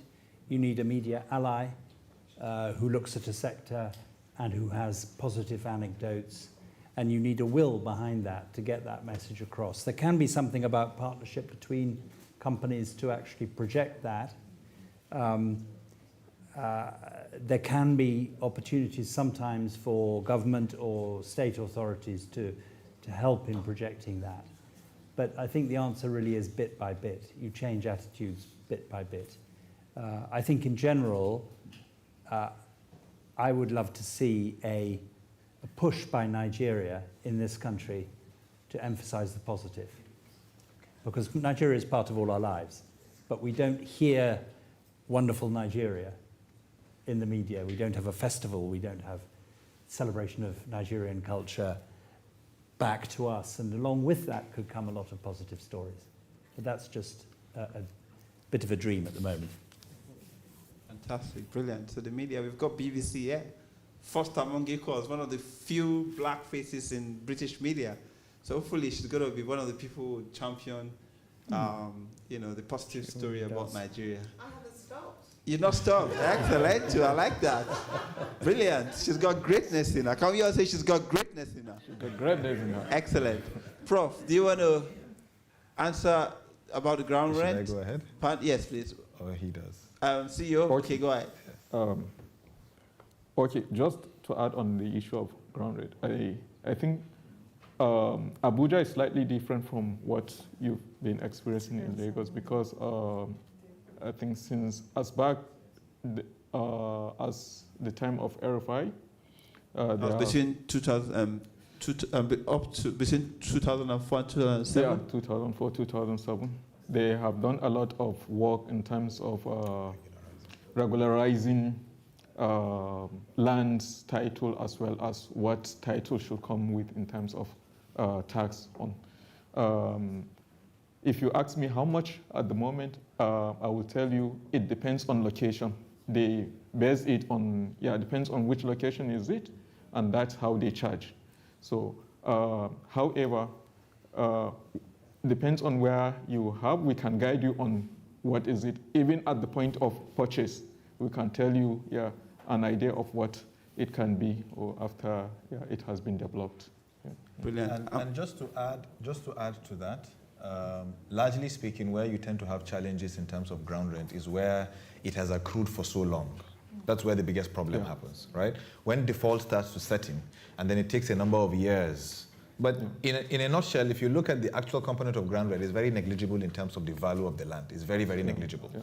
It's usually less than 1%, sometimes even lower than 0.01%, right? However, because typically we're Nigerians, we don't do things until we have a penalty to it, right? Typically. But then we're getting better. We're becoming a bit more responsible.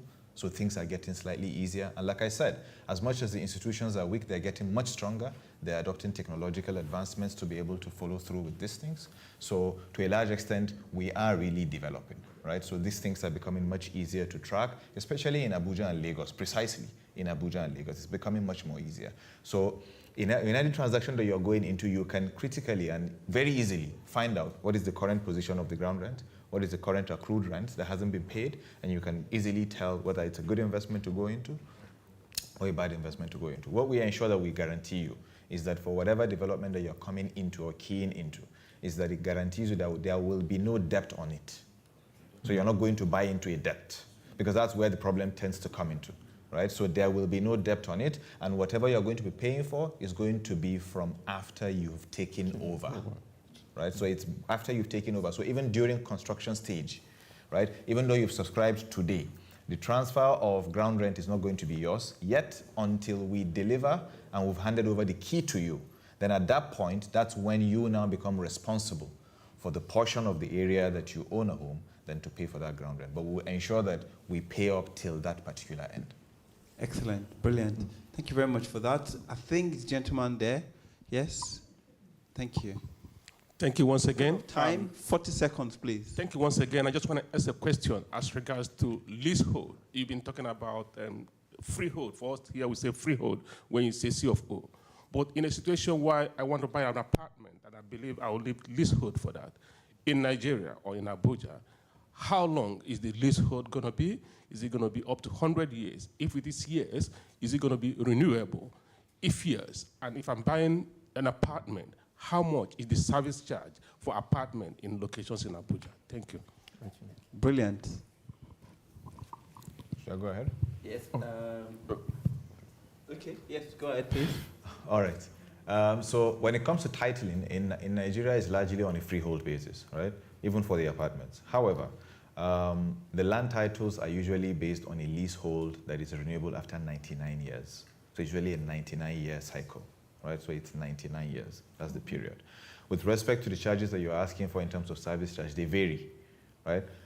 They vary per location, per house type, and all of that, because within a community, you have different types of housing, right? So you have a 5-bedroom duplex or a villa, you have a 4-bedroom townhouse or a twin villa, you have a 3-bedroom apartment, 2-bedroom, 1-bedroom, and even a studio. They are all of different sizes. So usually, service charge are usually an estimate based on the square area that you occupy within that particular community.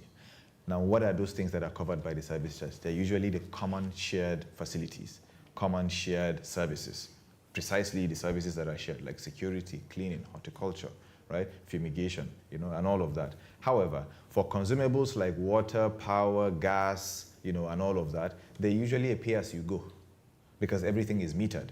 And that's the things that we incorporate within our community. So it brings down the cost of your service charge, because basically you can control. For us, again, it's sustainability. You use what you can pay for.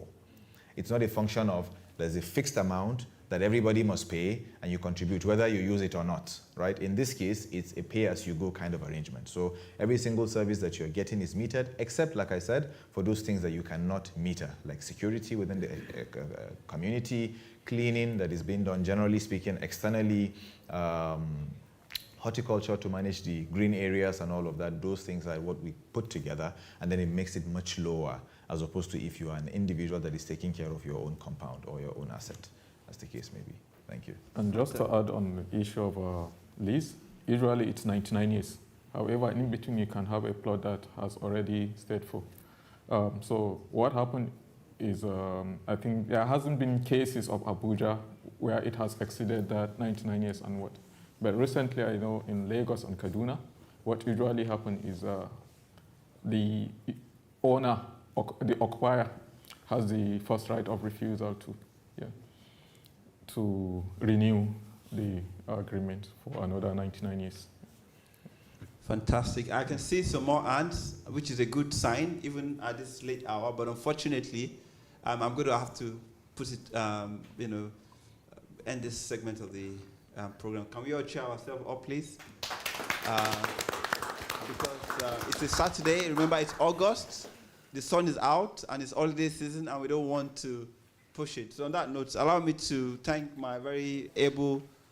before we close, please, just 2 minutes, please, just 2 to 3 minutes, just to take you through what you may have seen on the QR code for some of us that have gone through it. You would notice that it's pretty much a replica of what is in your newsletter, the newsletters that you have hard copy, but the slight difference is that I wanted to start with a question, but because of time, I wanted to ask, naturally speaking, for any of us here that have purchased a house here in the UK, what are you paying for mortgage monthly? Anybody? Can anybody answer that? Can anyone answer how much you pay for mortgage? How much? A house I bought in 2020. Yes. I bought it for 315,000. Okay. And the mortgage is for 20 years. Okay. And I'm paying £1,431 per month. Per month? For the mortgage. Okay. Fantastic. That's for Thank one you. building. Any other person? Okay. How much? The house I bought in 2005. Okay. Which I bought for 404,000. Okay. And which is valued by 700,000. Okay. And I have about 7 years left on it. Okay. And I pay about 9. Fantastic. So £900 per month, £8,000 per month. What? 8,400. Say that again? 8,400. Okay. Okay. It all depends on how much deposit you pay. No. Fantastic. How in the much first do you place. pay How in much a do you pay month? monthly?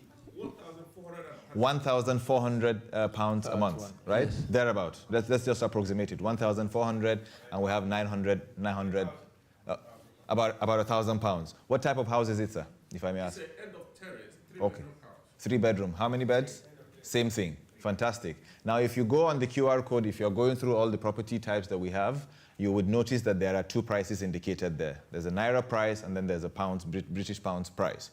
Now, on any of those prices, what you may not have noticed is that if you tap on them, you're able to get what the down payment on that property should look like and what the monthly installment is supposed to look like. So if you take your time, go through it, we will still be around to engage after this session, but I guarantee you, We have payments on a monthly basis that start as low as £600 a month. And you can pay up within a period of 24 months. Isn't that a better deal? And a bigger house too. It could be a bigger house. It could be. No, it could be. Let's just say it could be, right? But exactly. So those are the things. And then we have payments that can be up to £5,000 a month. Again, depending on the type of house, the location, and what it is that you choose. But you have the categories indicated on this particular QR code. So this QR code will remain there. We will forward you the links for you to be able to access them. But we're available. Okay. There are incentives that you would notice. Hello, everybody. Prof is speaking. He's the only one wearing a cap. There are incentives that you would notice stated in the newsletter. Opportunities for people that have been able to attend this program. You've done your registration, so it will still remain for you between now and the end of the month. For people that may want to take a decision between now and the end of the month to key into it, we will be very much happy to provide you with further details. But in the interest of time, I will allow Dr. to close out this session, and then we will be available outside to engage afterwards. Thank you so much. I'm really sorry about the time. I know that problem. People really want to ask questions, but the final question I want to put to the CEO, I mean, you're here in the UK. What offer are you going to give them today that is unique, that you can give them that maybe they can't find in the market? Is there any offer you can give them? That is up to a 10% discount for anybody into it here. You have, please. Okay. Yeah. Oh, sorry, sorry. hello everybody. Don't rush it. Hold on, hello everybody. This is an opportunity, because you've stayed this long and you've participated, it's going to give you an exclusive offer. You know, I'm putting you on the spot. So. Okay. What we have a lot of offers, discounts that we usually do, but I think what I will do here now at my capacity, even though you put me on spot, will give for this gathering, whoever participated in, I'll give up to 10% discount. Yay! Can we share more, please? Excellent. Okay, on that note, I'm expecting, within this period that Abdulkader has mentioned between now and, if you subscribe, you'll have that. So in your tote bags, there are small cards that you're able to indicate an interest. You don't have to take a decision right now, but in order to secure whatever incentive or benefits that is obtainable from this program, you can fill out that small card, indicate your interest, and we will contact you at a later time if it is too sudden for you to take a decision on what to do. So within your tote bags, you can have that, you can fill that in, you can leave them on the table when you're leaving, and then we will still be available to engage between today and Monday. We're still around, and we can take it from there. Thank you so much. Thank you so much. Say that again? Do you have a representative in UK? Not at the moment, but just like I said, we are working towards that, and we're available virtually. We're constantly going to be available. We're going to remain in your faces, all things being equal. But we're working towards setting up representation here. Yes. Thank you so much. Yes. So thank you so much. If you really want to, if you want someone that can take details, I've got a colleague, Caroline Lucas, who you can email, and she can easily respond to any inquiries on behalf of Bilaad. So thank you so much for listening. Allow me to join our beautiful, sagacious, vibrant, illustrious, dynamic. Can I just interrupt, please? First off, thank you very much for this panel. I'm actually trying to allow you to give you more time, but the ambassador has to dash off, so this is a pause for you. Ambassador, thank you very much for your time. Thank you. Thank you. Ladies and gentlemen, I know some of you have to dash off. It is Saturday evening. However, I don't know when you will be seeing Bilaad executives back in the UK this year. No problem. I'll definitely reach out.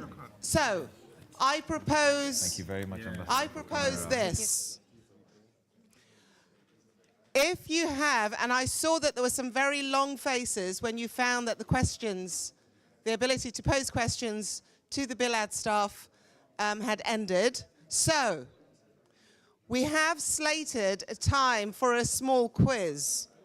My suggestion, first off, is to give that time to the remainder of your questions. And that seems to be the overwhelming vote in the room.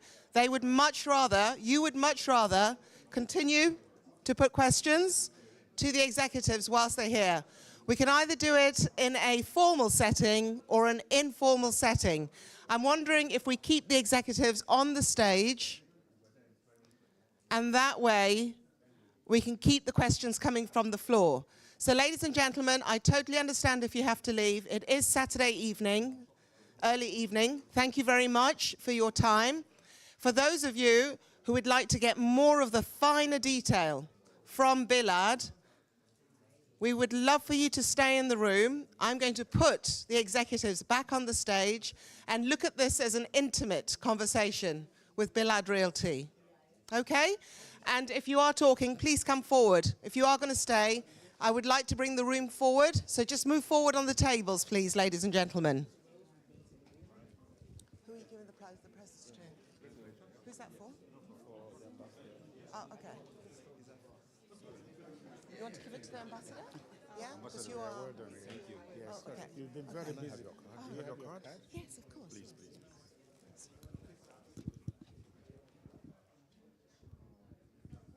If you have your phone, I just have my own detail. So mine just comes through to your phone straight. Oh, Yeah, is just it, wait. Yeah. they want to, I just asked them, they said they want to ask questions. They want to ask the questions. Hold on. There we go. This is contactless too.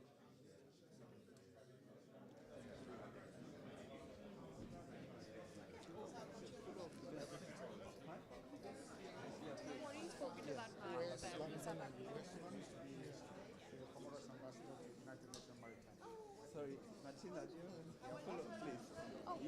Follow up. Follow up with people. Aisha, where have you been? You went to the moon? I was looking for you since morning. Where have you been? Oh, I see. Okay. I wonder if I could just have the volume. Fun? I missed you.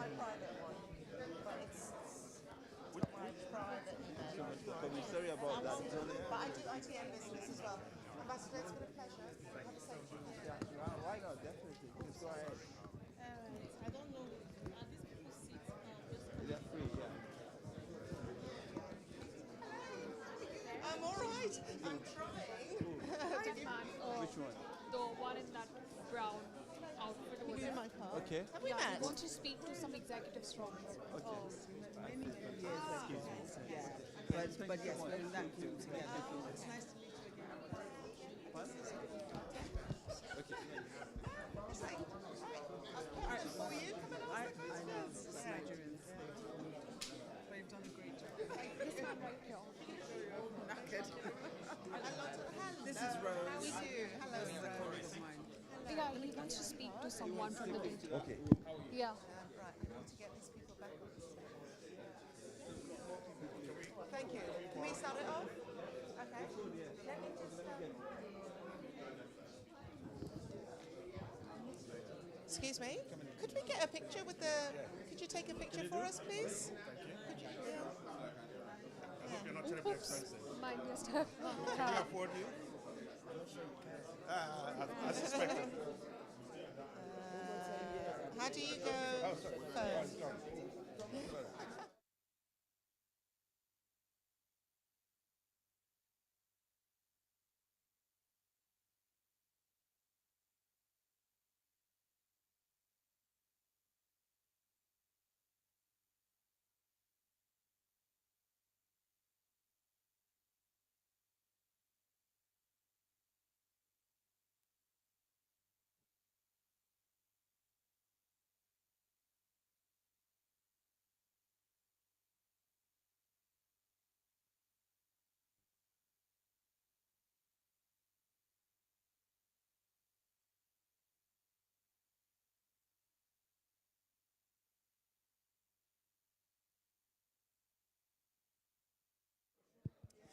Hello, hello.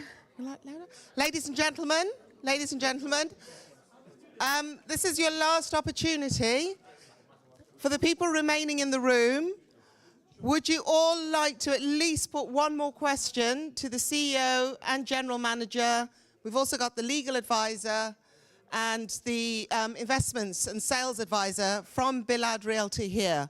So I know everybody is networking at the moment, but if I could please interject and ask, can I ask the Bilaad executives to just pop back onto the stage for us, please? Please? Pardon? Only the CEO? Okay. Dr. Aleem? General Manager? Okay. All right. Mr. CEO, if I could have you back on the stage very quickly, please. Yeah. So we'll say another 10 minutes. Where are my roving mics? I wonder if I could just set up the first question. Who would like to ask the first question, please? The gentleman in the flat cap. Can we get... It's very snazzy, flat cap. Thank you very much. That's a nice description of myself. Okay. My name is Emmanuel Epele. I'm a Londoner, but originally I'm from Port Harcourt, River State of Nigeria. So we are the treasure base of the nation. We give you the money, you invest it. And I'm here to say 1,000,000 thanks for your business. I've taken note of Bilaad. He's a friend of mine. He's not here. Introduced this to me, and I came. My suggestion, apart from the thanks, by the way, before I forgot, you are Tilia Imam. Tarina Imam, you had a very wonderful, enriched PowerPoint. That's what I train people for. I'm an academic research. Your presentation and your PowerPoint was good. And I'm suggesting to the Bilaad as well, please follow the London character. I was just explaining to your mate that London has character. And everything you do in London, if you do not build in London character, you will not succeed. He then asked me, what is London character? Do we have a question? First off, quickly. The question I wanted to ask is, will you come to South London? Not London. East London, or else East London will not come here. South London will not come here. Will you or not? Thank you very much. Thank you very much for that. Yeah. As we had mentioned earlier, I think this is the beginning, and we have come in to test the water to see, how the bed. I think from the response, it's really encouraging. I believe we will plan for more and more engagement with all part of our London. God's willing. Any more questions, please, ladies and gentlemen? Do we have another question? Any other questions?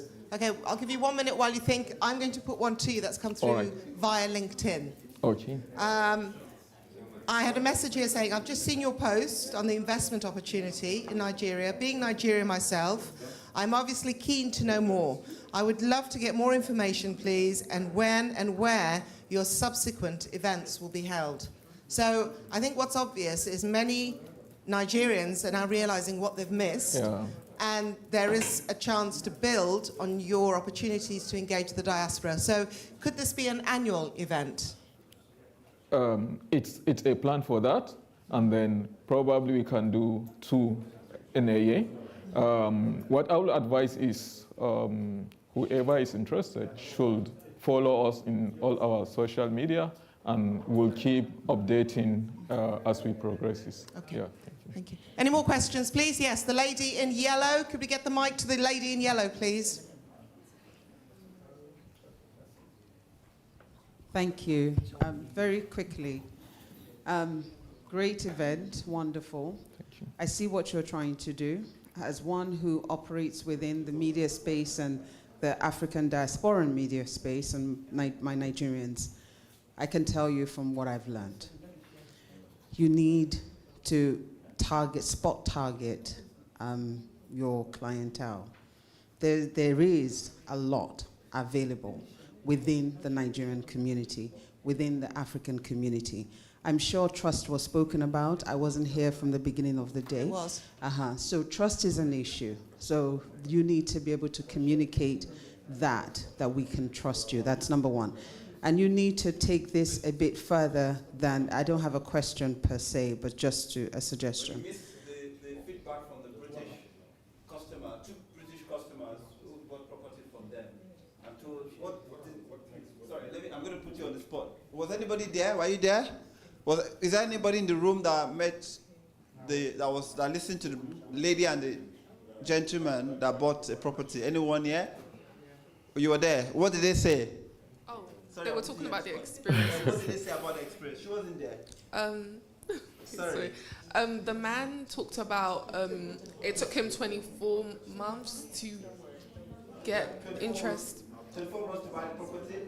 Sorry, yeah. Not to buy the property, but like to profit from it, because he said he rented one and another one he and his family was staying in it. Was the experience good? Yeah.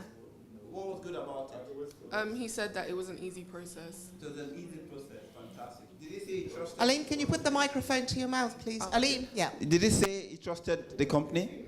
Yeah. Fantastic. Does that answer your question? No. Forgive me. So as I was saying, I appreciate that we've had a couple of testimonies that I missed. So just imagine, there are a lot of people just like me that would have missed that. There are a lot of people that would want to hear more than that as well. So I appreciate that, and it's great. But as I've said, you need to take this out. So I would suggest the groups. You can thank me later. You need to find the doctors, speak to them, engage with them. You need to find the nurses, speak to them, engage with them. You need to find the young people. A lot of them are in the city at the moment. They're doing well. They have that. They have liquidation. Don't worry, I'll send you an invoice. I'm just teasing. But yeah, so that's just what I'm suggesting. So there is an opportunity here. I've had a lot of people will ask me, where can I buy a house? They're looking for, someone where they can trust and all of that. So it looks fantastic, great on the eye. I turned up today because I wanted to know what you guys are doing, what's the difference, if I will be able to, if someone should ask me, share, mention it, direct them. So congratulations and well done. Thank you. But you need to look for the groups. Oh, and by the way, we exist all over the British Isles. So you need to go to Wales. There's a whole bunch of them there. Go to Aberdeen, the Granite City. There's a ton of them there. So work through right across the United Kingdom. You will find Nigerians, Africans all over the place. It is not true. We're not only 200,000. That figure from the Home Office and our Nigerian embassy, we've been 200,000 forever, and yet they'll bring in 50,000 people from Nigeria. And then you're thinking, why are we still 200,000, the official figure? So think about it. There's a lot of people that you can reach. It will take time, but once you start working through the right groups, the word will get out. All the best. Thank you very much. I think you've just found your liaison officer in the UK. Thank you.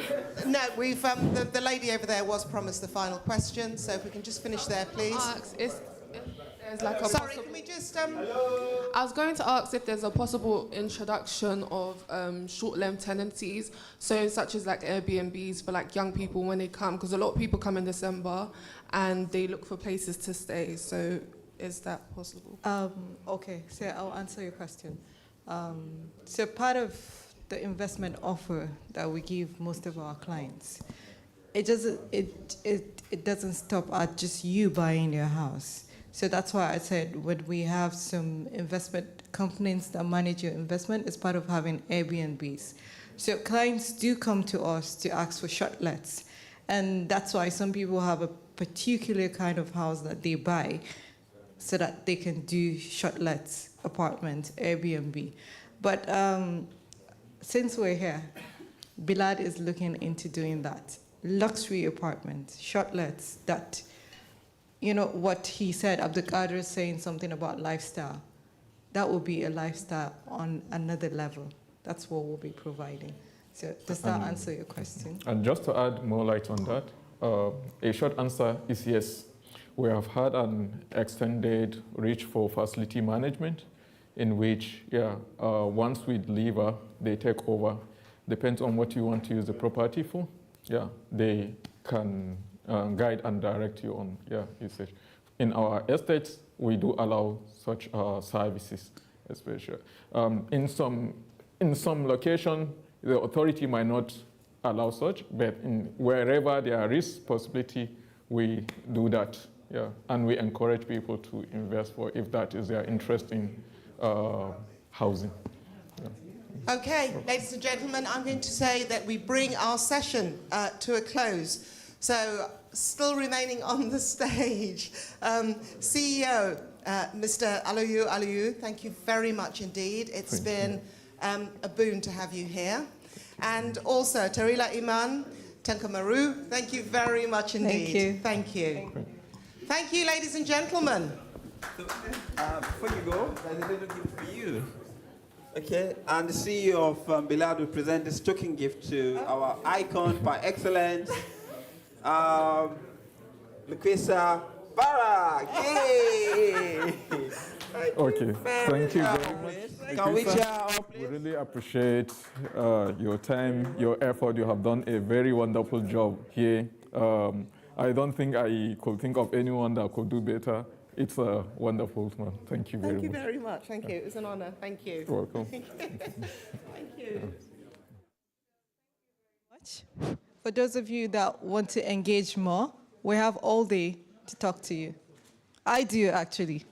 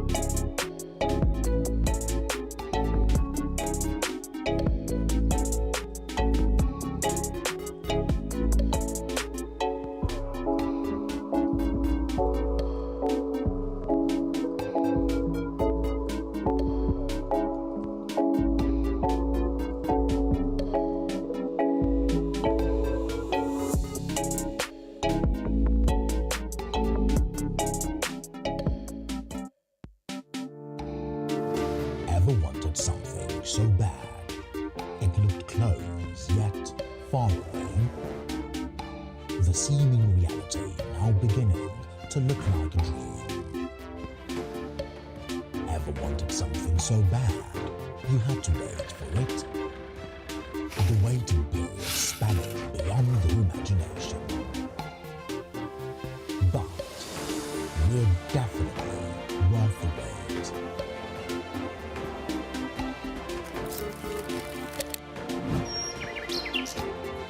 Wishes,